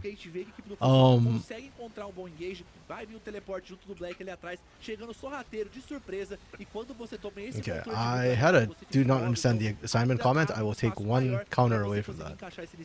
This was, I think, the best draft I've seen from them so far, and they actually knew how to use it for a change. Though I would argue if you don't know how to pilot a wombo combo team draft, like yeah, that's League of Legends 101, dude. That's why I play a Mumu in low elo. True. Because it's just so easy, dude. Yeah, you obviously play a Mumu at low elo for the poke, right? Hmm? Oh yeah. No, you go Luden's companion Mumu. Yeah. Oh man. Yeah, so it wasn't technically a variance. It was more like they killed everybody and then took the. Yeah. Oh, look at the damage spread too. It's so even. Coming through from Flux's side. For both sides, honestly. Yeah, actually true. Yeah. Usually we see like Rumble kind of steal the show a little bit, but yeah, Peko and Rebello did really good. Rebello's been growing on me a little bit. Like a tumor. Oh no, I don't necessarily want to excise like, so.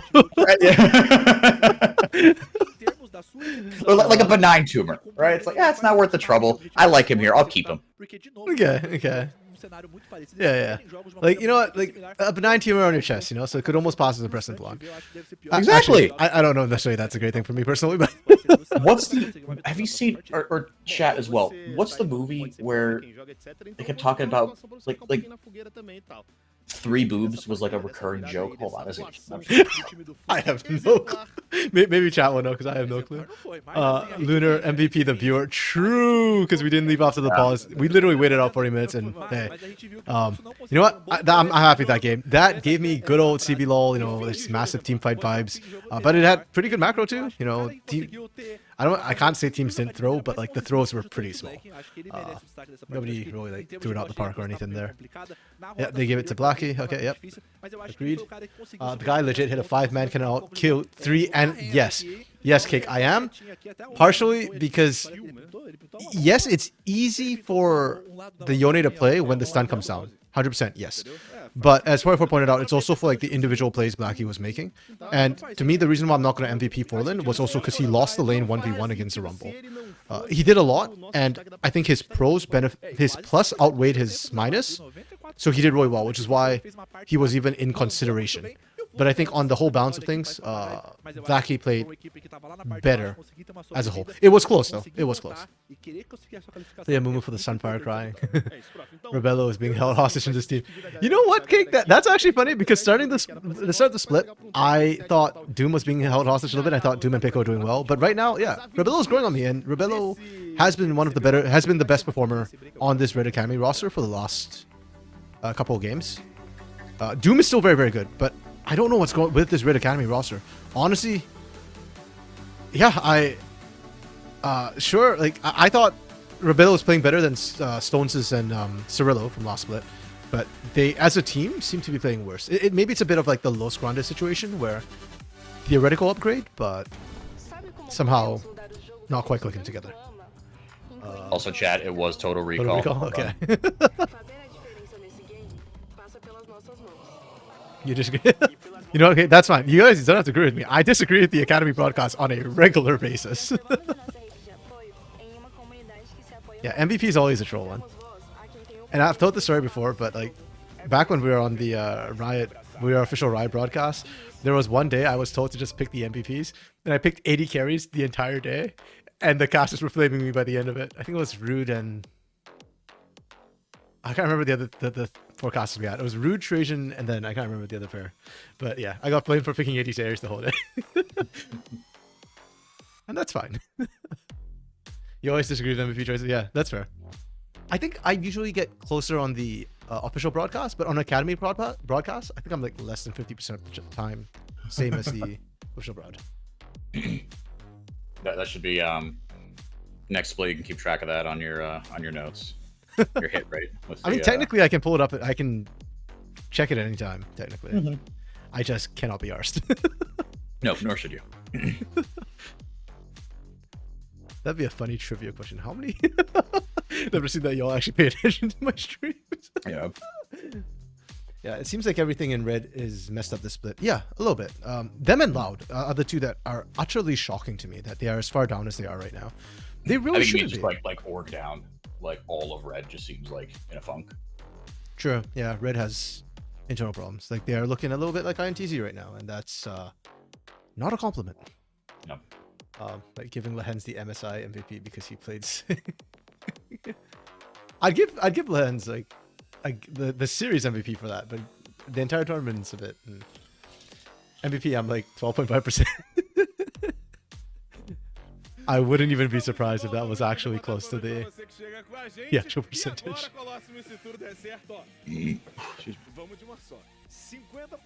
Okay, so they showed Liberty and Pain. I don't know where that's actually the match we're about to get. I'm gonna wait for them to get into draft before I change the title, the streaming title. Yeah, no, you should not. Well, all right, there we go. We got okay, there we go.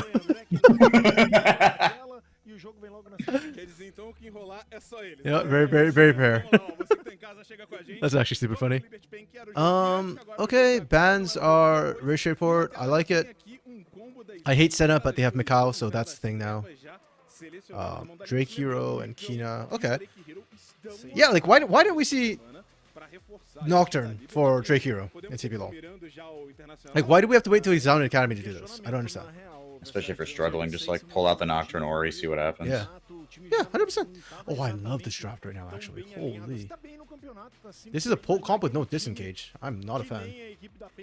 Or very squishy content. I mean, kind of a poke comp. Very much not a fan. Can I 1.5 this? Yeah, screw it. I have 1.5. Pain! What are we doing? Here's the sick part, too. Here's my prediction. This draft is so bad because they don't have a front line, and there's guaranteed engage with Nocturne Ori. Nautilus as well as guaranteed engage, and Rumble is going to absolutely melt them.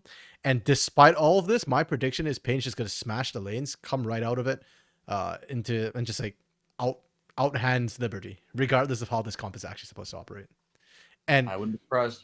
They would not. They're not even going to poke properly. They're actually just going to fight. That's my prediction for this team. Oops, didn't mean to up the volume. Let's skip forward. There we go. Yeah, I don't like Senna.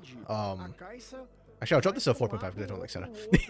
And they don't have a secondary marksman on that team. But I do really like what they have to punish squishies, and Pain just apparently decided that we are going to run all squishies. Yeah. So I guess I can't even blame Coach Zero for this, because Zero isn't drafting this. But Pain as an org has a systemic issue with drafting sometimes. Okay, you dislike Pain draft, but you don't know why. Yeah, I explained my reasons for disliking it. Maybe that's yours, or maybe it's not. If you do figure out and it's not, please do let me know as well. I always love hearing other inputs on draft. Yeah, every team just it's a permaban. Kina's victory picture literally has him flexing his biceps, saying "ban Vlad" on it. Elite. Yep.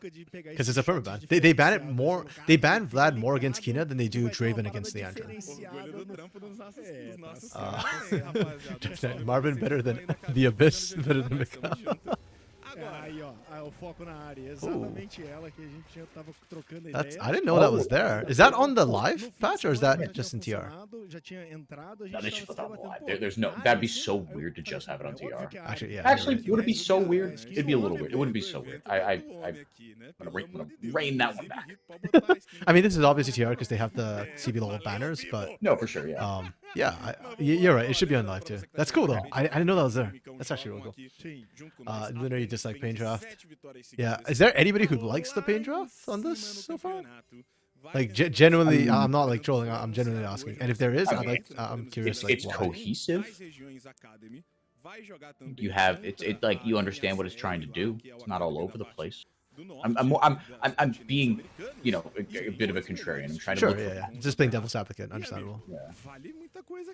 Yeah, I guess the problem is that it's hard to play though, right? Let's see how they execute. I feel like out of all the comps for cohesion, the worst one you could go for in Brazil would be a poke comp. It has not gone well historically south of the equator. Yeah. I mean, to be fair, Pain's one of the few teams who did execute a poke comp in Academy, not their main roster. Kiddo and Kiriko still couldn't make that work, but the Academy team did it last split, so. And this is the exact same, barring Idan coming in for Yups because Yups got promoted, this is basically like the exact same roster, so. Maybe they can do it this time. The Nidalee will have problems playing against this high engage, yeah. I think all of them will, frankly. The only one who I think can kind of deal with it is Corki, but yeah, Kaisa goes in, she does not go back out. Twisted Fate runs fast, but does not run in Ghost. Yeah, Nidalee has her pounce, but it's pretty short. Liberty Pain yeah, the exhaust almost feels like it's for disengage. Yeah, you're picking that for the lane because that's how Twisted Fate dominates Rumble. You can also run Ghost. That's a thinner margin, but theoretically, if you play the Ghost right, pardon me, it is better for team fights. For sure. Yeah. Liberty comp is just standard. Yep.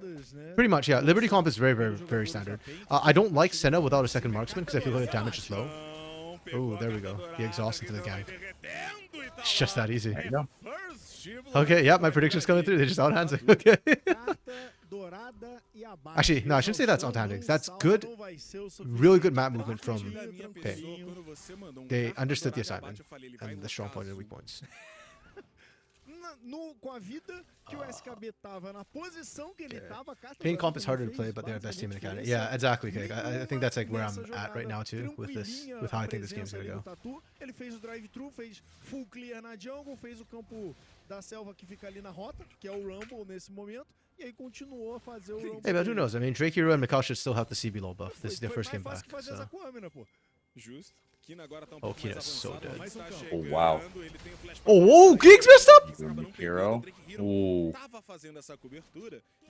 Oh, that's unfortunate. If Geeks landed a stun, I think that's a kill on Kina. Flash or no flash. But... That's fine, you burn the flash, I guess. É porque não tem tanto setup, né? Ele tá nessa situação mais esquisita. Falando em situação esquisita, o Quats pode se complicar aqui, tá? Ah, mas o Drake Hero também tá chocando Sentinela, né?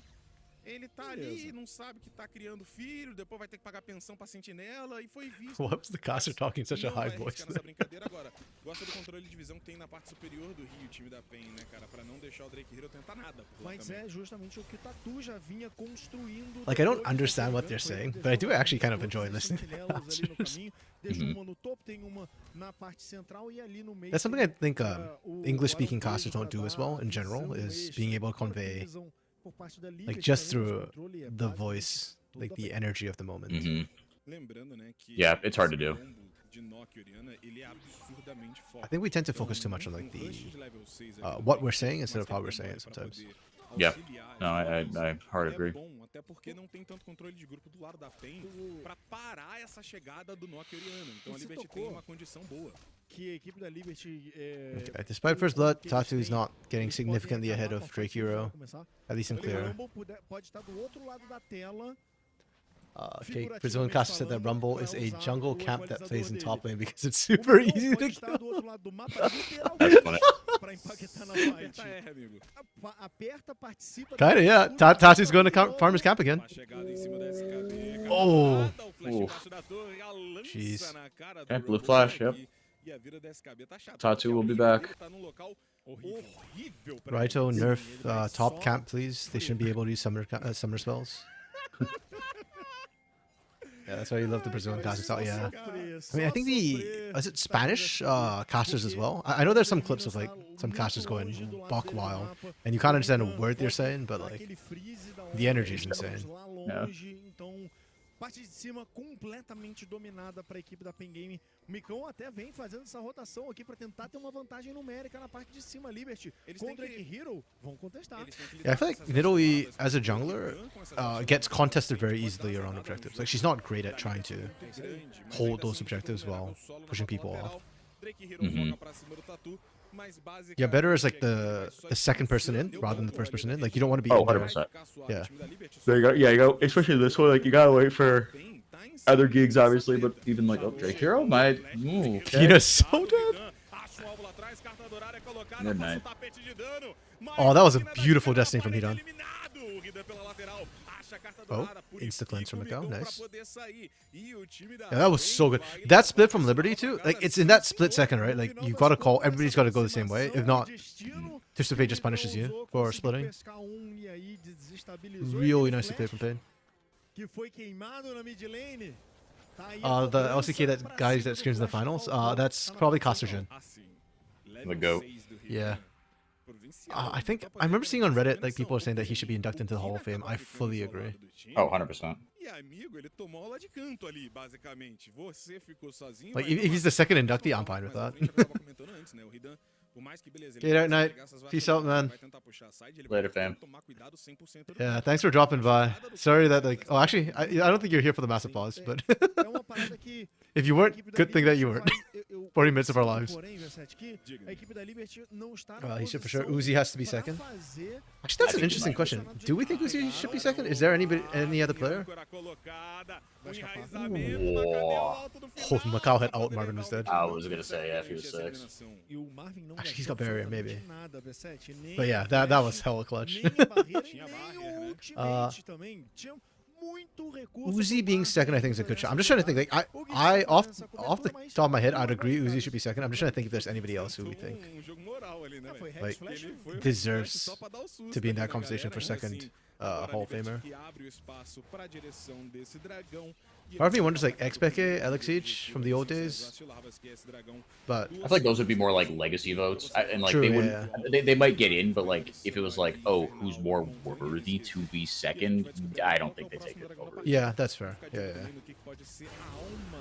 Yeah, they're definitely not on the Uzi level, to be fair. Marketing wise, no. Xiao Hu's the only one that can compete with Faker. Oh, yeah. Marketing wise, I guess it has to be longevity alone. Oh, true. Yeah. Não, o segredo, rapaziada, da vida, da felicidade é não criar expectativas. Como já dizia, não é não criar expectativas, Yeah, é criar expectativas baixas. Yeah, then you start getting into kind of like Prey and Gorilla, like some of the best never win a title. Right? É uma regra, definitivamente. É uma regra de lá. A outra é cheque o banco de trás não Smed might get there eventually, or you know, I think he's depends how far down you want to go. Yeah, I feel like there's others that put before Smed. Like, Mad Life or... Yeah, no, Mad Life, yeah. Part of me wants to say Clout Templar, but honestly, that's more as a broadcaster than an actual player, though. Yeah, which I think, you know, I mean, traditional sports have that. Like there's like a thing in traditional sports where it's like, oh, this guy's in the Hall of Fame, or, you know, they say like, oh, he's in the Hall of Fame 3 times. Once as a player, once as a coach, and once as an executive. Right? Some players do that. Sorry, did you just see what Tachi did there? No. He failed to jump the wall. Oh, no. He face planted. It's fine. He got out. It didn't matter. I just wanted to put it. Oh, damn. Wow. That should not be happening. Nidalee should not be trying to 1v1 the Nocturne. And then Spear. Oh, Ignite maybe. Still oh, man, let's go. And Cat's 1v1. Yep. This is so disgusting. That Pain is literally just out-handsing their opponent right now. Like, their map movement is solid. Their mechanics are solid. Like, this has nothing to do with their comp.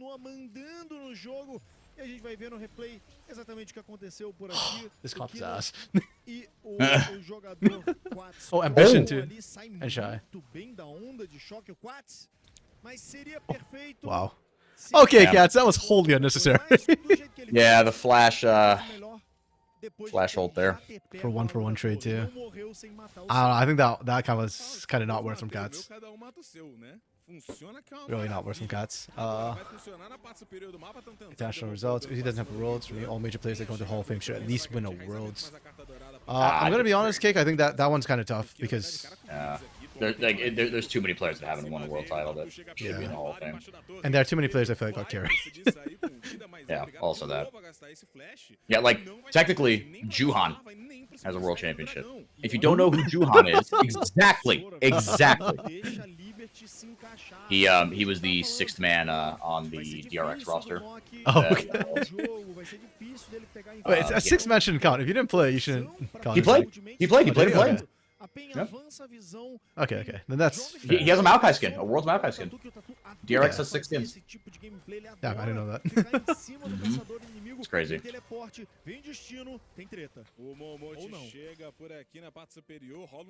then you like devalue MSI too. Right, like, oh, Caps shouldn't be in the Hall of Fame because he's never won Worlds. Come on. Caps who? Yeah, the West would have very few players if you had to win Worlds. Yeah, exactly. Because I feel like, okay, you know what? I think if you have a move named after you, Oh, hold on. Maybe there's like a little. If the Hall of Legends was like a physical place, maybe there's like a little nook, like the Insect nook. Insect was a mediocre player, but he's got a move named after him, so you get like a little alcove dedicated to you. Oh, ay. Did they not have vision on that warp? I thought they... Okay, we cannot... Oh, wow. Oh, no. That shockwave combo didn't hit. Oh, wait. No, Pain's about to run them. I've seen these happen.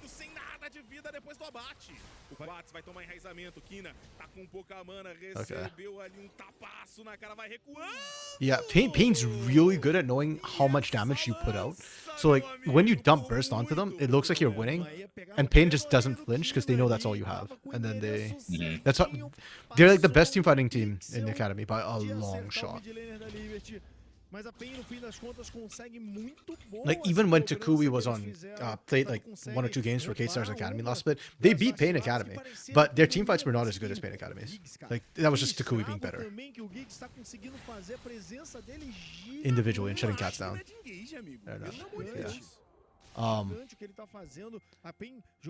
Looper should get a singed Hall of Fame skin. World Champ should be a priority at least. 1 iconic players have a world, so MSI titles, and then 2 iconic players. Then regional levels. You don't know another name.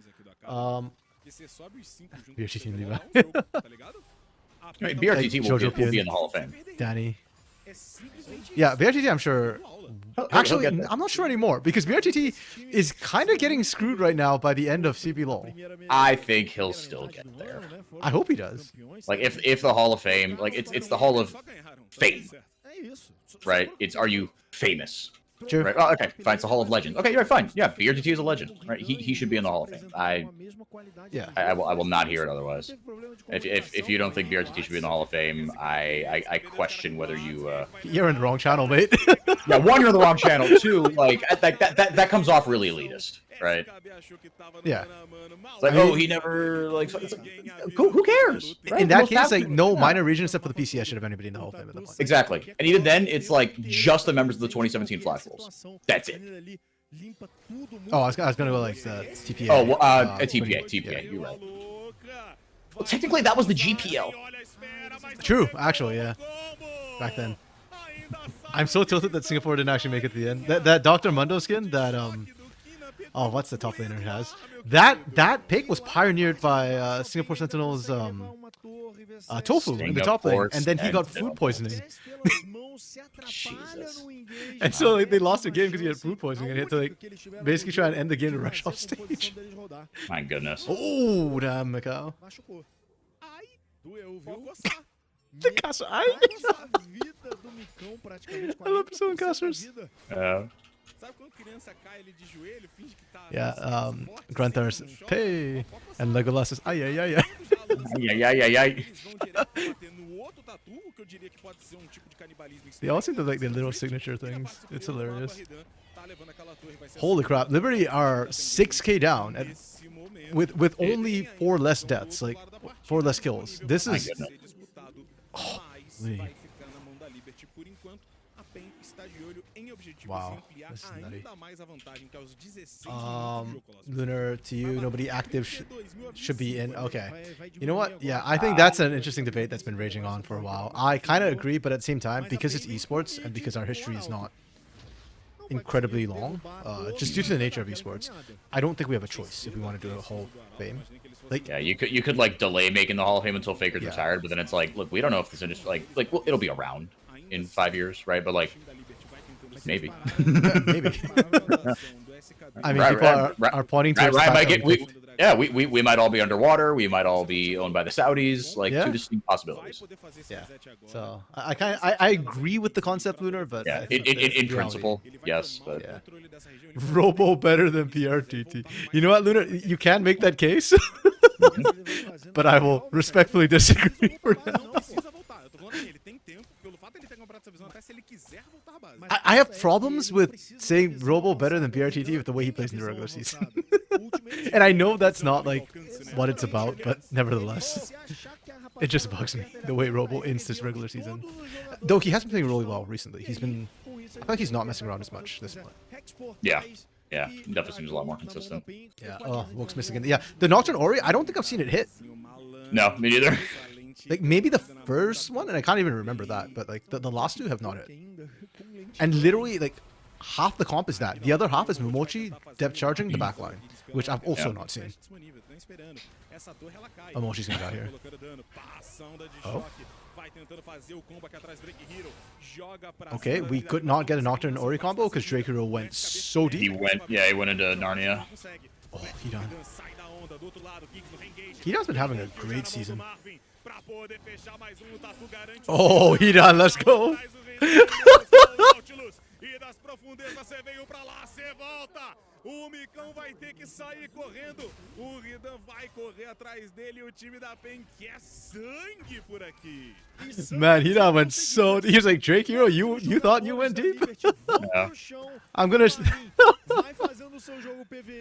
You know, I was gonna make an example, but I can't say that on air. Yeah. Yeah. De novo, a equipe da Liberty tenta. De novo, o Looks if your opponent is a guy named Low Balls would have your support. That's the TPA Low Balls. That's the Mundo. That was their top lane in the Mundo play, if I recall correctly. Who was the dude that got arrested recently for being a Toys. drug dealer? Toys. That's their mid laner, I think. I think it was their mid laner, yeah. Como fazer essa escapatória? Sobrou ainda o destino pro Momote. E o Micão teve a sorte com I don't know. You know, I've been saying this on podcasts. I don't think it's BRTT's fault that Los is performing poorly. Like, I know it's the only change, and so, like, theoretically it should be, but I really don't believe, at least his level of play, you know? You could argue that maybe he changed the team dynamic, that perhaps, but Yeah, we don't. You can't say that for sure. Yeah. And I guess, like, to Brazil. And to Brazil, BRTT's name just has so much more weight to it. It's like, it's the same as like when I bash Tay, right? Like that's not a conversation I'm ever winning, you know? Like I will hold that opinion, but I understand that, like, yeah, like very few people are going to be on my side in that conversation. Duas T2 já foram pro chão, o Barão não tá nem disponível ainda. Ainda faltam 15 segundos. Olha, eu ouso dizer. Maradona better than Pele. Well, about that. No. Well, okay. I'm kidding. I'm not a fan of Maradona. now we're just spreading misinformation in the chat again. We're back to this. Olha o nível de pressão que o Geeks está conseguindo implementar. Yeah, Kate was saying, trying to convince a Brazilian that Robo is better than BRTT's like trying to convince them that Maradona is better than Pele. So. Yeah, you're never gonna win. Yeah. E a equipe da PEN tem essa tranquilidade, eles estão Yeah, BRTT is an icon, and that's why, like, I was hyped to see him back too. Você vê que o medo tá instaurado. Yeah. Quando o Drake Hero vê a lança vindo, ele But Shinny, I mean, sai da frente, o yeah, Shinny has been performing incredibly well, and I feel like that was what everybody was hoping BRTT would be able to do, is like come back at that same sort of level that Shinny has. Yeah, and just like take this team that's like, oh, you've got really good pieces. There's just a little je ne sais quoi that you don't have, and then bam. Yeah. Unfortunately, they're Brazilian, not French, so you know, couldn't quite find that je ne sais quoi. I didn't know there was a Quebecois team in OQs this year. Oh, there usually actually is like a mostly Quebecois team. They just often don't, like, it's usually not a full team for one, and so they usually don't have like a very overtly thing. Yeah. But there's quite a few Quebec players actually in Tier 3. Tá lá, a PEN vai jogando escondida dentro do seu controle de visão. A Liberty não vê nada. Okay, we are desperate death pushing. I like it. Yeah. Actually, that's been something I found painfully missing. Oh! Okay! Okay. Wait, the Nocturne Ori combo? We saw it? worked. First time ever. Nice. Pro Momote, isso aqui é ótimo, o V7. O Marvin tá chegando por trás. Oh, if they keep pushing, I could see them getting collapsed on. Yeah, okay.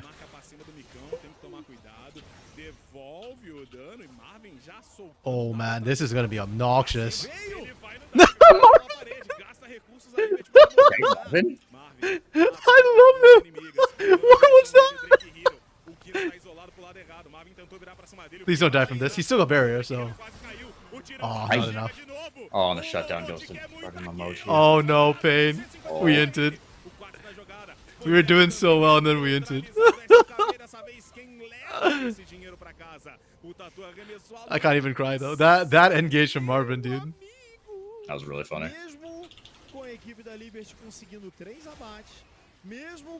That got me feeling like Malphite for a second there. Damn. Ainda assim eles perdem o dragão. Esse é o tamanho da discrepância entre PEN e Liberty. Wait, BRTT was Diamond 1 in the... Oh, damn. I didn't realize. I thought he was still, like, at least GM, Masters GM. But he did shape up. Again, it's not his mechanics, right? Like, he's not the worst mechanical AD carry in the league. I still put him above, like, Mikao and Natuno for straight mechanics. It's intangibles which are killing them. Walks Marvin's mini Titan. Hey man, Titan's been known to drop by the academy squad and give them some advice and some teaching. So maybe what he taught Marvin was go in. If you think you can, it's because you can. True. It's because you should.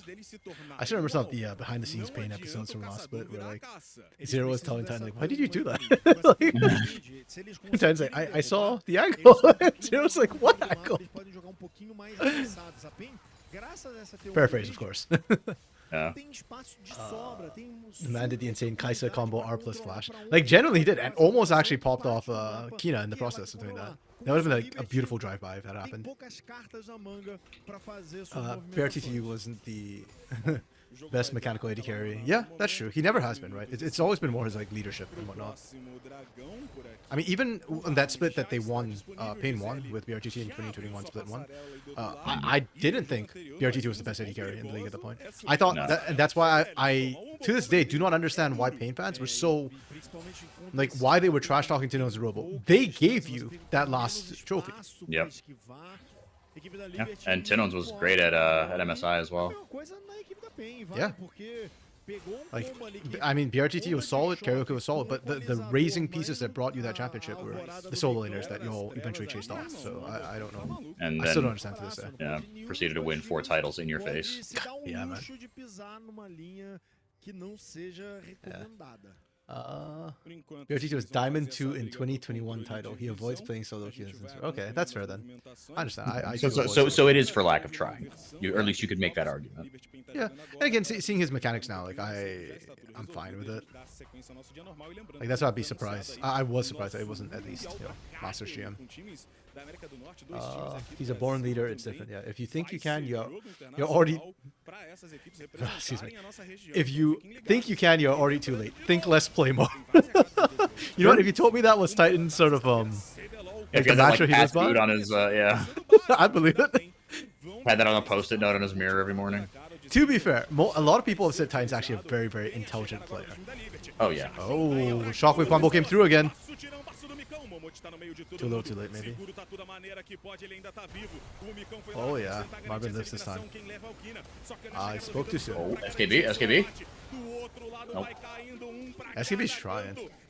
Oh. Tough. Hidan has been really popping off these last 2 weeks. Yeah. Like he came back and I was like, oh, it's Hidan. Yeah. And now it's like people's reaction to Hidan, unfortunately. Yeah, but now I'm like, hey, yo, it's Hidan.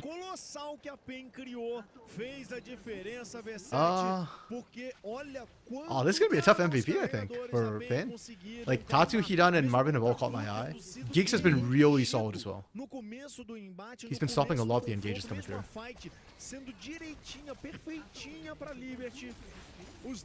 Give it to another 80 carry. Marvin's probably gonna have top damage. I mean, that alt flash was kind of nutty, but he did die for it, so without killing anyone, I might add. Yeah, I probably won't give it to Marvin, to be honest. Yeah, no, I think you're wise to do that. I tend to favor like consistency a bit too much at times for my personal MVPs. So like if you do a good play, but then you also do like an int play, they kind of cancel out.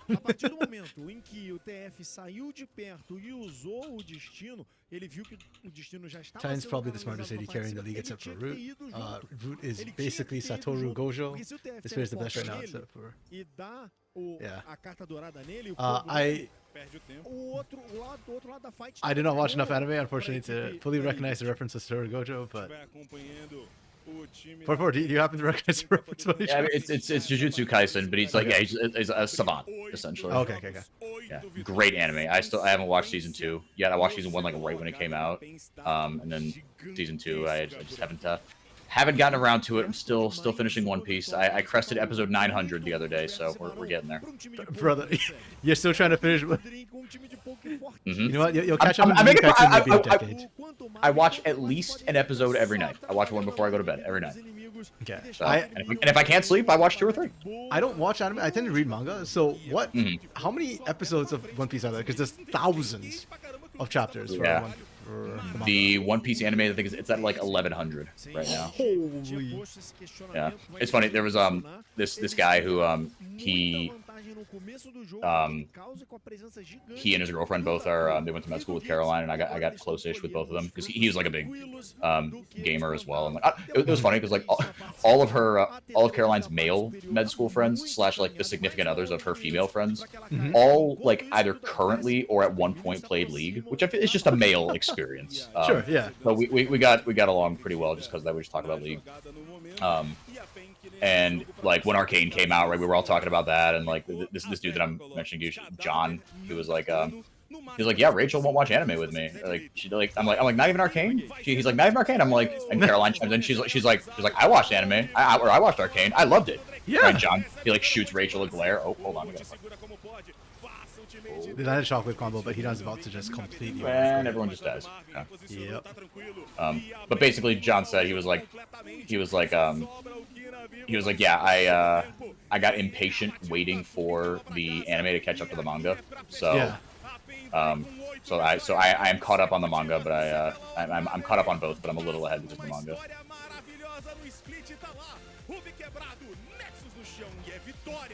Bruh. Yeah, that's what happened to me too, and why I stopped watching animes was because I was too impatient. And mangas are usually ahead. I'm giving this to Hidan. Hidan was built different. See, this is what I mean. Like, Pain had no business winning with this composition, but they just maxed out on all their stats and they just go that way. Like, they lose a point for teamfight and X Factor for just going like way too ham at times, but yeah, even when they did, like, and no point was like, oh crap, Pain overextended, Liberty have a chance. Yeah, now the game is in danger now. Yeah, no. I agree with you. That's it. I don't think Liberty like, particularly crapped the bid on drafting. Oh no, laning, pardon me. I think they just got on hand, so I'm not gonna give them like a digit 1. And also there was like the level 1, level 2 that kind of went sideways and set them back. Yeah. I will give them 1.5 for teamfight though. I thought the fact that we only started seeing Nocturne Ori combos towards the end when it was way too late is not okay. 0 X Factor. 0 X Factor, L Riz, Maidenless, ratioed. Yeah. You know what? It's not the worst. There have been games where I've wanted to give negative scores for certain things. So, I don't know who I'd give MVP to. Like SKB maybe. I thought his Rumble was the most impactful. Let me check the damage numbers. It might be wrong.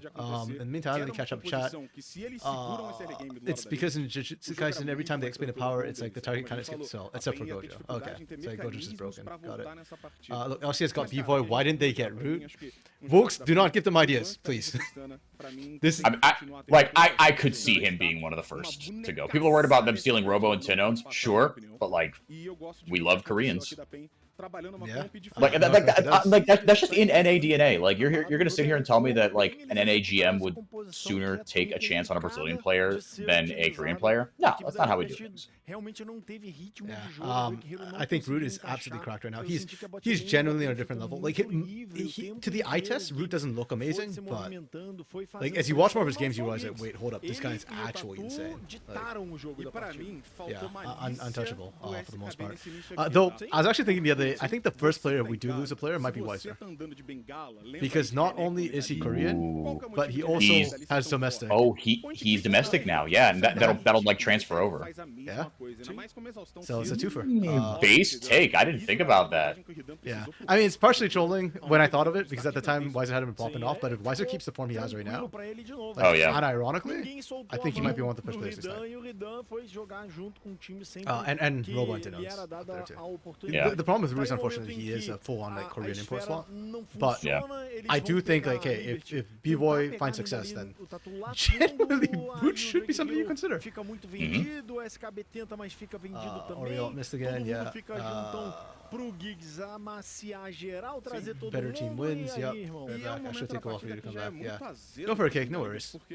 What is the next match, actually? It's an interesting one. Yeah. I wonder when and if we loop back to when we skipped. Oh, this was a skip game. Liberty Pain. Oh my god, you're right, yeah. So we're fine.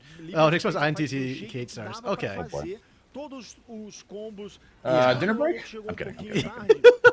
Tava direitinho com it has to be a fast one for o tivesse ali, eles ainda assim não iam ganhar essa fight. Let's get Que passes eles again. ainda assim não iam No, I'm saying ganhar we just essa skip the fight. whole O jogo ITZ ia game. tirar a It's rapaziada ITZ. ficar ali com 15, 20% de vida. True, yeah.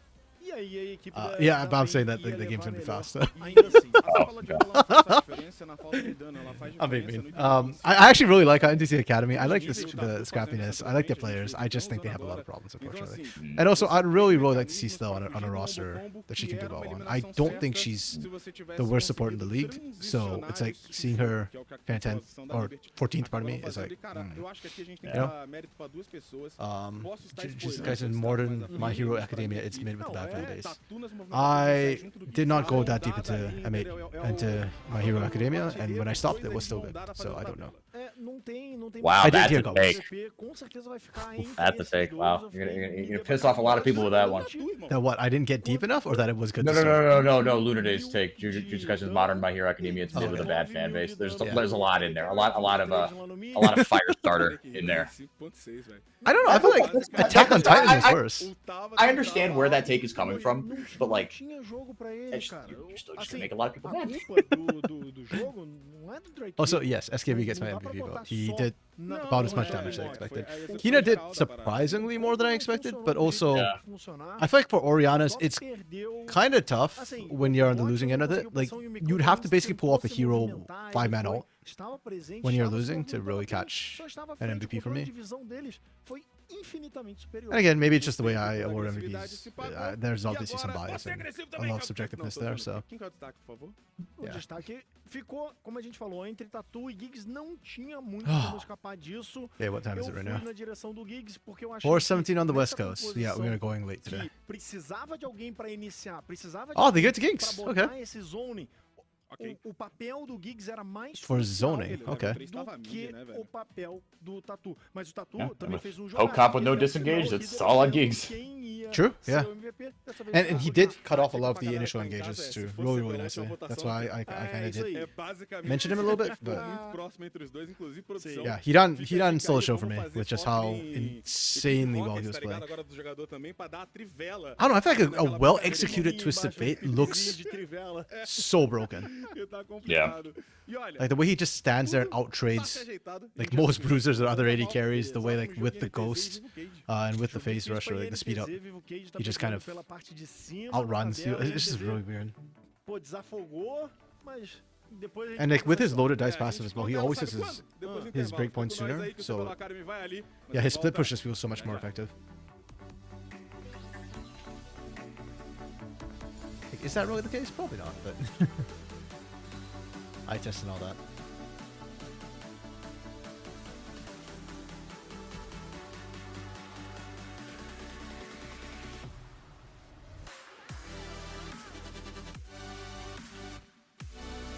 Ooh, we got the interview schedule.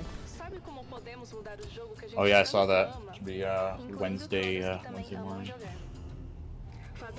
That's Wednesday, right? Yeah, another. They don't see a day on it, so I just want to make sure. Yeah. Yes, it says Quarta, right? On the very left column. Oh, is Quarta Wednesday? Yeah, Quarta's Wednesday. Ah, okay. I don't know, in my head, I always think of the first day of the week as Monday instead of Sunday. So it's like when I saw Quarta, I was thinking like, oh, Thursday? Yeah.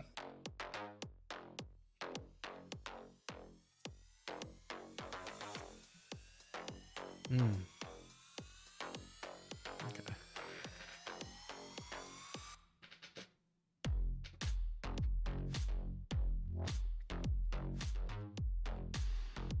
Actually, I'm curious. For we had the question last week from Lunar about if you had to make a guest team from, like for Nick Split from the academy, from any player in academy or who you think is gonna get let go in CBLOL. Oh. What would your guest team look like? Oh, bro. Okay, let me look at the rosters. Okay. I do like the Jaltemize shout because he's so fun. Mm-hmm. And I think it could be like a really good high upside pick. I like that. Let's see. Actually, you have a slightly expanded pool because Mikau and Drake Hero just popped back down here. So I'm not taking any of them. We'll get Morteus in there because just I think he's due a shot. I'm fine with that. Yeah, that's fair. Morteus. Give me Doom, versatile jungler, cute, can play Ivern. We're already in a draft. I'll tell you the rest later. Okay, yeah. Let me just write this down on the side so that we don't lose that. Okay. Wow, Kennen bans. Hot damn. Kennen B1 ban. And we ban Rumble. What the hell? Why are we banning Kennen? What do we want that Kennen counters if you're banning Rumble as well? Yeah, it's a little odd. That's wild. Okay. Wait, Ilaoi doesn't get banned anymore? Okay. Talon? I picked it. Oh, damn. Okay, K-Stars is cooking. I'm down for this. Okay, wait. First off, double marksman, or we go with Corki. We answer with Hui immediately. I am not a fan of this, but whatever. Hui is a safe line. I just don't think, like, yeah. I just don't think it's worth that much prior. Rel, and then we go Ezreal, Zyra. I kind of like that into the Rel. And you get poke range. Okay. Not bad. We ban Leona, Camille, Trin. Okay. All split pushers, basically. I don't hate that. Ilaoi's open. I've been saying we don't need to ban Ilaoi against Lilith. First of all, he can't carry on it hard enough. And second of all, there's enough champs in the pool right now, which kind of invalidate it. So I'm so glad. He shouldn't be as much of an issue against Ilaoi. Yeah, I'm so glad they stopped. And then we just pick the Talon here for jungle. Okay. This is fun. I actually really like it, though. It does really well into the Corki, Ezreal, and Zyra. Right? They're all squishy, and Talon can get in, get out. So if it's a wild pick, but if there's ever a place to pick it, this is the right place. Yeah. So I kind of love it. Oh, wait, what am I doing? No, that's right. Yeah, that's Zyra jungle, not Zyra support. I don't know why my brain blanked out. Thought it was support. Yeah. Not support. Yeah. No, that's good. Into Talon. I like that. We Cassante blind because everything else got banned. That's okay. Yeah, actually, you banned out most of the threats. And then we Nara as a result. Huh. Honestly, team fight wise, this is a good comp. I'll give this a. I guess it's 3.5. I like the comp, but I do think Kate Stars. I hate the Kate Stars comp, but I think they drafted well to deal with what INTC drafted. So I'll give them a 3.5 too. It honestly probably should be a 4. I just don't like this draft internally is not cohesive. Like what Kaisa, Hui, and Talon want to do are all different things, right? Yeah. Okay, maybe Kaisa, Talon, you can make the claim that they want to dive, but I feel like it's not the same sort of dive that they want to do, you know? Yeah, and you ideally want somebody tanky enough to stay with the Kaisa. So, but Nar beats Cassante, Talon beats all their squishies, Hui outranges Corki Ezreal, Kaisa outranges them and can burst them down. So like literally, Kate says they're just a counter draft. There's a draft. So it should be a 4. Não é que apareça, você que tá em casa. I want to give them a 4. Objectively, it should be a 4. And to be fair, against INTZ, you can just kind of, okay, win lane, win game, right? Play these individual counters. Yeah. Okay, fine. I'll give them a 4. Okay, beleza. I kind of didn't want to do it because I don't like drafts that are not internally cohesive, but it is a good draft, objectively speaking. So, Lunar Day, only 3 more games yet. What? WTF is that P5? It's a Cassante! We've seen so much Cassante, I can almost recognize it blind at this point. And again, I'm not a huge fan of like Cassante late in the draft, but they did take out everything that normally counters it, so. Yeah, I don't think it's a terrible pick. I personally don't like it again, but objectively it's not bad. Okay, so we're loading in mid and AD carry 4-4. Fiquem ligados que Super Semana do CBLOL tem muita coisa vindo por aí. E hoje também deem uma olhada no blog nosso lá, porque foi anunciado o nosso Mundial aqui do Academy. 2 sorry, not AD carry, support. Vai bater com a galera de fora, vai ser loucura. E agora vale mais ainda. Oh, did I pick a mid laner or no? No, so it's mid and support. I mean, get Takui back into a major region. Thank you. Isso vai ser muito I'll maneiro. pouring one out Isso for aí vai Annie. ser muito maneiro, com certeza. And if not Ver a JMZ, rapaziada I do torcendo pro time brasileiro aqui em casa, se I do degladiando Curdy. com os Curdy? times Okay. do NA. That's fair. Mas isso é só pro futuro. Yeah, I think that, E you know what, they're in a o futuro similar é só pra vein. quem ganhar aqui o Yeah. Academy e quem chegar na final do Academy. Então faz o seguinte, você que tá em So, casa, support. já solta aí no chat, solta pra gente no Twitter também, hashtag CBLOL Academy. Quem vocês acham que são as duas equipes que vão garantir essa vaga pra jogar? E quem vocês acham que ganha agora? Vamos lá, INTZ contra VKS. É It's not hora gonna be do Crasty, duelo I'm do sorry. confronto. Aw. Saiu. Tick slowly. Foram Yeah, Eu acho que You'd like hit in the board on that individual thing, and you were gonna like hit a button and flash it up. Teve mais uma e aí eles conseguiram Mas a vitória. quebraram a fome. Quebraram. Quebraram a fome. Vamos ver se eles continuam hoje contra essa VKS aí. E eu gosto da composição que eles armaram, tá, Blesha, Versace? Eu gosto da composição, tell uma us. composição que tem tanque, tem linha de frente parruda para aguentar. De novo vai ser na execução, enquanto que o Sarolo vai conseguir aprontar Maybe Gigs. nessa Fuck, backline. I'll just say Gigs. I don't have a strong opinion on Então that one. vamos nessa. That's Quem fair. tá em casa, Okay. chega Yeah. com nós no chat. I like Manda your as fotos roster também lá for the pro most part. hashtag CBLOL I think Academy. Eu gosto support, pra like, there's a caralho lot of de different presente things. Like, de all casa. those you named are E eu good. gosto toda Yuzin's vez que good. manda as fotos, tem as fotos dos pets junto. Aí eu acho Yeah, mais like, I think fofinho, the é support pool is maravilhoso. actually going to be quite Colhem rich com nós aí, coming vamos through acompanhando essa from transmissão. Academy. Mhm. Pra esse início de jogo, você que tá em casa, Yeah. vamos ficar de olho nesse cara chamado Sarolu. Yeah, Porque I agree with most of Sarolu this. é um For país top lane, if you're que looking at Curdy and Jojo and Mise, would you have looked at Skybard as well? E como os Just out of espectadores mostraram, curiosity. tem track em cima Yeah, dele, mas também tem track em cima I'd do consider him, passador but I don't know. For, inimigo, like, que é o Dizzy. maybe it's just Como vai ser kind of feito esse bias of like I game, think se vai I've ter seen alguma their gracinha. games more. Sarolo vai ser Mhm. visto agora So I think nessa I'm parte de cima, yeah, or like they've passando stood out pela in their sentinela, games já tem that I've watched ping more, so na they've had just more parte kind of memorable superior do performances. mapa, But justamente it's not to pro say that Elis they are Oelis. unrivaled. Obrigado. I'd take it. Chegando. I could see Skybard. É Xante ainda. Sei Okay, que yeah. é muito I think bom, there's mas just por some isso kind ele of tá recency longe, slash Justo. Os Calma, pingos worship foram bias. dados Another pra type of fazer bias I'm trying to say, but you know. Tarinha aqui tá colocando Yeah, pressão no, naquela that's right. rota, né? Ele I não think Skybard quer is on a chegar team no that Sarolu. is struggling right now, Rota so inferior é Yeah. o delas como yeah, que já he focam doesn't pra look as cima great. do To me, in my head, I just have like those all sort of in the similar category. My goodness. That came out of nowhere. Okay, Mortius. Matt, Rosa's been doing better this split too than he did last split, but Deus do céu, tinha começado esquisito. still a needle hell, man. So we get out of here. Absolutamente tudo pra sair com vida, mas Poor o Stush, like, Morpheus great, what do I do? não é catraca, Yeah. não deixou As, passar. as no Um flash, abraço, amigo. no cleanse. First At blood least pra bot lane da okay, VKS. they Começa Tell us burn the muito bem ignite. o jogo. still got both her sums. Yeah, but it's like, I feel like this is what happens every bot lane for Yeah. NTT Academy is like Rosa, Tara, whoever's Rosa this split, like dies, and then so it's just like, okay, what do I do now? Like you're dying before I can get aggressive, and still keeps playing things like Nautilus and like Leona, you know, like champs that want to go in. Though I guess there's an argument to be made that maybe Still should then not be playing champions like that who have to go in, because Maybe. yeah. But they're also kind of like, again, like if you kind of just like win, like, and you're not picking like Jinx and stuff, like, you know, like okay, Jinx Lulu, right? That's okay. But I feel like we haven't seen that, yeah. Yeah.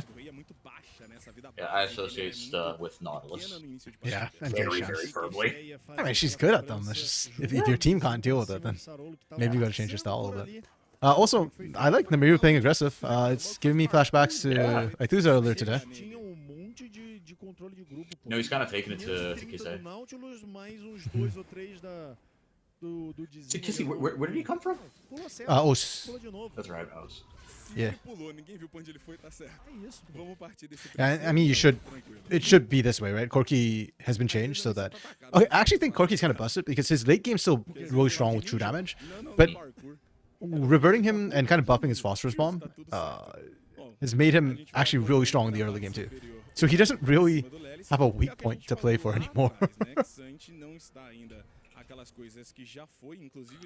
Or like a weak phase of the game, I guess. Like his range, and then yeah, his range is the other thing too. Like his auto range is short, so he's got to step into dangerous range for team fight. But with his rocket ult, he still gets pretty good poke. Oh, I don't know how I feel about this Top engage. the E. Oh, Okay, all right. It is now a winning trade, barely, because Rosa got in there and got that last little tick of damage, popped the essence flux. Yeah, I was looking at that going like, I don't know how I feel about this engage. No, it was a little yeah. Into a pickaxe, right? Like right now, the difference in your build is a pickaxe versus two. Like, objectively, you shouldn't be looking for fights. Yeah, as an Ezreal, it's like just sit back, let your Ezreal poke first, and then we'll think about it. Let him charge up the tier, CS with your Q. Like no reason to miss a single minion. Always down 20 CS. Yeah, from the first blood.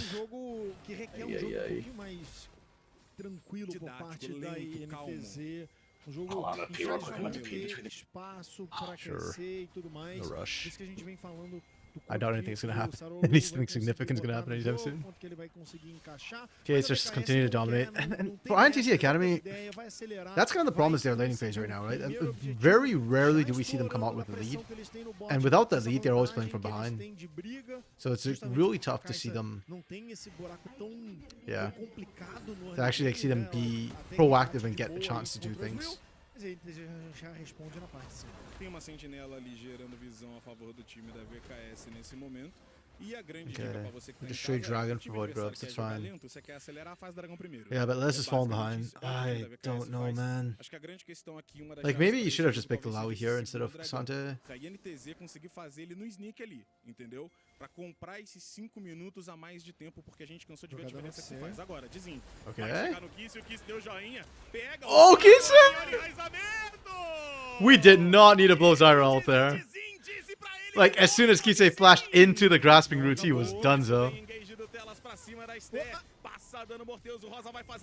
Ooh. Sarulu did not get an assist on that. This Talon jungle, the gamble is not really paying off. Eu vou te dizer que o Sarolo, se o Sarolo quisesse, era abate aqui, hein? Mas ele não quer não, tá tranquilo. Humilde, humilde.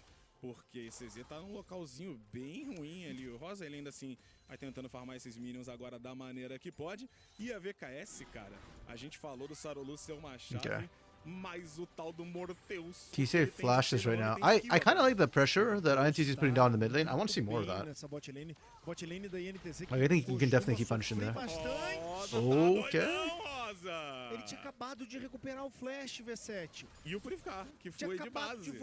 Damn, flash cleanse. This ball in INTZ Academy is hemorrhaging again.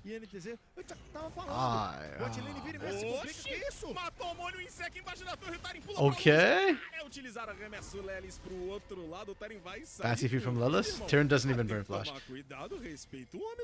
This is why to me, Tyrion, SKV are like best in the league pretty much in the top lane. Their experience definitely shows in terms of like not panicking. Tyrion didn't even burn flash, he just kind of went, okay, sure, I'll go under your turret, I'll be fine. He still has enough health to actually still stay in that lane and trade out against Lelis. And without all out, Lelis doesn't have that much kill threat. No farm contra essa Zyra do Dizin. Zyra, né? Ela limpa muito rápido e ainda também já pegou um abate. Então tem essa vantagem de ouro, meu Deus. Calma, só passivo. Welcome back, Cake. Nesse momento para deixar o Namiru ligado. You did not miss much, unfortunately. Or fortunately. Eu sinto que a VKS precisa botar it's looking like another better team win situation, unfortunately. Kate Star's draft has some interesting points. Basically, Kate Star's draft just counters INTZ on an individual basis. Oh, we got a kill back. Welcome back. Yeah, I think he left like right before Kisei got finally picked off by Dizen and Amira. Kisei actually flashed into the grasping roots, unfortunately. Damn. But Dizen still overkilled with Strangle Throats. I think I feel like Kisei was it had to be a CL connection, right? I'm assuming. I mean, if he's coming from OS. Yeah, exactly. Yeah, because CL is technically OS, right? Like, he's got Australian citizenship passport. Okay. Finally? Like, they needed that so long ago. Sarulu, this is Sarulu's first kill. Yeah. So when you pick Talon jungle, you're actually going for cheese and you're looking for early kills. Like pre-level 4, you want at least 1 kill, ideally. Just pop into the lane, run somebody down. That hasn't happened. And unfortunately, as the game goes on, the Talon-Zyra matchup gets harder for the Talon. Early on, you can absolutely blitz down the the Zyra. I mean, later on, I guess you can do the same when you get enough damage, but... Vamos ver se ele consegue Yeah. sair. O Sarolo se move muito rápido. You're not wrong, Cake. I mean, Talon... The Talon into Zyra matchup is kind of tough. It's just... You have very clear power spikes, I guess, that you need to play around. Tem sentinela colocada por ele agora. Sté vai tentando remover. O Dizin tá do lado porque as vastilarvas do Chua Talon loses his entire top side. estão chegando em cima das Rift. E o time da True. NTZ já tem 3 a seu favor. Yeah, Passando o Morteus na parte Clear superior. speed is nutty. O Vert manda Yeah, por it ali is. na With parte fucking inferior do plants mapa. over the wall and Chegada stuff. do Lelis, And once Zyra gets ult too, it's so hard for Talon to actually burst it down in time until... Like, you're basically weaker until you get the ability to burst it down through Strangle Thorns. Okay. São 5 a favor da NTZ. Vai nessa briga, o Lelis ainda corre. Sarolo got one at least. Actually, that's the second set. It doesn't matter. Sarolo quer mais. INTZ still get void bites. Now, can they actually push? Do Lelis ali tentando pegar, mas The only lane they got a turret on was mid lane, and that's like with the constant gank pressure from Dizin. Pelo menos mais uma barricadinha aí, junto com a ajuda dos minions. Nossa, eu tava de olho se esse menino ia dar esse último ataque. Achei que ele tinha virado pra bater ali. Mas tá bom, ele leva a barricada pra casa. 11 minutos de partida. A NTZ garante aí uma boa vantagem nessa vacilarva. Both assassins, both. Você tá à frente na Talon is not, he's mid with Wait, Lunar, hold up. I don't disagree that he's mid, but why with daddy issues? Ou até mesmo se o Lelis chegar num ponto que ele consiga ficar side. E até uma composição que a gente tava falando, ao longo I do not understand the standards of attractiveness for League of Legends champions. O problema é que eu não sei se eles vão conseguir se botar numa situação de poke contra Ruei e a Kai'Sa com Static. Não acho que vai chegar nesse ponto. E um Rui que não foi parcanjo, né? Então, e é um Rui que sabe que tem um Talon pulando, que tem uma Hell pulando na frente. ele só precisa daquela Ele calibrada. só precisa bater. Because he's Essa é a adopted grande and his jogada. dad Então, ele sucks. foi Oh, direto okay. jogando, vai That's fair then. I was not aware of the Não é o lore. Rui que você The lore. I don't behind know. I don't know his lore either. Um pouco a mais pra poder bater. É um Rei que já Sorry, vai I did logo not- tá com um Trunksante nesse momento. it. Oh, damn. What's the meme again? Like, Ameaça pro Rui. I did not know your game. Ameaça pra Yeah. esse Rui precisar Yeah, I did fazer not know gol. his history, my bad. Porque você olha pro time da INTZ, o que não pode acontecer He made com Katarina você kill é the ele wrong tomar guy, um then ult blamed da her. Zyra ou tomar um flanco Wait, what? do The Lelis. dad did São that? as duas únicas situações em que esse Ruei se dá muito mal. You're not com very esse fight. in A line with última Noxus, pra I ele tomar, porque suppose. ele tá, pra ele estar 15 km de How things go over distância there. da fight Yeah. de qualquer jeito. E se o Lelis está fazendo flanco, meio que é composição da Man, NTZ. I remember like during não the vai post-game ganhar interview ofensiva. after Sunday, Coach Ciel was like, "No, we respect Liberty too much to test things out." Oh, okay. Oh. A Sté vai ficar de oferenda. Ay, ay, ay. Eu vi, Tela. Yeah, okay. Talon got the kills he needs. Good luck, Dizin. Vai pegar pra ele, vai botar uma... Okay, I was gonna say like this game feels like K-Stars was testing with the Talon. I take that back. Like O Sarolo já tem a dele também, a equipe da this game Kai'Sa looks rough. espaço, vai botando Yeah, 3 testing mil into de ouro no INTZ placar. is usually going to go well, unfortunately. Essa alma pra eles é muito Yeah. boa, porque justamente essa Literally for this INTC Academy roster, it is laning. It's like the opposite of the previous roster. The previous roster with that Eridan Blacky Tattoo roster, like they dominated the laning phase and they show on the mid game. This team's mid game, I don't even know what it looks like because we never get there where INTZ Academy is in decent shape. Usou o ultimate, Yeah, deu stun they're on nos dois a jogadores, disadvantage.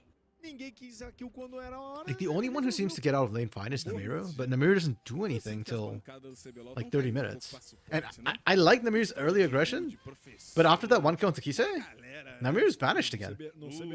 No CBLOL, CBLOL e aí... CBLOL Academy tá meio balanceado essa bancada, mas tudo bem. Like I know they reworked Corki, but I thought they kind of changed him back to the old Corki. I didn't realize they gave him a stealth. A Takeshi acordou, falou no chat, ué, mas é só MVP pra suporte? Aí começou a ir pros mid lane. No Takeshi também ele RNC. demora pra acordar às vezes, né? Tá difícil começando a pegar. Não, pô, velho. I said this before, but on this coach stream you get like unfiltered or I won't say unfiltered, less filtered. Less Claro, o Luke tá tentando acordar aqui, desviando de A little bit toxic. só no passinho ali, na dança proibida. It's like a mouth poison, you know? We get you inured to it. What do they call it when they want the treatments for allergies, but they get you like used to it bit by bit? Yeah, no, I know what you're talking about. I know there's a word for it. I can't think of it. Já resetou o Arauto, a situação Sorry, I não leave the é medical field for a little bit and forget interessante everything. pra Oh, eles. tell us with the flank! Oh.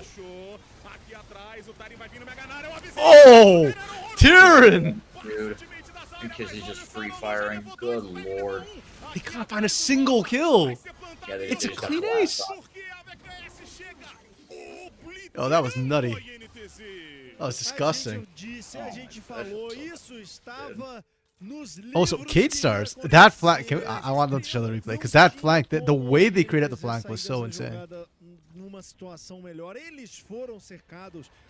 O que ser Okay, sure they show it now, right? Or they show one more turret take.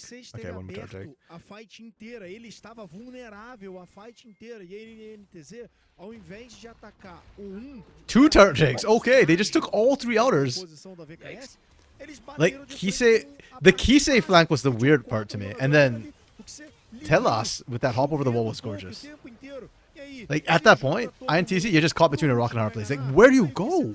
You're literally surrounded, corralled, and just dead. O resto do time da VKS desce pouco dano em área. You know what? Wait, what is Suda? Todo mundo livrinho, chovendo Where is pouco the- o tempo inteiro. E aí, In the middle se of junta everything, todo CC mundo chain. pro Okay, ult do yeah. Meganar, aí o que você tem todo o espaço para dar dano e não o jogador Taking posição damage da from VKS. Kisei, yeah. Eles bateram I de just feel like frente at this com o point, like, you had vision. You saw Talos hop over. Rose, you just needed to make a call. And just force the engage as INTZ. You literally have full vision of all of this happening. The only person you didn't have vision on was Kisei. And that's I don't know if you have vision because of the plants, but like literally okay, this one I do kind of put on Stir's feet because you just need to find an engage. I don't care which direction. When they split up like this, like just pick one. parte de baixo, que tinham 4 jogadores, olha ali, o que ser livrinho, chovendo pouco o tempo inteiro. E aí, se junta todo mundo pro último Yeah. Meganar, aí que você tem todo o espaço para dar dano e não é como se o resto do time da VKS desse pouco dano em área. Você tem uma compra que quer escalar. Você Okay, yeah, this is so Joker. Yeah, that's fine because we got a 10K lot. gold in 15 minutes, good lord. Actually, last week when Pain INTZ they almost went sub 20. Yeah. That game had like a 10k gold lead at I think. Yeah, at around this point in the game, like 15 minutes ish. Yeah. You know what? That's fine. This game might be over, but the lore in the chat isn't. We found out more about Talon's dad. Apparently, ordered the death of both his daughters. Mas já esbarra nos 10. Cast her into a snake monster, and Cat is trying to track down her father while being stalked by the entire Assassin's Corps. I was gonna say he's kind of sexist, but she kind of messed things up. É isso, 10 mesmo, He didn't blame her. He gave her the wrong target to get a political rival killed. Vantagem colossal, cara. A gente sempre fala que o 10 Okay. é uma margem que você olha pro jogo e fala assim, Basically, what I'm taking away from this is Noxus is messed up, and 10 é 1, 11 são 3. Talon is right to have daddy issues. Got it. Sim. Okay. Opinions on Kisei, by the way. I think Kisei is mechanically good. Beyond that, I do not really have opinions on Kisei. Like he's good, but is he like the biggest carry on this team? Honestly, no. Or at least so far, I don't think so. Actually, how many times have I MVP Kisei? I say that, I'm like, wait, hold up. I have a more objective way to look at this. I have MVP'd him 3 times. Okay, maybe he is the biggest carry in this team. But I've done Mortius twice, I've done Turin twice. But I think this Skatestars roster as a whole has like a lot of really good people who can move up. Like if Kisei went to CBLOL, I think he could hang, but I do not think I think he'd be bottom 2 or bottom 3 mid. So yeah, I guess that's my opinion. Like yeah, again mechanically good, but in your opinion, if you're CL, Leleco is playing Academy right now. I could see the argument for that. The big problem is, would you, in your opinion, then reverse Cake, would you play Kisei over Leleco? Because don't forget, Kate Stars don't have Tukui anymore. Like, I would take Tukui over Leleco at this point. Yeah. I think, yeah.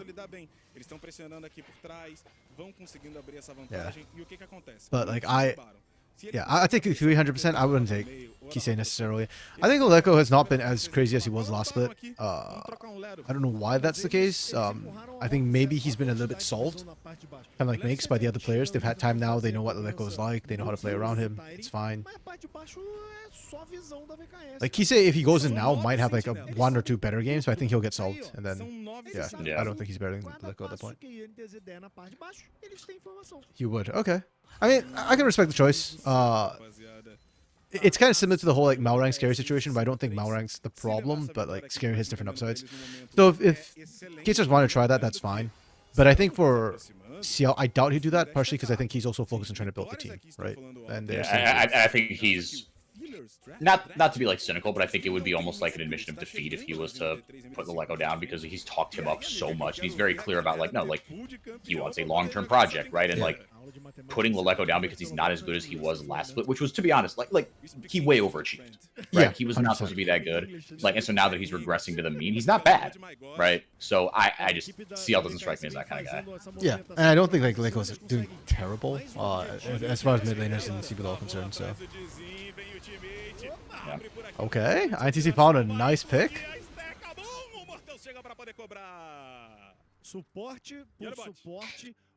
And turn split pushing. Okay. Lunar, you go buy Faker. Right. Non-DDoS environment. Yeah, say what you want about Brazil, but you're not getting DDoSed. You know, during the whole America's merger thing, I was shown this this article by Leon Butcher about how much SKT, or sorry, I keep calling it SKT, how much T1 is losing every year. Like, despite being one of the most successful teams. And in fact, winning 2023 hurt them. Third. Yeah. Oh, yeah. You know the stats forever.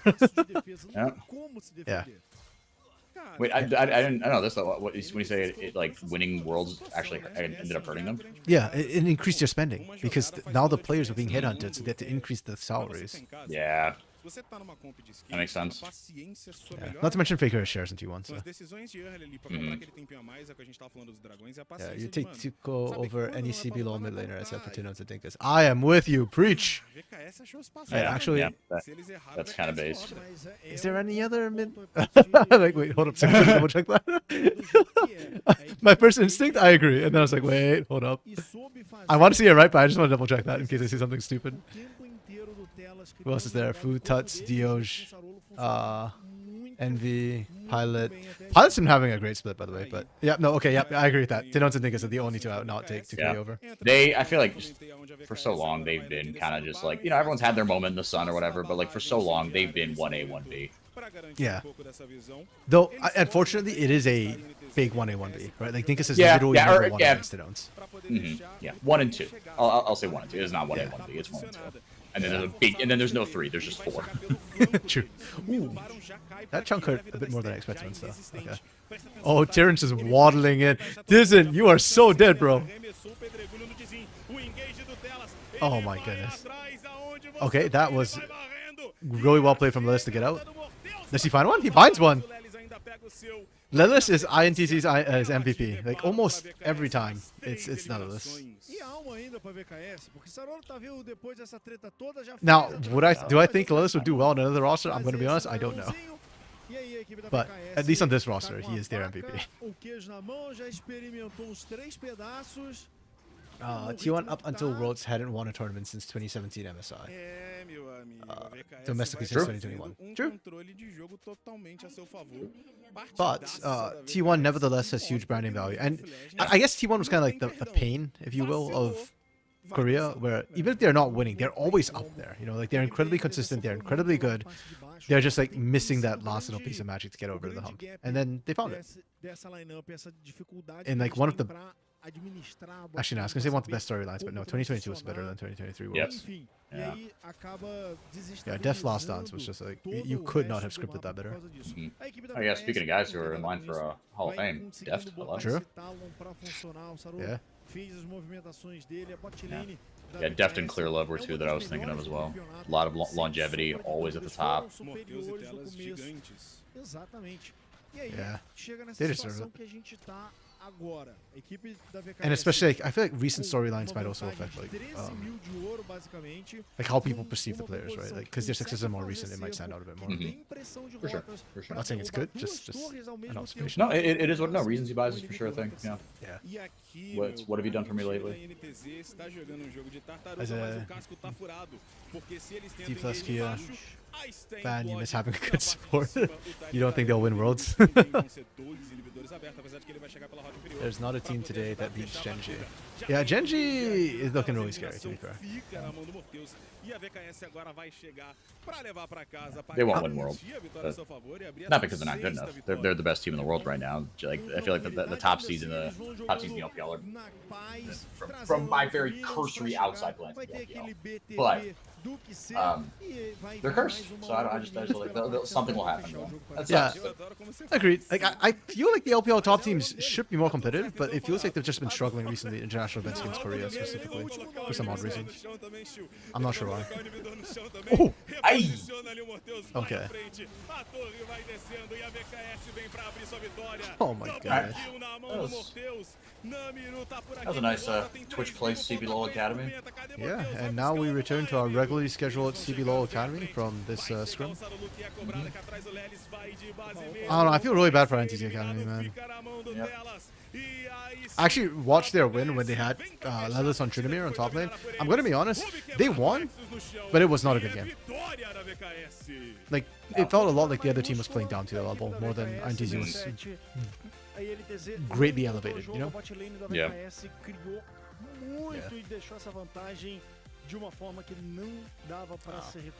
Death is one of 3 players to win an international event from multiple regions. Oh, okay. So Def, Ruler, and Duke. That's cool. Dude. World champion, Duke. Yeah. I didn't realize Duke won in the second region. Okay. This is IG and IG and Oh, he's an SKT. IG, Right? okay. Yeah, I IG remember him from the 28. T1 side, but like I didn't remember. I didn't realize he played in IG too. That's cool. Oh wait, I need to rank these teams. I genuinely wasn't treating this like a. Yeah. Okay. K-Star's laning was practically overwhelming. The map movements were clean, not the cleanest, but fairly clean. The team fight was again overwhelming. X Factor, I'll give them a 1 because kind of cool, but also it's hard to get 3 or higher against INTZ. Who's MVP for K-Stars this game? I do not recall.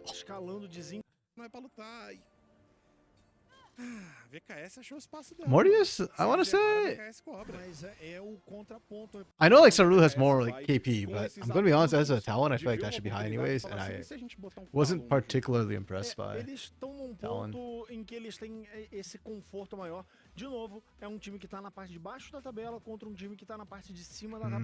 I'll check damage stats, but potentially it's Mortius for me.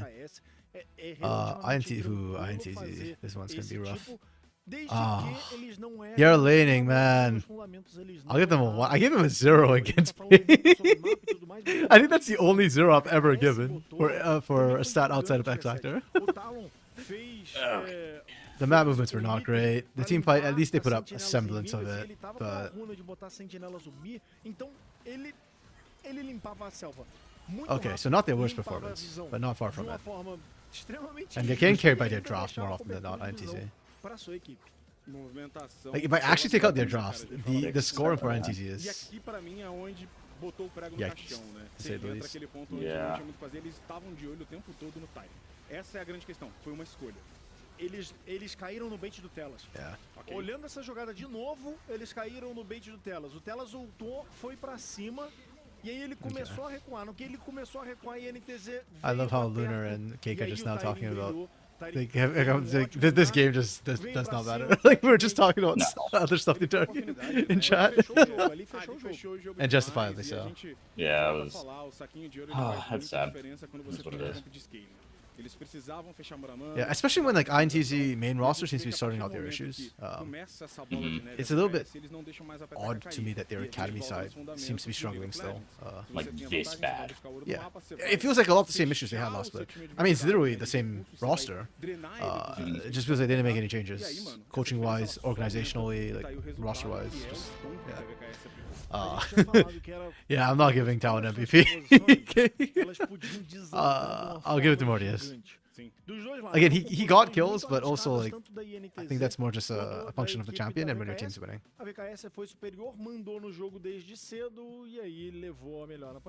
Because I don't have daddy issues, Cake. There you go. So I do not empathize with Talon. What's up, Lunar? We're not talking about the EU coach? I don't know. Is that what you're RMCing me about? Or are you RMCing me because I don't have daddy issues? He's a talent assassin. He killed people. He did his job. You see, here's my problem, Cake. He's talent. He's an assassin. He killed people that other people set up for him. He got a free pass. If he had solo popped people like consistently from the get-go, yeah, I'd give Sorolo MVP. But I don't feel like I feel like he was just reaping the rewards of his team.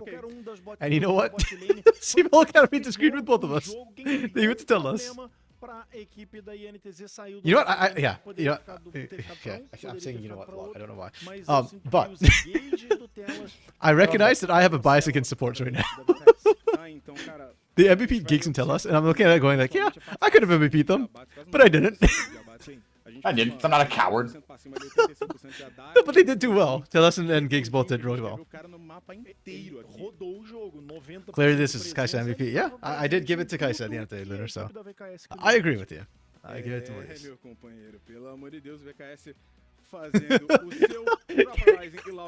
I look up and you sent 2 messages, and because of the timing of it, I don't know what point those messages were. So all I see is, okay, I get your point, laugh. I disagree. So I don't know if like you get my point and disagree. You get my point, but you disagree, or whether you get my point about talent and disagree with the MVP.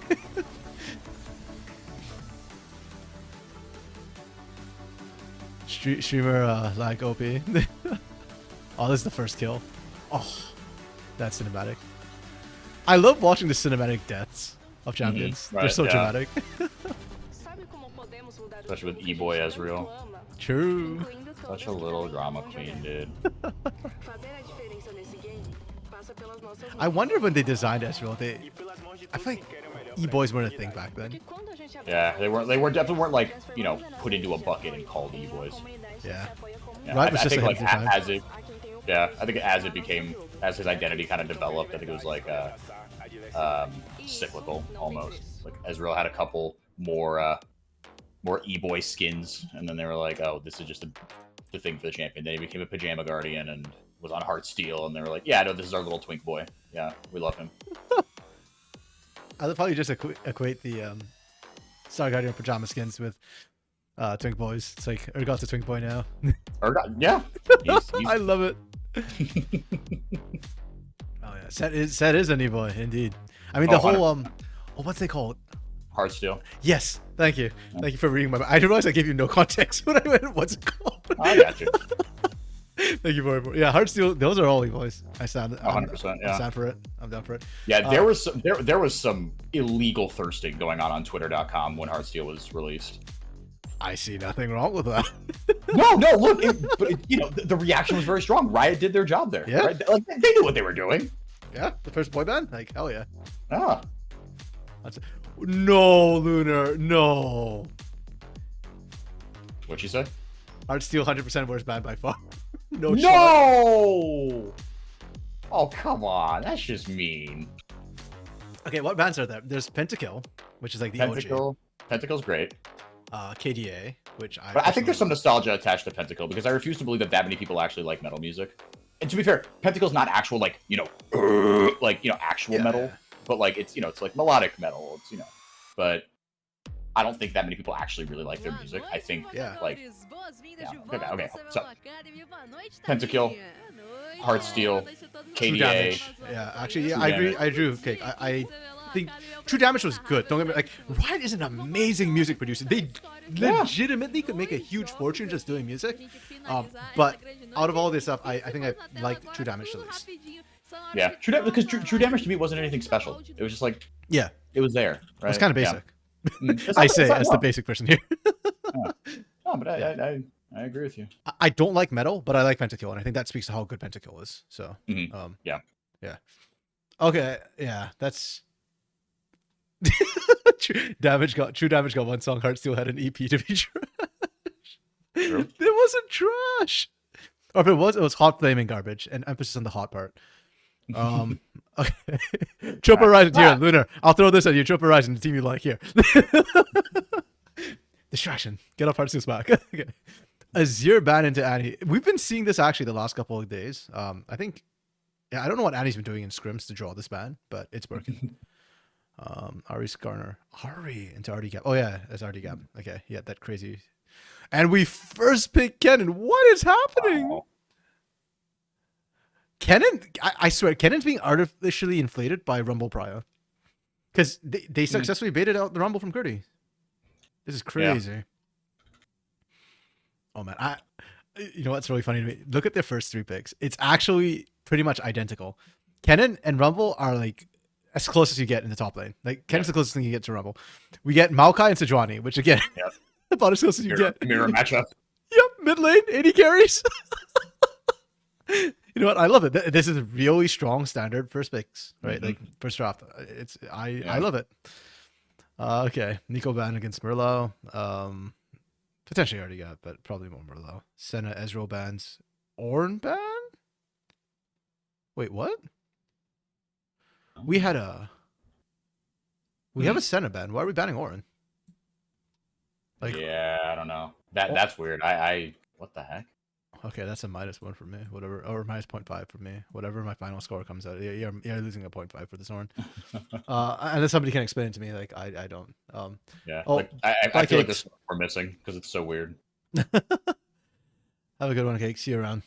Bye. Yeah, she has to get ready to stomp Curdy here.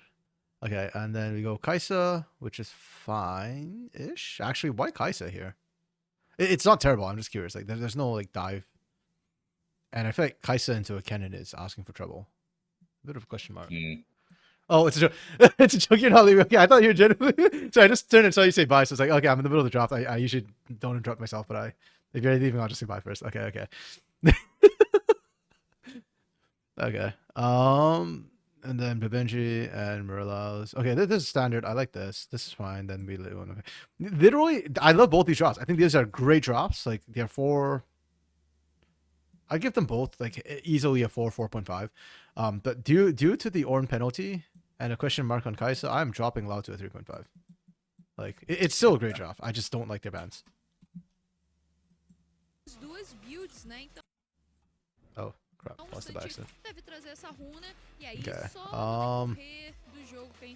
Sorry, low, 3.5. Trip Horizon. And okay, I actually wonder if it's like an honest mistake. I have talked to some NECL qualifier coaches before, where I'm like, why did you do this in your drop? It's so weird. Like, what pearls of wisdom do you have for me? And they're just like, I screwed up. Yeah, I could see that. I could see that. Yep, I forgot that this was going there, and I was like, oh, okay, that's fair. Yeah. That loudest Kai'Sa. I'm sorry, Luna. I am not a huge Kai'Sa aficionado or anything like that. Like, Kai'Sa exists, she's fine, that's okay. She does not warrant plus points. Now, give me a Draven, and we can talk. Oh, Dravens. They really didn't go on the table like that. Zero Shot, Nautilus, and Leo make it out of first ban. Why? I think you can just handshake them. I'm still waiting for Lulu to just come back in and stomp all these chumps.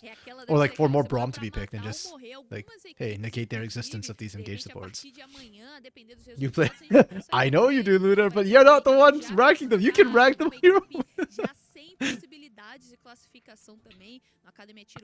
That said, I do think Sant. Do I think Sant will do well? Actually, no, I take that back. I was going to say, I do think Sant will do well on Kai'Sa. Last split, I'd say that. This split, not so much. Yeah, I'm really mixed right now. Annie should not win this trade. Annie went disgustingly close. RD Gap just stood there and took the Gatling cannon. Like, why are we just standing in the Gatling, bro? That stuff's like acid rain, it hurts. It literally shorts your resistances. You think Reverse is a mono Ornn? To be fair, Reverse used to be like an Ornn player. That's fair. But he already picked the cannon. So unless we thought the cannon was going mid or bot. Yeah, that just seems like a fuck up. Oh, I see what you're saying, Lunar. Okay. My bad, I misunderstood. Oh, actually, you're right. Hold on. 212. Okay, we'll see after. Because after they show the pick ban again. Oh, we're almost! He deserved to die. Ai, ai, ai, foi literalmente, né? In League of Apenas Legends. pegou ali no rio, da parte inferior do mapa, não conseguiu alcançar o terreno, assim, o Murilão. Anytime I see a Nautilus miss the Spider-Man like that, I die a little bit inside. I still remember Frosty. Was it Frosty? Yeah, Frosty did that on like day 1. Week 1, day 1. Whiffed it and died. Aqui em cima agora o Cut já trazendo as 3 habilidades pro duelo, consegue tentar ao menos devolver um pouco do dano que o Reverse tem aplicado nele. Eu vou dizer que não tava esperando ver a Kenny cirurgião aqui nesse CBLOL Academy. É uma grande skin, né? De fato, o Reverse vai trazendo esse campeão. Lunar, you stand in the Gatling to make your minions unfocused, to have the wave push and to freeze mid. Oh. Okay, I did not know that. That's interesting. Thank you. Yeah, I mean, right now Annie is kind of frozen out there, so.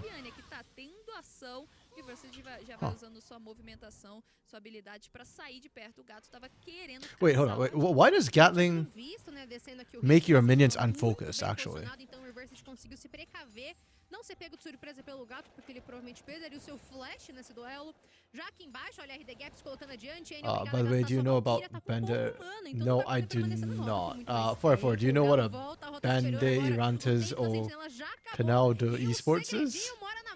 Bande, that's like a traditional esports. Oh yeah, no, yeah. Oh, do esports? Yeah, Bandeirantes, yeah.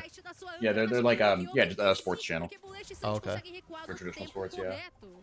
Oh, so it's not like esports. It's like... No, yeah, sports is spelled esporte. Yeah. Okay. No, I do not, Cake.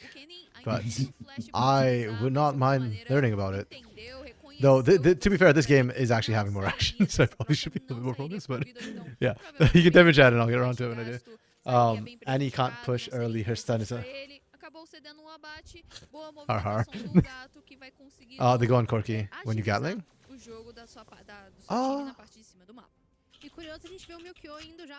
Okay, but like, I mean, considering that Annie's auto-attacking as well, regardless, the minions were gonna focus the Corki. And you kind of don't have to stand there if you're trying to get the aggro on the Corki. I don't know, I just feel it's weird that RD Gap just kind of did that. Usually the trade patterns, you get out of that and then you go back in after. Because once the shred's down, it's a lot easier. Okay, it's a thing in Brazil when someone misses an obvious skill shot like that, you see a famous line from the channel. Oh, okay. What is the line? See, you don't watch that channel for so you're asking along with me. I do not. No. Okay, that's fair. 100% fair. Oh, I like this one. Oh, okay. Yeah, no, I'm just liking their map movement right now. Like, Loud is, after finding those 2 kills, they are...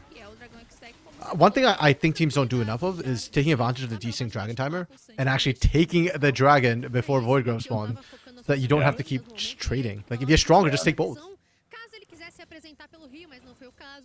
Com isso, então, a gente tem a equipe da Loud já buscando stack que, vou dizer, é bastante interessante. Oh, but Loud's moving early, though, towards these Void Grubs.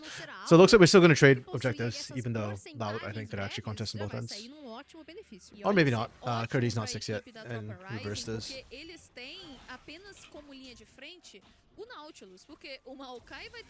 Shouldn't be that big a gap, though.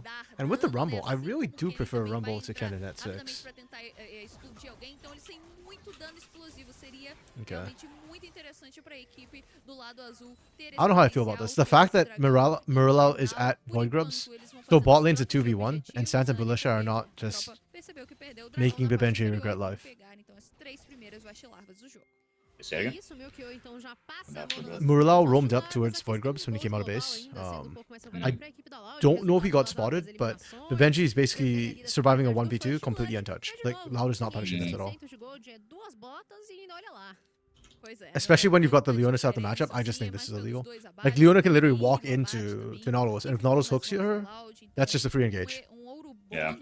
para a equipe do lado vermelho. Inclusive, Anne, a gente estava comentando Yeah, sobre very a much build do not Santi, ele já vai sold on that recuar com one. recurvo, vai fazer então a build de dano AD, eu acredito. You know, you do that to freeze, they can reset and shove out any stays to make sure Corki can't crash in more than o Rumble 3 também, né, na sua casters. equipe, com isso ele vai focar mais em ser mais explosivo com o dano básico. And he says to make sure Corki can't crash. Vai pra essa build mais Wait, what? cara do Corki, mas tem muito potencial se ele conseguir chegar no pico de poder. E observando também a When questão you da want to própria freeze, equipe da tropa, you mas a gente chances fala, on. né, porque olha, Murilão sendo Oh, fechado, hold up. cada flechar, mas vai pro combate também com o gato chegando. Yeah, Quando holy crap. finalmente chega o Santi Mukio is só just... pra levar ele This is not my Mukio. casa. Veio a Oh, great cleanser with Benji. Yeah, actually. He's so dead. Faz a diferença e agora a surpresinha, o Mukio, que Okay, Mukio finally gets some action, but still not my Mukio. que vai ser de My Mukio is like Eno. Like, he goes hard. Tava ficando soltinha. O meu Kyo pensou rápido, utilizou o flash e tentou salvar o Bebend, não foi possível, mas por falar em salvação... Yeah, you see, this is what I expect from a Mukio play. Consegue paralisar já então essa Leona do Bullet, já tá nível 5. Yeah, there we go. Vai ficar um pouco mais fragilizada. A eliminação Like, vai vir, vai, almost vai reckless trazer abandon. várias complicações, porém, Okay, there we vai go. escapar assim o menino gato. Yeah, odd start from Triple Horizon. Really good from Loud though. I like the aggression. Yes, it backfires at the end, but the call was good. Tentaram primeiro pegar o abate ali em cima do Murilão, conseguiram, e aí depois o Santi foi muito longe, partiu pro dive, também conseguiu o abate, mas ficou um pouco pra trás. Guys, yeah, guys, true. Yeah, so Benji is really far behind. Oh! Boom! What kills you? Oh, yeah, there you go down. Watching the house slowly tick up, like, did I call it too early? Okay. Yep, RD Gap's back. Oh, okay. Tropa Rising as a whole is literally back. The gold difference is literally just first blood at this point. 200 gold. This is more what I expected. Like, Ryzen on paper is the better team. Or Tropa Ryzen. If you have to shorten this name, do you shorten it to Tropa or Ryzen? Because they're two different orgs, right? Yeah, I don't know. I guess it's who's in control. Right? Is it whoever's first, I guess? So it's still Tropa? Yeah, I think, yeah, that's how it would get shortened. Okay. Thanks. Sorry, Ryzen. Yeah. E observando também a questão dos atiradores, né? Como são 3,5 nessa partida, a gente percebe Tropa Ryzen's just a bit of a mouthful sometimes. So. Tem o Machado Termestre e também o Retriz. This Kai'Sa Sin sucks. Oh, this is the victorious Kai'Sa. Oh, not Cruise the KDA Kai'Sa, right? E assim, Tabinha, o Shiny. Gap, ele No! Yeah, we were doing so well. I like forgot that we were having pauses. I don't know if I'm gonna stay around for the last game at the rate we're going. Yeah, I don't think I'm gonna be able to. My mom made duck too, and I've been like, oh, there's like delicious duck waiting for me upstairs. Justamente como você estava comentando, tem também a lágrima da deusa em mãos, vai pra Muramana, então demanda um pouco mais de tempo. Então, quanto mais a equipe da Tropa Rising conseguir acelerar... Best skin is Ink Shadow. Yeah, Ink Shadow skin line's nice. Yeah. I like the porcelain skin line. I can't remember who I was talking to who was like, nah, that's a trash skin line. But I kind of like No, it. that's a bad take. Porcelain is great. Yeah, the blue and white, I thought looks really artistic. Yeah, it's great. I think it looks better on some than others. But like, I think Amumu is phenomenal. He just Yes. ataque nas mãos. Yes, 100% agree. Amumu was wonderful good. that skin. São os pequenos detalhes que a gente percebe como o nosso meta tá Tabs is pretty, yeah. desenhado, né, moldado completamente. Actually, I think Soulful, no, was it no, Solari? De Soul? falar, já que a gente tá falando em pequeno detalhe, uma coisa interessante. I can't remember até who começar was, o dia I think it was pela Soph, Academy, was não pointing out the other day duvidaram, that like, eram campeões on the com broadcast, maior like, they had all the vitórias, female maior casters número de on. vitórias aqui no on the CBLOL weekend. Academy, Oh, that's cool. coincidentemente, Yeah, dois because it was like jogos Legolas, pelo oh no, it lado was da Cam equipe maybe. da Top Rise, mas aí o Rafaela, que só o lado vermelho venceu Forgetta, no dia de hoje. E aí, como é que vai ficar essa Legolas was on, rivalidade? Tabs was O on. que é jogado, né? São Yeah, I think like apenas literally all the podem female, apimentar all the ainda female mais essa situação on-air aqui talent das on duas equipes like the estão main falando, CBLOL né? side Precisam were actually on. vencer, Oh, that was essa was that last week? última I think it was semana Saturday. foi super semana, né? Então, Okay. dia de Yeah, 'cause I think I saw dois, Forgetta com duas or derrotas Legolas, one of them consecutivas posting about that. lá no primeiro dia, Yeah. na segunda passada, então já faz uma semana que eles não sabem o que é vencer, sendo que a gente já Porcelain teve was dois trash the jogos, first né? run, the Dois second run outros saved dias, it? então. E Oh, duas wait. super semanas em Was there a seguida, difference né, in the Tabs? lines? Acabou dando uma prejudicada I didn't realize there were two no lines, hold on. Querendo ou não, tiveram que se adaptar de uma Yeah, segunda we para got uma time. quarta-feira, trazer grandes mudanças, tempo, trazer jogadores novos para marcarem presença. Então, acho que isso é até um teste de resistência aqui dentro do nosso CBLOL Academy. Somente 13 rodadas, então já estamos no 9, quase no 10. A gente acaba essa semana no 10, então vai ficar faltando okay, só wait, which was the first mesmo line is the pra gente question, ver I quais guess. serão as equipes que vão estar avançando, que vão chegar no Okay, nosso they're playoffs not com showing it in Fearless Draft. order. Tô muito animada com essa Um, proposta.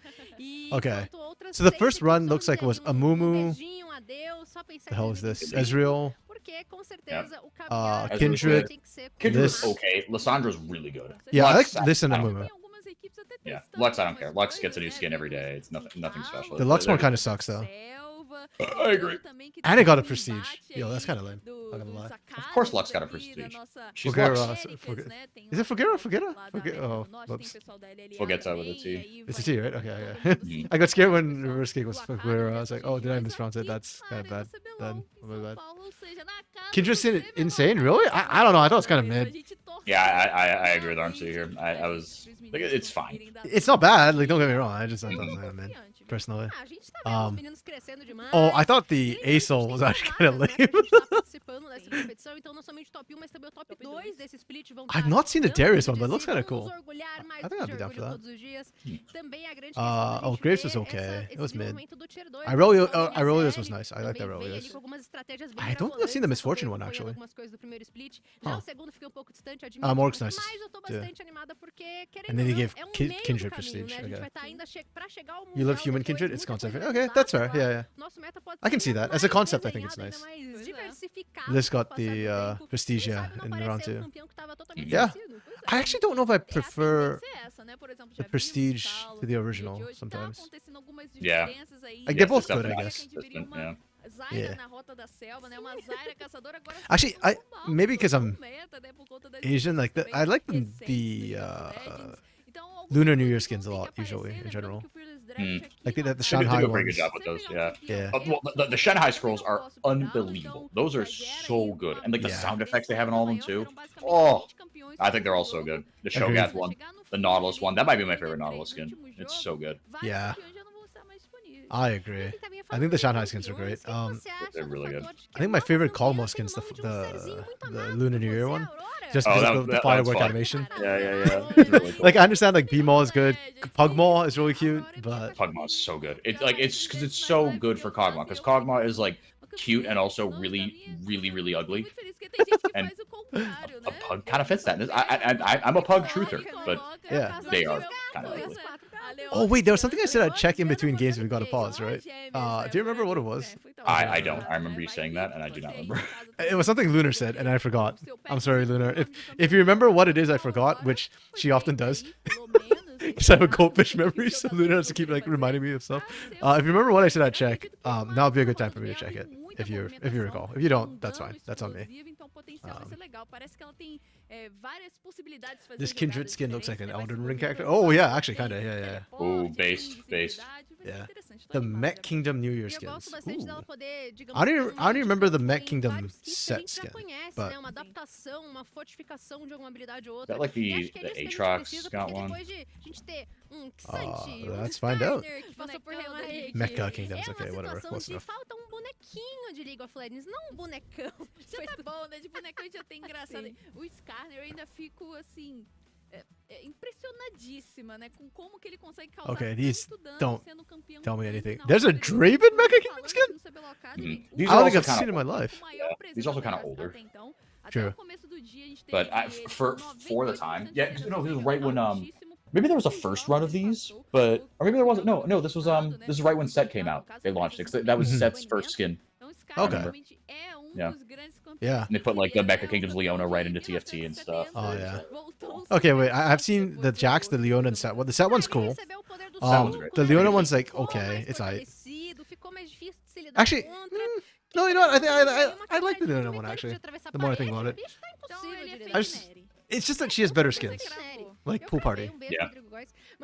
The Jax one, I remember the loading screen looks nice, and in game it doesn't look different enough for me from some of the Yeah, other skins. yeah, it's one of those that happens to a lot of skins. Yeah. É bem Aurora, né? Yeah, okay, I didn't remember the também. Mecha Kingdom ones much either.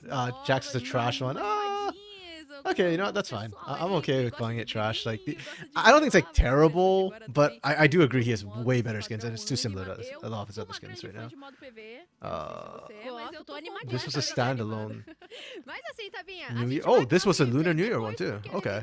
Breve problema técnico que tá rolando, a gente vai chamar muito rapidinho. Okay. Prometo pra vocês, não sou o professor, não sou o André, e a gente volta daqui a 4 minutos. Yeah, I've never seen the Draven one, I don't think. And I do not remember the Garen one either. I guess usually when I see Garen, people are running like God King more than anything else. If you play Aatrox and you don't use Blood Moon Prestige, you don't play. Good thing I don't play Aatrox. I have a Blood Moon skin. I don't remember which one I have though. Oh, it might be the Shaco actually that I. That's really funny. You played ARAMs with us, right? Yeah, yep. Oh yeah, so you saw me play Shaco. Nope, never mind. I take it back. I didn't run the Blood Moon skin on that one though.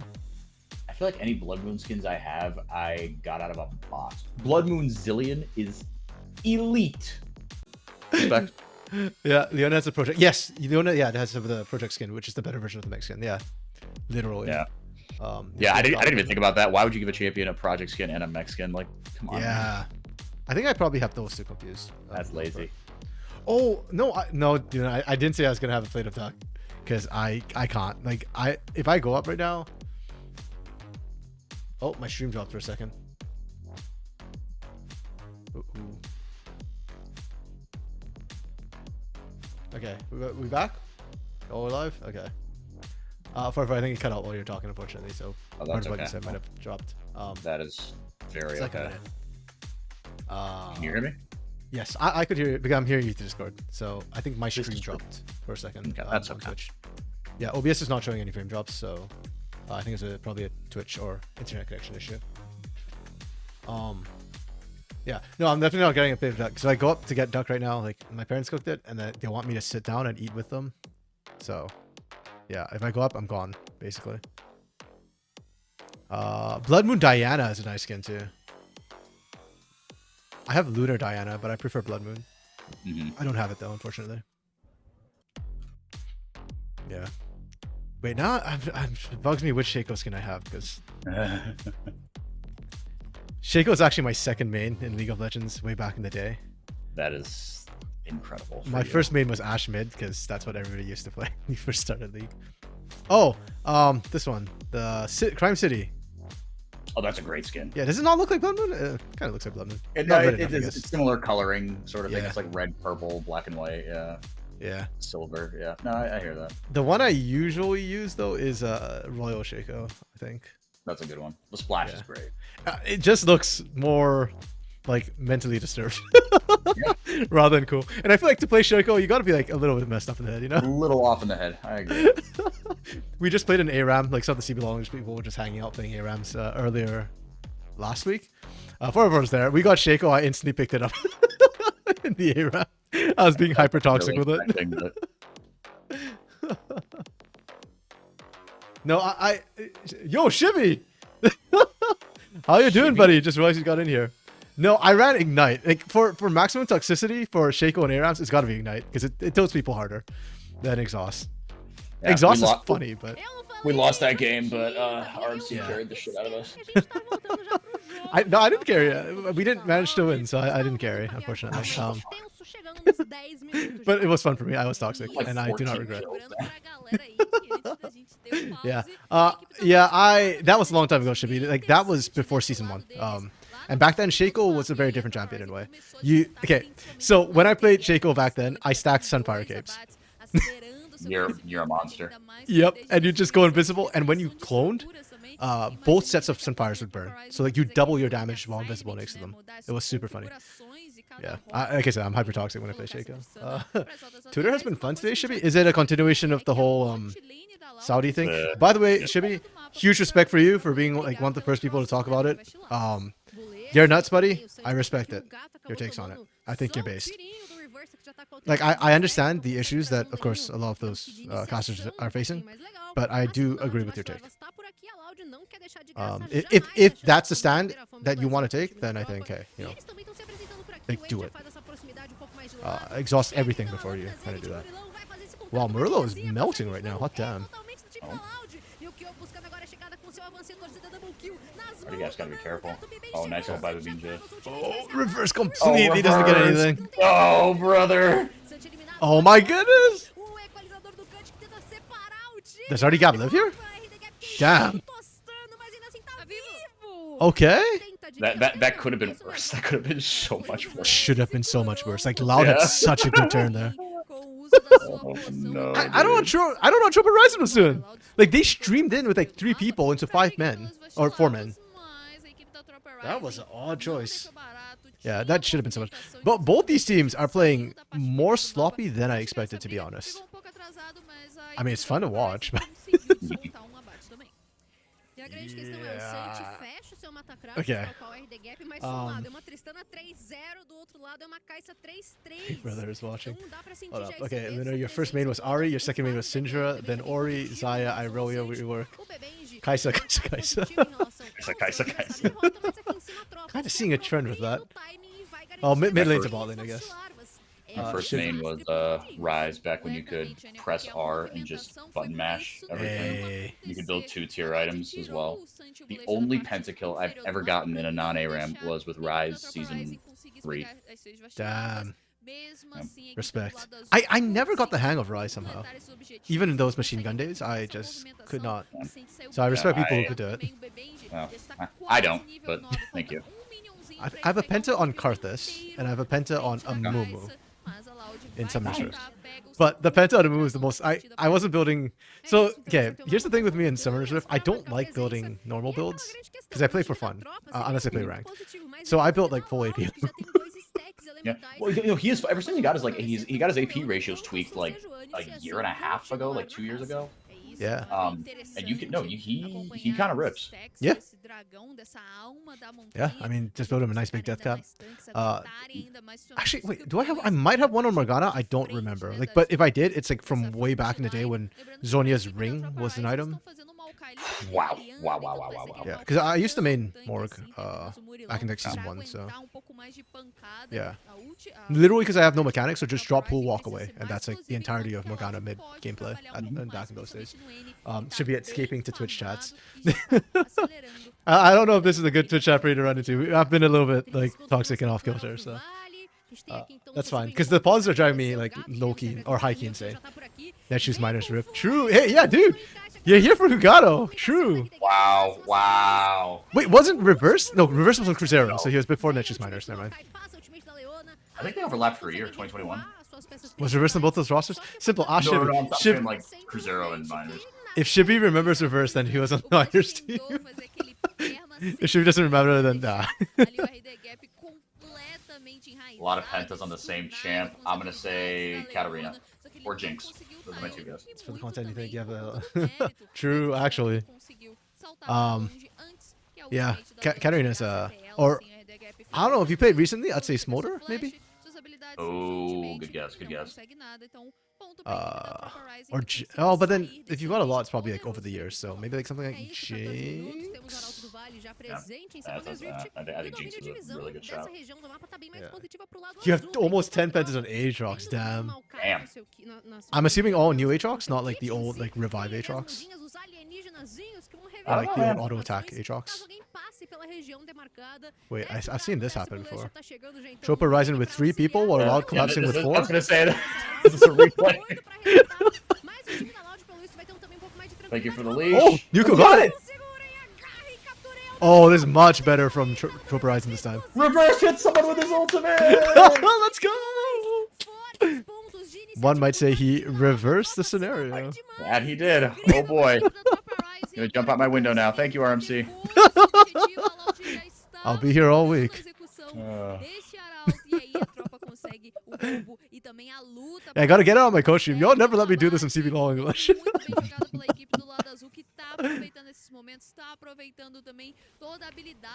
Yeah, I'm actually a really punny guy. Funny guy, guys. Truth. 15 pentakills on Ari, 1 on Iroya, 1 on Kaisa. Y'all have so many pentakills. I have gotten a pentakill on Ari in an ARAM. Tá tudo igual no placar de abaixo. ARAMs don't count though, but Toma dianteira em relação aos dragões, os dois primeiros dragões. I don't know what pentas have gone in ARAMs. I do not pay attention to ARAMs at all. Probably not a lot actually, because I like to play assassins to just drive people insane, and it's hard to get pentas in those. So maybe that's why I don't remember any. I might not actually have any. Luna used a Ari on a fresh 30 account when you moved to NA. Okay. And then just proceeded to dumpster and smurf on people. The rest is history. Yep. Reverse and truck lax. Okay, so Shibby does remember reverse then. Let's go! I'm screaming! Yo, I remember truck lax, and it was like, he's an EU player from like, Yeah, was it Portuguese. Yeah, Portugal. Okay, yeah. I just remember he came in and we're like, oh, this guy's playing like tanks. And back then, nobody played tanks in top lane in Brazil. They were like, Orn?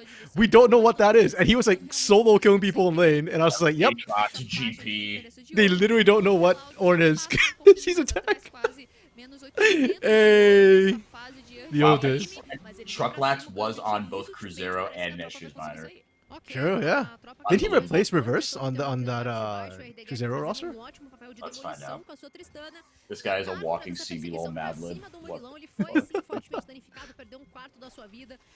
We're jumping out a basement window. Are you in the basement? No, I'm on the second floor. Okay. You probably will survive then. Yeah. Oh. Tropa's playing this really well. Reversed! Okay, okay. Maybe we were a bit too harsh and reversed early, because that's two nutty ults he's had now. Oh. Jeez. Wow. Okay, okay, reverse. That's unfamiliar with your game. That's the meme. Unfamiliar. There you go. Sorry. Sorry, chat. That was a random item, but like I forgot the meme earlier and we botched it.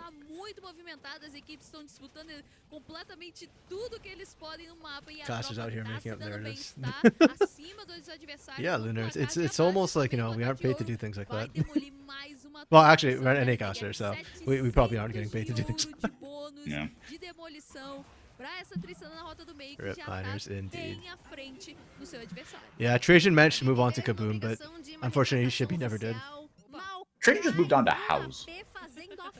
Kind of true. He's just been a fan of whatever team House is on. Yeah, he was a fan for Fluxus. Yeah. Oh, not last split, split before, right? I'm mixing splits again? Yeah. Yeah. But Tropa Rising, the beginning of that fight, they played that so well. The kite back.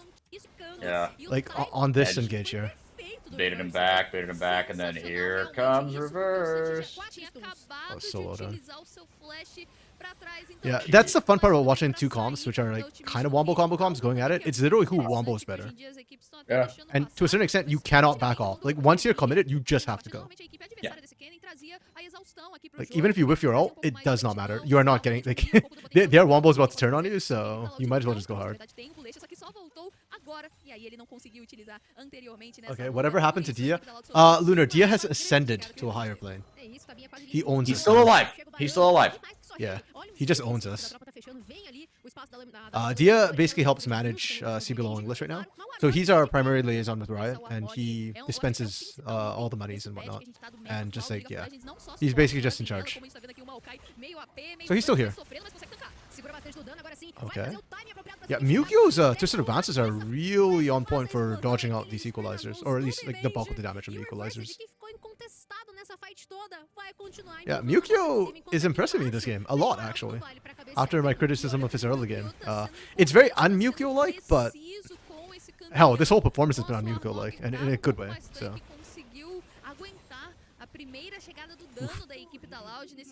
I kind of want to see them charge the second one, but Baron's better. I respect this call. Does Loud know? Does Loud suspect? Right at 20 minutes. That's bold, man. Yeah. They have two blue trinkets. This isn't your grandma's Baron. This takes a while to go down. It's gone? Oh, never mind. I mean, it does take a while to go down, but Loud didn't even think about No, it. you got two marksmen. One has a Kraken Slayer. One is a Bork. It's not. No, I agree. I think 20 minutes, it doesn't go down that fast. It's just Loud had no clue. They had two blue trinkets and they didn't use either. Yeah. They're like Shirley. I don't know who Shirley is, but she wasn't here. Well, I do know who Shirley is, actually. She's in the Supernova, but... Also a fan of whatever team Gigot is on, aka a la Vivo K this year. Oh yeah, Gigot this year has been. He's been good. Yeah, he's been good. I think that's a good way, but he's not quite been divine. But he won MVP last split. Last split he was Gigot. Yeah, holy crap, last split should be. Oh my goodness. You know what? I think the difference is when Weiser's not doing well, that's a chance for Gigo. You know, when Weiser's on his game. No, that's my pin code. They're connected in the spirit realm. Yeah, they can only be one. Actually. And then there's just Robo who just crushes everyone when it comes to playoffs anyways. Yeah, Robo is the third head of the King Ghidorah meme. That's funny. He's the boss. Okay, be right back. You're gonna stomp some guys in the air. Have fun. Bye. Take exhaust and be toxic for me. If Dia's alright, connection, tell Dia to make them a grub. To make them make a grub plushie. Okay, no, he's our liaison. He doesn't work for Riot, unfortunately. But they would print money off that. True. I get that. But the plushies are so expensive. I'm crying. I got a Poggles plushie. You know Poggles from TFT? Oh, no, actually, I do not TFT. Or I'm finally melted.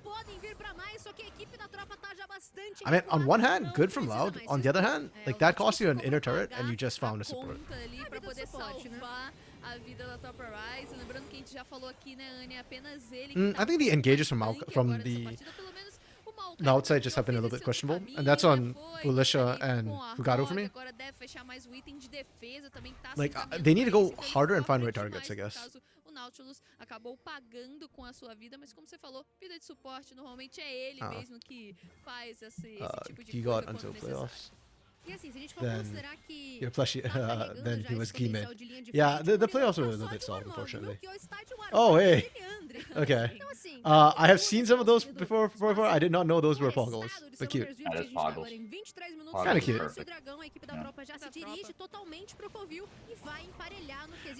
There's a word for like cute, but a little bit ugly. I forget what the word is. There's like a... Is it pugly? Because that's kind of what pugs are. True. I don't think it's ugly, but you know what? That fits very, very well. I have not heard your plushie idea, Lunar, but Grant, Baron, 6 Scuttle Elder, and the Ari plushie. Damn. I have a Blitzcrank and a Mumu and the Minion plushies. I also have the Minion Slippers, which I'm never going to wear. Because I want it as a decorative piece. I've got a Mumu Funko Pop that Caroline got me. Mumu was my favorite character. And she wrote me a... because our dating anniversary was in early November, which is right around when Worlds would start. So she got me League of Legends themed shot glasses. There's 5 shot glasses, and they each have like the positional symbols on them. Right? Oh, okay. Whatever. She got those in a card, and the card that came with it was the regifted Amumu skin. Regifted Amumu skin? Regifted Amumu, because that's one of his skins. Oh, okay. Oh, is it the present box one? The present one, exactly. Oh, yeah. Nice! Yeah. That's really cute. She did her research. She did a good job on that one. She's a keeper forever. Yes. I guess that's why you put a ring on. Exactly. I did everything I could to keep it. Yep, she doesn't give a rat's ass about League, but she loves me, so she does all the cute things. That's fine. I'm not a fan of Twitch either. Yeah. I had to cast a game of Twitch. Freaking Smalley, man. Yeah, dude, I saw that. Was that against Liberty? Yes. That's why CL was saying that no, we did not experiment against Liberty. I don't know. I don't know if I believe it. Liar. They definitely experimented against INTZ though with that stupid Colin pick. 100%. Yeah.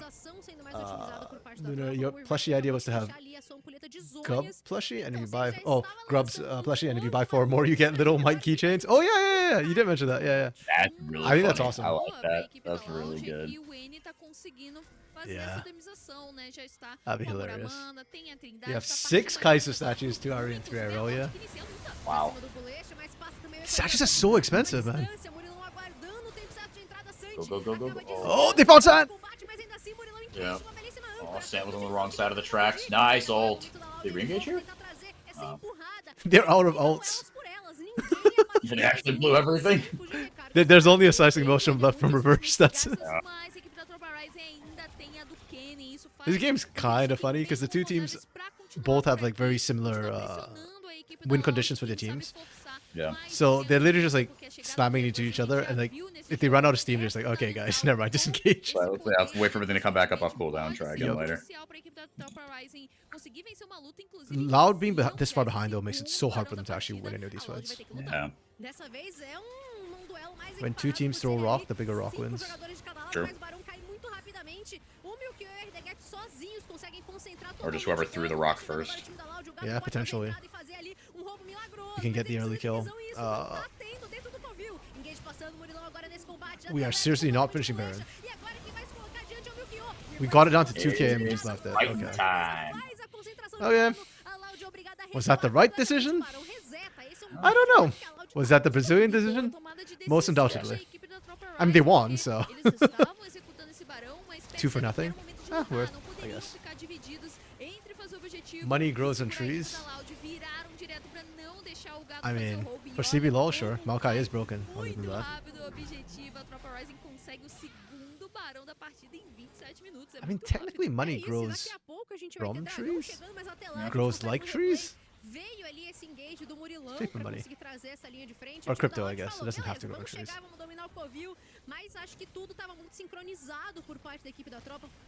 Yeah, this was...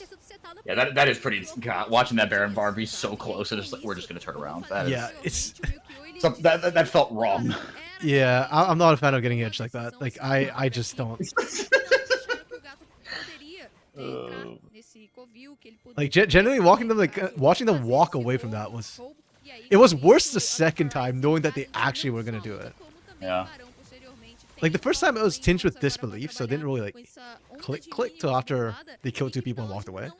But the second is that you know they're going to do it, and I'm like, we're down to less than 2k. They have no vision. Odd. What seems to... Exactly, Luna. Like, if you're going to go down below 2k, just finish it.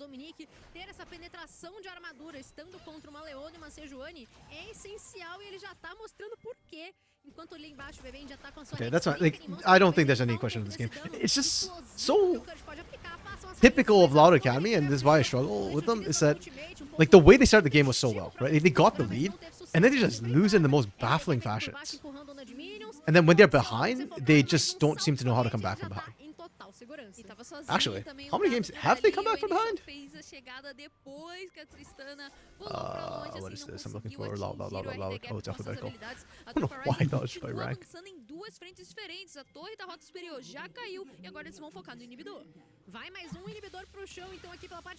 Okay, so they have never come back from behind. Both their wins, they were ahead. It was against IDL and Fluxia. Oh, the IDL one. They won against IDL? It must have been a stomp, I think. Probably, yeah. I remember they had like 1 or 2 good games. Actually, that would check out. They had 2 wins, so yes, yes, of course I would say they'd have 2 good games. Oh. Yeah, I mean, it looks cool, but let's be honest, they already got ran over before the slicing motion came down. Oh. What? Ads. Are you kidding? Did we have to do that, like, right at that moment? Like, can we not do that during a 40-minute break? Yeah, actually. Okay, but Benji, I think, was my MVP this game. I thought he played incredibly well. I can get behind that. Yeah, like, he was super solid. Wait, did he give up the first blood? Was that him? I think I actually don't remember the start of that game. Wait, maybe he loses marks for that. Yeah. Oh no, it was Murlau who missed the Spider-Man. Never mind. Okay. I do not dock marks. Good. The laning. Oh man, this game went on long time. I remember. Don't hate on Chopa. They're in the lobby. Oh, hating on Chopa. No, Joba's fun. Like I said, I like the non-franchise teams in general. I think they're all really fun to watch. The ones that I'm struggling with right now are more Fluxu and Loud Academy specifically. Yeah, I don't remember the early game. The laning was probably fine. The map movements were good from them though. I like Joba's map movements for the most part. Like especially the way they approached objectives was really solid. X Factor, I'll give them 2. Rivers had some nutty moments, but this game is above eventually for me.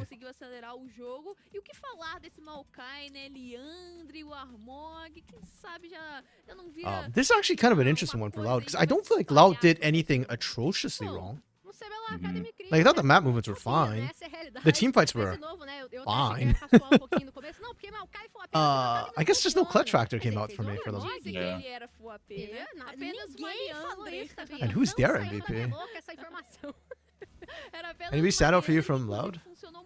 Bem pra queimar a vida ali, principalmente da Leona, que era campeão bem tanque do lado da equipe da Loud, junto com a Sejuani, a gente vê o Melchior justamente que trabalhou muito bem e não só na proposta que ele poderia ter, né, roubando objetivos, mas a boa execução do campeão, as things were kind of falling apart, they were doing their best. Sant did get caught that one time though. E foi isso que a Tropa Rising fez muito bem, com boas vastilarvas, né? Conseguiram as 6 dessa I'm not really convinced about any though. Yeah, the problem's like the Rumble equalizers didn't convince me. Hugado never quite found the backline. I guess he didn't do anything wrong. As a Sejuani, like your official prison can't hit the backline unless you trip. Yeah. If you're a Sedge, like there's so many games where you're just kind of at the mercy of it. Like if it's your responsibility to set them up and you know, get them ahead, but if you're behind. Like if anything, I criticize Belisha more for not being able to find those backlines because you have a solo player. Whereas, yeah, so I guess either Sant or Annie then. Did Annie? Man, Annie just flew on the radar for me.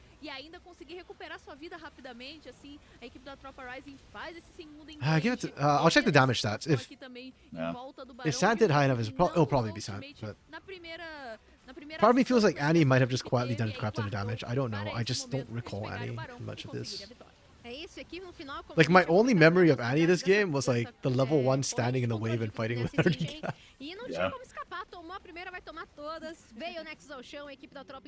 And I think that says a lot about Annie, unfortunately, and how he's been playing in the academy. Yeah, no, okay, his damage wasn't that high. I'll give it some. Yeah. Kind of weird.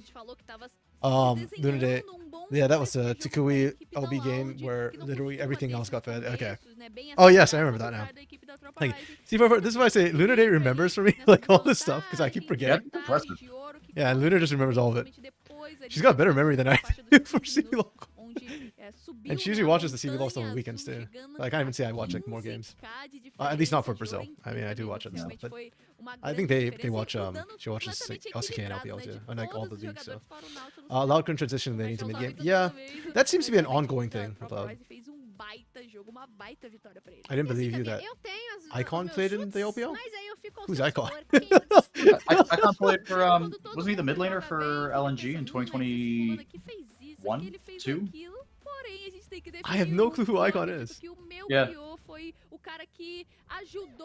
Yeah, he went to Worlds one year and then fell off the face of the earth. He was like the gaping hole on that team. He was not good. Okay. He was on the team with, I think it was like Light, Iwandi, Icon. Wait, that's the Tarzan roster, right? Yeah, I think so. Yeah. So Tarzan was the jungle. I don't remember who the other person was. That's their top laner, I think we're missing. But Zeka? Yeah. Wait, no, Zeka? Isn't Zeka a mid laner? Yeah, Zeka's a mid laner. He's Korean, not Chinese. Oh yeah. Right, he was on freaking yeah, he was on the Death roster. I'm blanking names. We can tell that we are nearing the end of the day because my brain is literally starting to shut down. Like I get increasingly less coherent as the day goes on. It's funny too because I can cast 7 games straight and still be coherent by the end of it, but I apparently cannot co-stream 7 games straight. Not that the break did me any favors. No. Zeka nor Zika. Zeka is a top laner, Zika is a mid laner. Okay, my bad. I know Zekas as a top laner.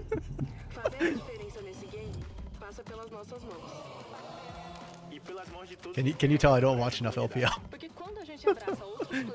That's why I enjoyed when Mazel was doing the coffee. What's his little podcast called? I know what you're talking about. Yeah. The coffee podcast. Yeah, I actually really enjoyed that. And it helped me kind of keep up with things. Like, I appreciate summary podcasts like that, which is why I do feel like I overtalk on Gringos Liberados, because as much as I like deep dive podcasts, I listen more to summary podcasts. Because there's just too much going on. Yeah. Icon was 40? Damn. And here I thought Appaman was old. No, hold on. Icon, LNG Icon? I still don't know who Icon is. Or I still have no record. Like, I know who he is now. Like, you know, one, but he was 27. Okay. Luna was exaggerating. I just took her too seriously. See, chat. This is what. Yeah, lying on the internet. Yep. I was like, is there a 40-year-old playing? Because that'd be really, really cool. There is a team in, I think it was Japan, who is like a bunch of old people playing. I don't know what game they play though. It's not League, I don't think. It might be Valorant or something. But like, there's a group of old Japanese people who are just trying to play. Oh yeah, I saw that. Yeah. That was really cool.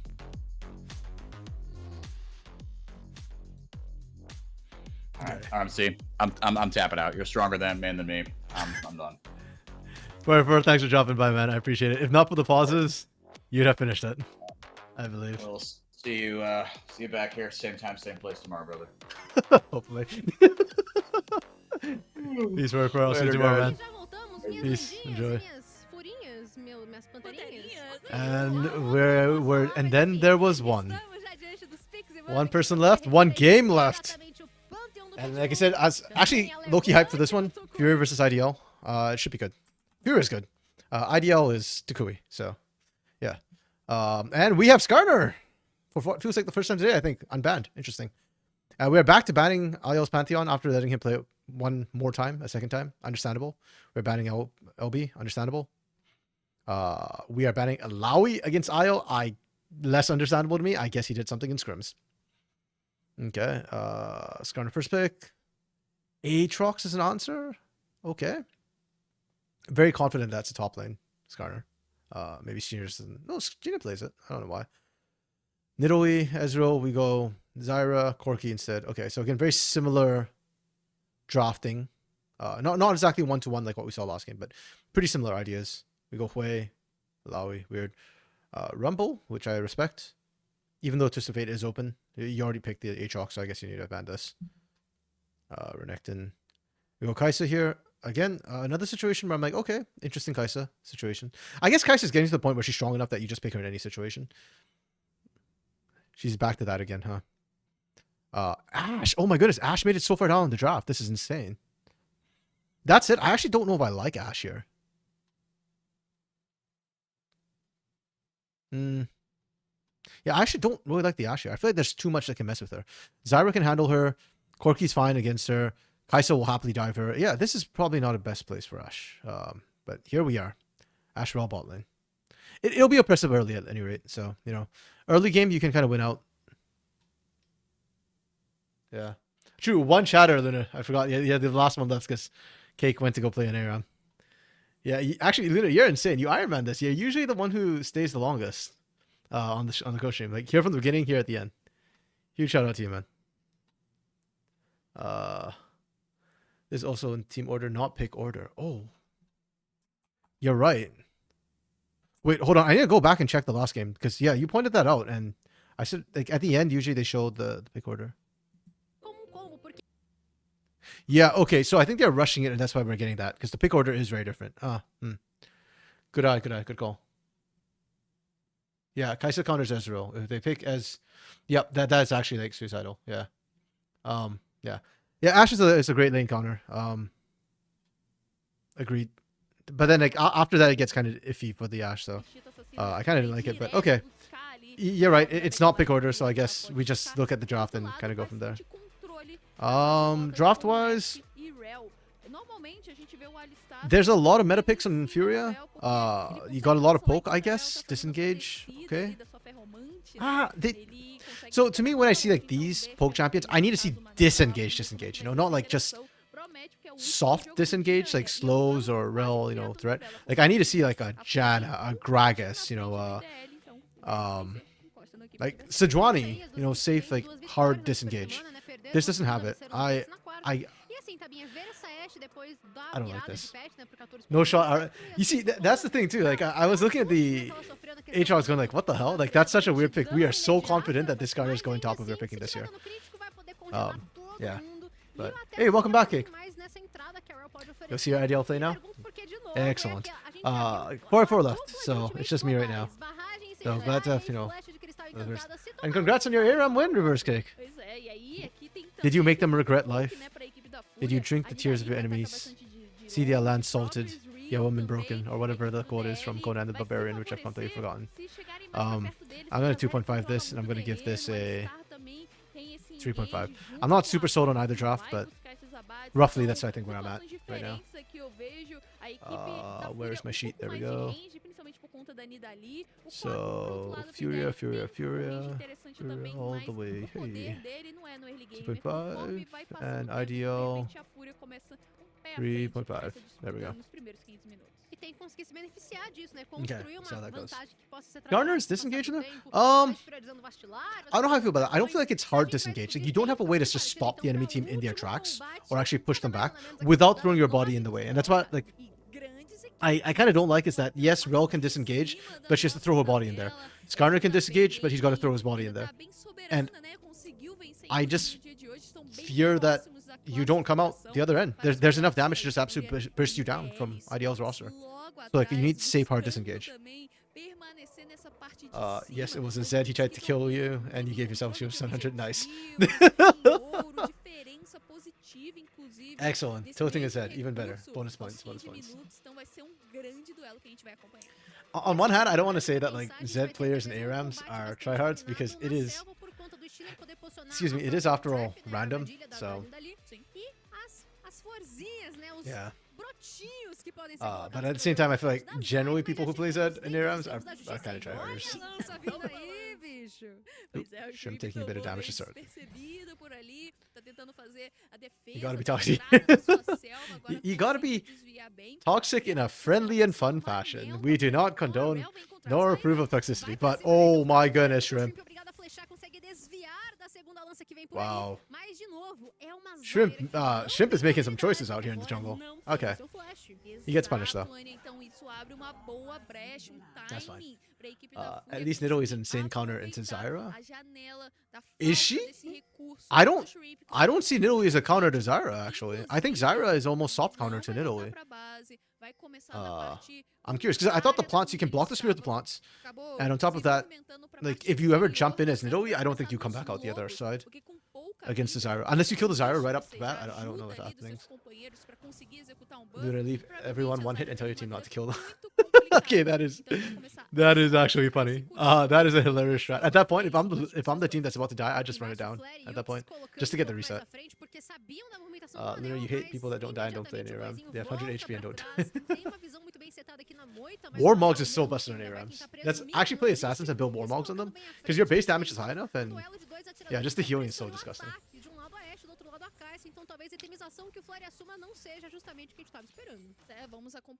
Too bad Night Harvester?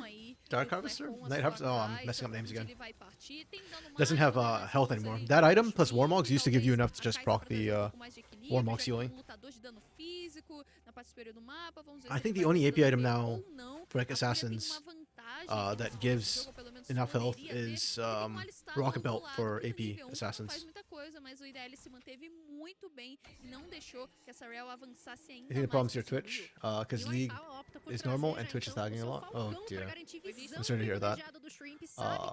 Maybe Lunar, can you confirm that it's not my end? Maybe it might be at my end. My stream did disconnect earlier for some odd reason from the sounds of it. So. Ooh, Steiner is invading onto Shrimp. Okay. se ela largar aquele alvo, pressione ataque com a sua passiva. O Steiner tá aproveitando pra avançar. Oh, it reset! O ainda não conseguiu roubar. Yo, that's actually super bad for Shrimp that it reset there. Eu acho que não, ficou pra Fúria, hein? Ooh, jeez. Oh, boy. No bueno. Sheena gets that. Okay. Did they find Yuki? Nope. Not quite. Okay. Honestly, Flare and Yuki doing a great job so far in the lane. I know it's only level, like, 2, level 3. It's only, what, 2, 3 waves in? But, yeah, I think Flare's been doing a great job. Arxent, hello, your Twitch was lagging a lot too. Okay. Arxent, you've been lurking. I saw your name earlier when I was looking for Brazilians to translate something. Well, welcome, friend. Glad you're finally speaking up. How has life been for you, Arxent? Twitch buffers every once in a while. Okay. Yeah, I'm not sure if it's Twitch or... Yeah, I'm just gonna blame Twitch. You know what? If we can blame him, we're gonna blame him. It's Twitch. It's definitely not me. My computer's fine. Ooh, we're picking up a Cull for Aikawa. We're going for skill in. I don't know if I like that choice, to be honest. I feel like if you pick the Ashe into this Kai'Sa, you want to stomp the lane. And going late is probably not in your favor. Has been a life indeed. You make it sound like your life is over. It has been a life. Arxent? You okay there, buddy? Don't blame Jeff Bezos. Actually, it's funny because I've heard that Twitch is very unprofitable. And it's actually, Jeff Bezos is actually keeping it afloat by sinking money into it for now. So maybe he's done something good. Maybe. I will fully admit, I do not know enough information about the finances of Twitch to comment. Nor am I interested enough to actually bother looking it up. IDL setting up for this dragon super early. I like it. I like it. I was just complaining last game that teams aren't taking it fast enough. IDL might be too fast though. You can cheese it with plants, but... Yeah, I just think Furia's bot and jungle is too strong right now for you to try and cheese it. And also Yuki's not tanky enough to hold. Unfortunately. Twitch has never been profitable like Twitter. Wait, I thought Twitter used to be profitable before Elon Musk took it over and they lost everybody. Twitch, I don't know. Nope. Okay. There we go. Spreading misinformation on the internet again. Thankfully, chat's here to keep me honest. Twitter wasn't dead? Oh, okay. I guess that's why they sold. With Elon. Yeah, I definitely do not think that Elon would ever have made it profitable the way he's running it. You lose so much people. Twitter is too big to be profitable? That seems counterintuitive. I would have expected, like, if you're big enough to be able to more easily generate revenue with ads and whatnot. Too much bandwidth? That's true, that's fair. Yeah, the debt number was huge before Elon. So did Elon Musk actually reduce their debt? I mean, I could see it because if he shrinks it, less people, less bandwidth. He's actively been cutting bandwidth, right? And been removing features, so I could see him reducing debt that way, I guess. Also, Steiner picked up Dragon and is getting Void Grubs. Like, it's so weird because I was complaining and I was like, oh, IDL is going to be able to get Dragon and then go to Void Grubs. Instead, it's Furia doing that. And it's not even like they did it on timer. Like, they didn't take Dragon on timer and then rotate to Void Grubs. They just pushed IDL away from this, and then Shrimp just couldn't go for this because you have no prio topside with the Aatrox into Skarner. So, kind of a weird situation. Not super happy about it, to be honest, from IDL. But again, IDL as a whole has not particularly impressed me. It's Takui who's been very impressive, at least macro-wise. Individually, they've had their moments, and that's why I'm high on the franchise, non-franchise teams in general. How did she... Takui should be dead, right? He's got flash, but surely he can't get away. Surely he can't get away. Okay. Oh my goodness. If he got away, I was about to lose my mind. But this is Takui magic right here. Like, even in a situation where he was dead to rights, he still manages to force a 1-for-1 at the end of the day by making good decisions, pathing down, forcing them to overextend, and getting the team to come up. Like, that's Takui magic right there. Twitter ads is much worse for advertisers. Okay. Yeah, the issue is nobody has priority. Yeah. Actually, very true for Shrimp. Only, even Takui's not really having priority on lane. Yeah, that's kind of rough. Ash didn't rotate. Yeah, I think they already thought that they had Takui, right? And they didn't expect Takui to live that long. Understandable. He really shouldn't have, but yeah. Agreed, Reverse Gate. Takui is way too good for Academy. I mean, the fact that he's coming in on IDL. That's a tier 3 team. Oh, that spear. Okay. If Steen doesn't land that spear, bot lane gets spicy. But now this is potentially diveable.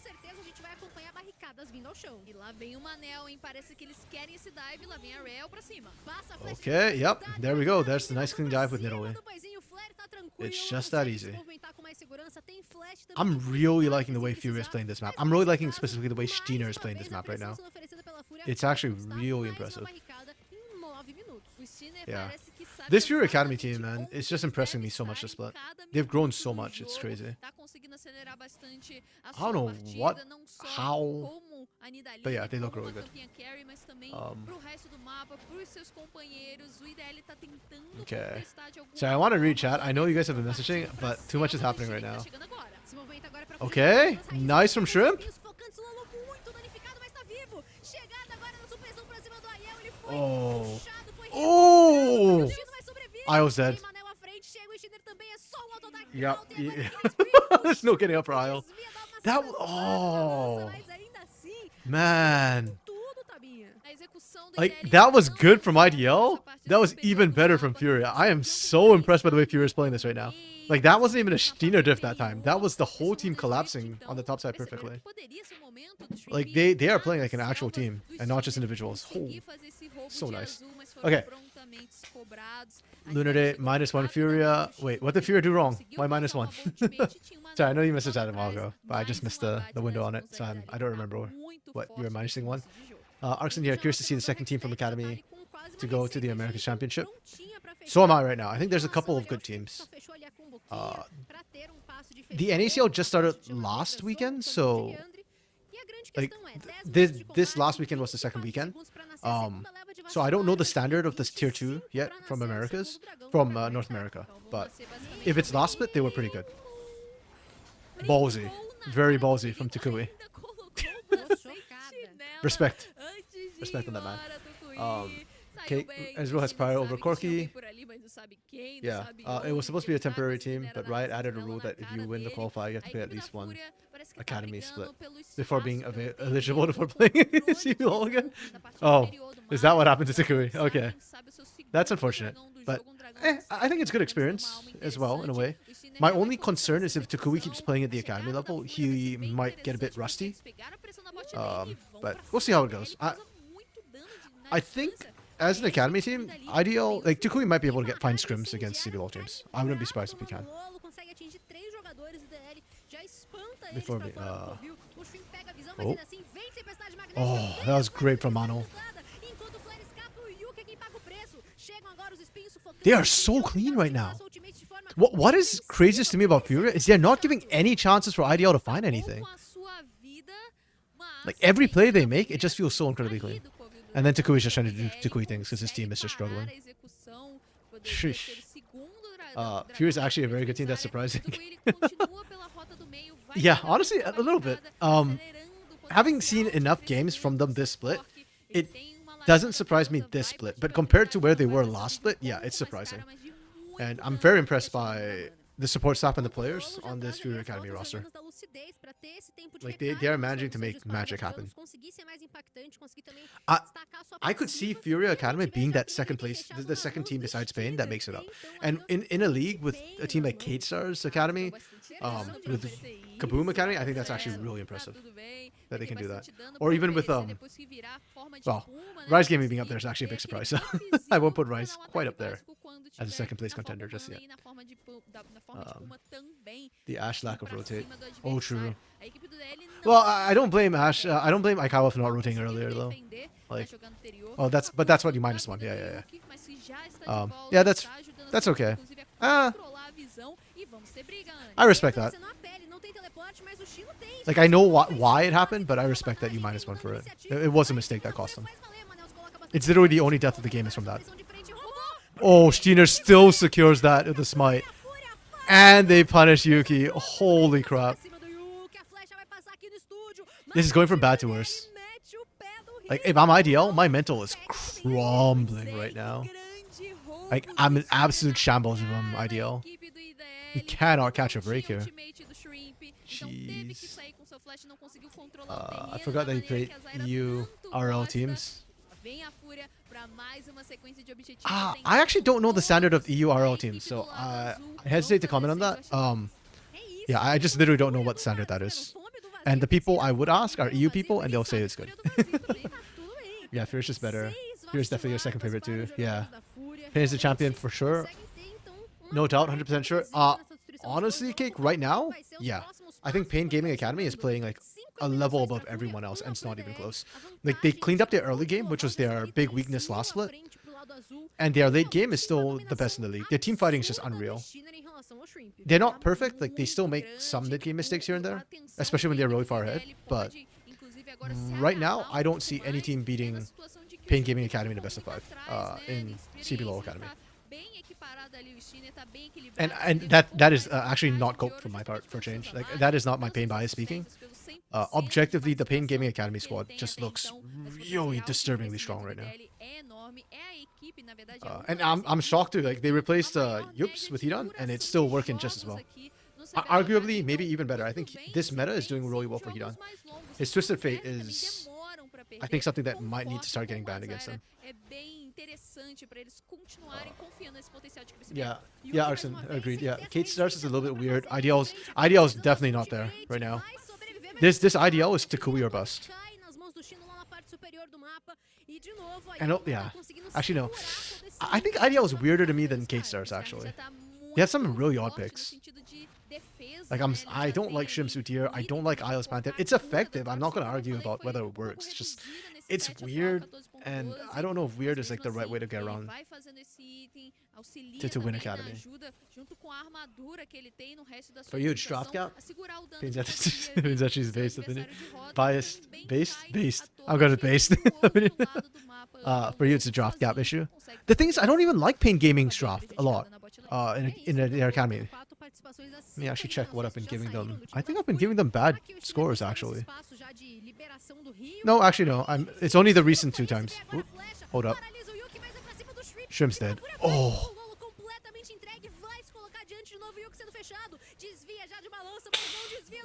Oh my goodness. This is so distressing. And Furia, it's like everybody on Furia is just popping off right now. This is crazy. Lanças do Steiner, com a distância do Israel, com a flecha da Ashe. E aí, apesar de não acertar o oh, that arrow. Na verdade, ele não acertou o Shrimp, ele acertou o Yuki, que ficou travado. That's a good follow-up arrow. Find the pick. O seu aliado que estava ali do seu lado, na sua cara. E tá aí, Anya. 7-1, it's the curse. Vai tirando a vida do IDL aos poucos e consegue uma eliminação, jogando na distância, partindo pra cima, e eles não param de acelerar o jogo.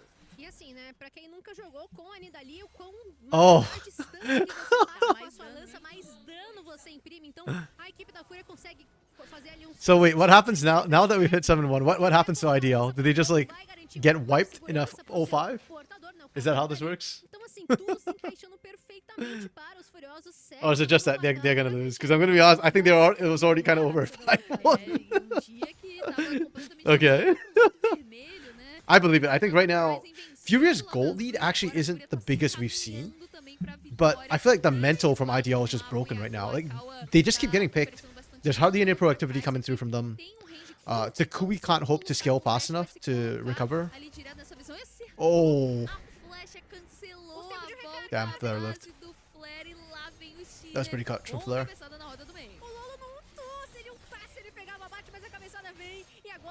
Wow, the Might army is strong here. Can we get a second charge? Do it. Do it. Ride the Herald, you cowards. Good defense from IDL to stop the second Herald charge. But yeah, the pressure, you can see Furia, great rotation, right? Like, they push in right away. Lolo, the moment they realized they got that, Lolo started rotating bot already to get Nick's turret. Furia is looking clean this game. Forçando as jogadas, eles forçaram realmente muito e aceleraram esse jogo, estão bem na frente em menos de 20 minutos. O Aiel This is a cleaner macro than the Pain game, actually. Wow. I mean, I respect this. Road Ender's running. You're just waiting it out, right? And now Aiel's in trouble. Oh, there we go. Yep, it ran out. Is Stranglethorn's enough? Okay. No way we don't get a single kill, right? Flare! Oh no! Oh! Holy crap, the 7-1 curse is real!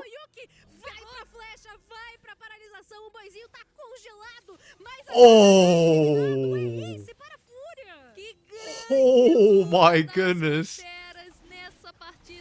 Yo, the 7-1 curse is real. They actually got clean aced on a beautiful engage from IDL. They could not find a single kill. And Flare, I don't know what happened to Flare on that dive. Like what?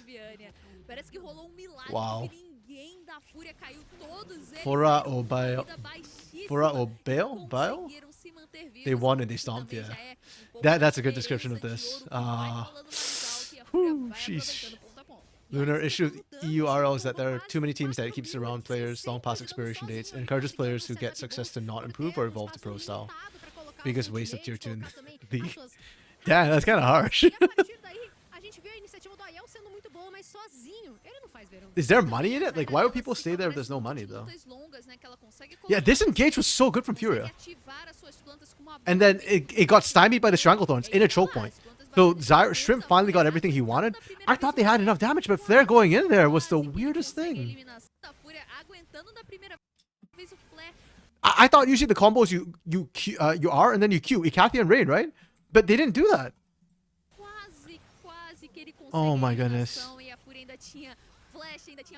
And then even Yuki couldn't get out alive. Holy. I was trying to fix the game alone. You're seeing firsthand the power of the curse. Yeah. Jeez. It's funny too, because this team, like Shrimp and Takuya aren't even Brazilian. But I guess they're on a Brazilian team, and that's enough. Good pick onto Lolo, I guess. I didn't see what happened. I'm gonna admit I wasn't paying attention. It literally does not matter at this point, though.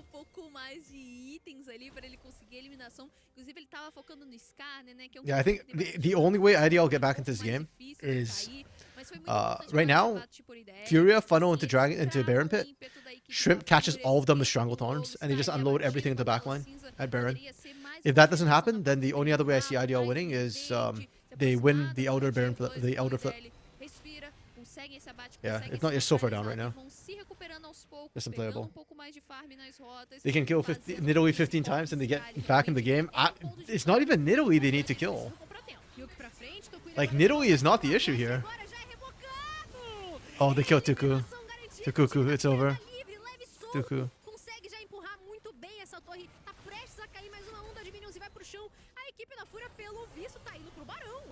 Honestly, Cake, I need to see what the draft was too, because I don't know what the draft was. Lunar managed to catch on that apparently this game and the last game, they didn't show us the draft. They just showed us like the pick, like the positional order. So when they showed us the draft, it was like top to support. So we have to wait for like post game to actually see the draft order. I don't know. I think Zyra can be played into Nidalee. If you survive the early game, I actually think Nidalee's better. Oh, no. If you survive the early game, I think Zyra is better. It's just that the early game went so poorly for Shrimp. And hey, that's huge props to Furia. I think Furia identified the fact that Nidalee early can punish Zyra. And they all in on that. They got Prio in all their lanes. Shrimp had no backup. Gino's just perma-invading with, Prio from lanes. And we are now inting a little bit from Furia. We did not have to engage there. It's fine. Even with all of this, look at what's happening topside. Lolo's just pushing. With Baron buff too. Israel, então é atirador que tem uma velocidade de ataque interessante, apesar de ser o Israel que é mais Minerva, focado nas aka suas habilidades. JT, says that Nidalee against Zyra is unplayable. Ooh. In the 1v1, I can see that, right? Like if you're in solo queue, the Zyra is going to struggle immensely. But in a organized like 5v5 like that, it's not Zyra's job to kill the Nidalee. It's Zyra's job to put down the Strangle Torrents and basically create zones of control. And so, yeah, I don't know. I mean, granted, Minerva was a former pro, right? He know the matchups better than me, sure. But I just think compositionally, Zyra's fine into Nidalee compositionally. And that's why I'm very impressed with how Furia played the early game, because they negated the comp by just invading early. And then that's when the Nidalee versus Zyra 1v1 matchup matters, is in the early game, right? When you can create the isolated 1v1s consistently. So huge props to Steiner for actually doing that. Minerva is a Zyra OTP. Oh, damn. Okay. Yeah. Again, I think in solo queue, I fully agree with what Minerva's saying. 100% in solo queue. In comp, though, I think it's very different. And it's a lot about like how your lanes, how your jungle can interact with your lanes a lot. It's one of the reasons why I feel like jungle counter pick is not really valuable. At least not jungle to jungle. So, yeah. Like picking a Xin Zhao into Jinx, for example, as a counter, like I think that's a good counter. But, yeah. Lunar, I mean, anyone can go from Masters Challengers if you play enough games. As somebody with terrible mechanics and boomer hands, I disagree. I don't think I could ever make Challenger in my life.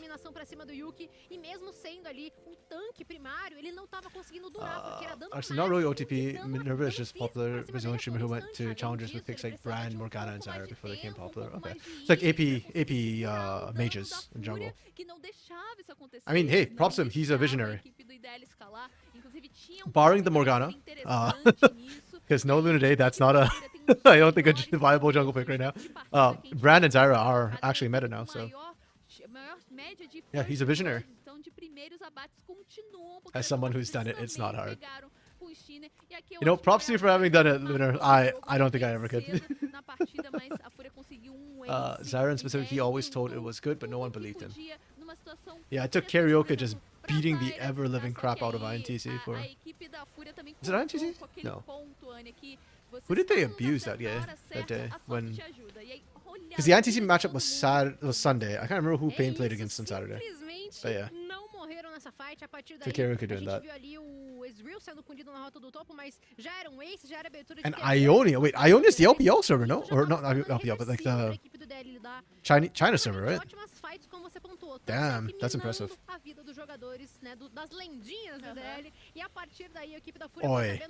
Oi, cake. NA server being trash and I can't make Challenger on that.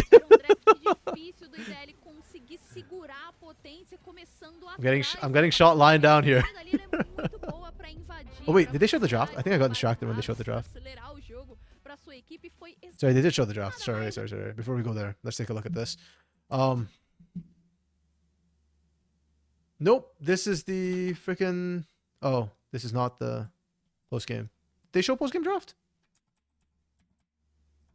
They didn't show post-game draft. What the hell? Oh, that's weird. Okay. Oh, was I gonna MVP? Did I score them? I did not score them. Let me quickly score them. Okay. Nope, I did score them. Nope, I did not score them. I am going slowly insane. Sorry. Fewer this game. Really good laning. I won't give a 5 because they didn't like outright crush, but they got all the prior. I'll give them everything but, pretty much. The team fight was actually great. Yeah. This was an amazing game for them. One of the sexiest games I've ever seen. Well, not ever seen, but definitely a very, very impressive game for them. IDL, man. Where do we go with IDL? That was... The map movements were... The map movements were bad. Do I drop a 0 here? Kinda. I mean... So... on one hand, Cake, like, yes, it is hard to analyze a game. This is not that bad because at least Furia played really, really well. So I can analyze the Furia side of the matchup and why they did so well. It's not the worst, but it is kind of tough. And for IDL, I just don't understand what's going wrong with them and how they ended up this way. It just feels like they didn't do anything this game. Like, I almost want to give them a 0 for map movements the way they're moving.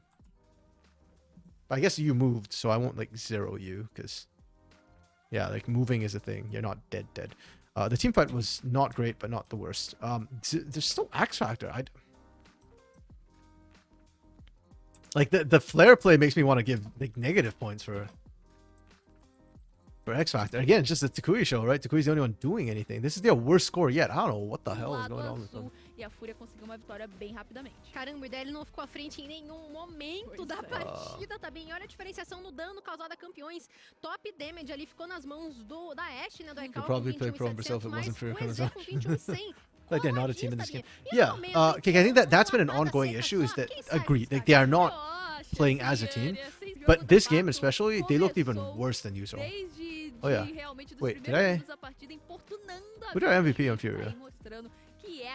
Oh, I didn't MVP. Okay. Yeah. Yeah, I agree. I think Steiner this game was absolutely nutty. Granted, I will say I don't think it was Steiner alone. It's Steiner with the team, like constantly invading and punishing, that made this as crazy good as it was. They are not showing us the draft, folks. So I don't know why or how Zyra got picked, because they didn't show us the draft. Yeah, that's really unfortunate. Because, yeah, they showed the draft? Am I blind? I'm blind. Where did they show the draft? Let me wind back. No, we went straight replays into this. Victory. At the end of the game. Okay, you know what? We might both be crazy because right now, like usually they show it here, right? Like before they start showing the replays. But then they just went straight into replays, and then after replays, we went straight to this, the damage numbers. Like I went back early by accident to before the game, but yeah, that was the wrong one. Yeah, okay. Yeah, I think we're all a little bit crazy. You know what? That's fine. It's been a long day. The pauses have kind of driven me slightly insane, and we are way later than we should be. Yeah, so that's fine. But great, really great game from Furia Academy right now. Basically, if you can break a 20 in the score department, you did incredibly well. And Furia Academy, they're shaping up to be real scary right now. Where is the end of the day? Yeah. So this is where our standings are at the end of the day. Furia, yeah, you know, Arxent, everything Arxent you're saying earlier, I fully agree with you. Right now, this looks like our clear top 2. I think Kate deserves to be 3rd right now.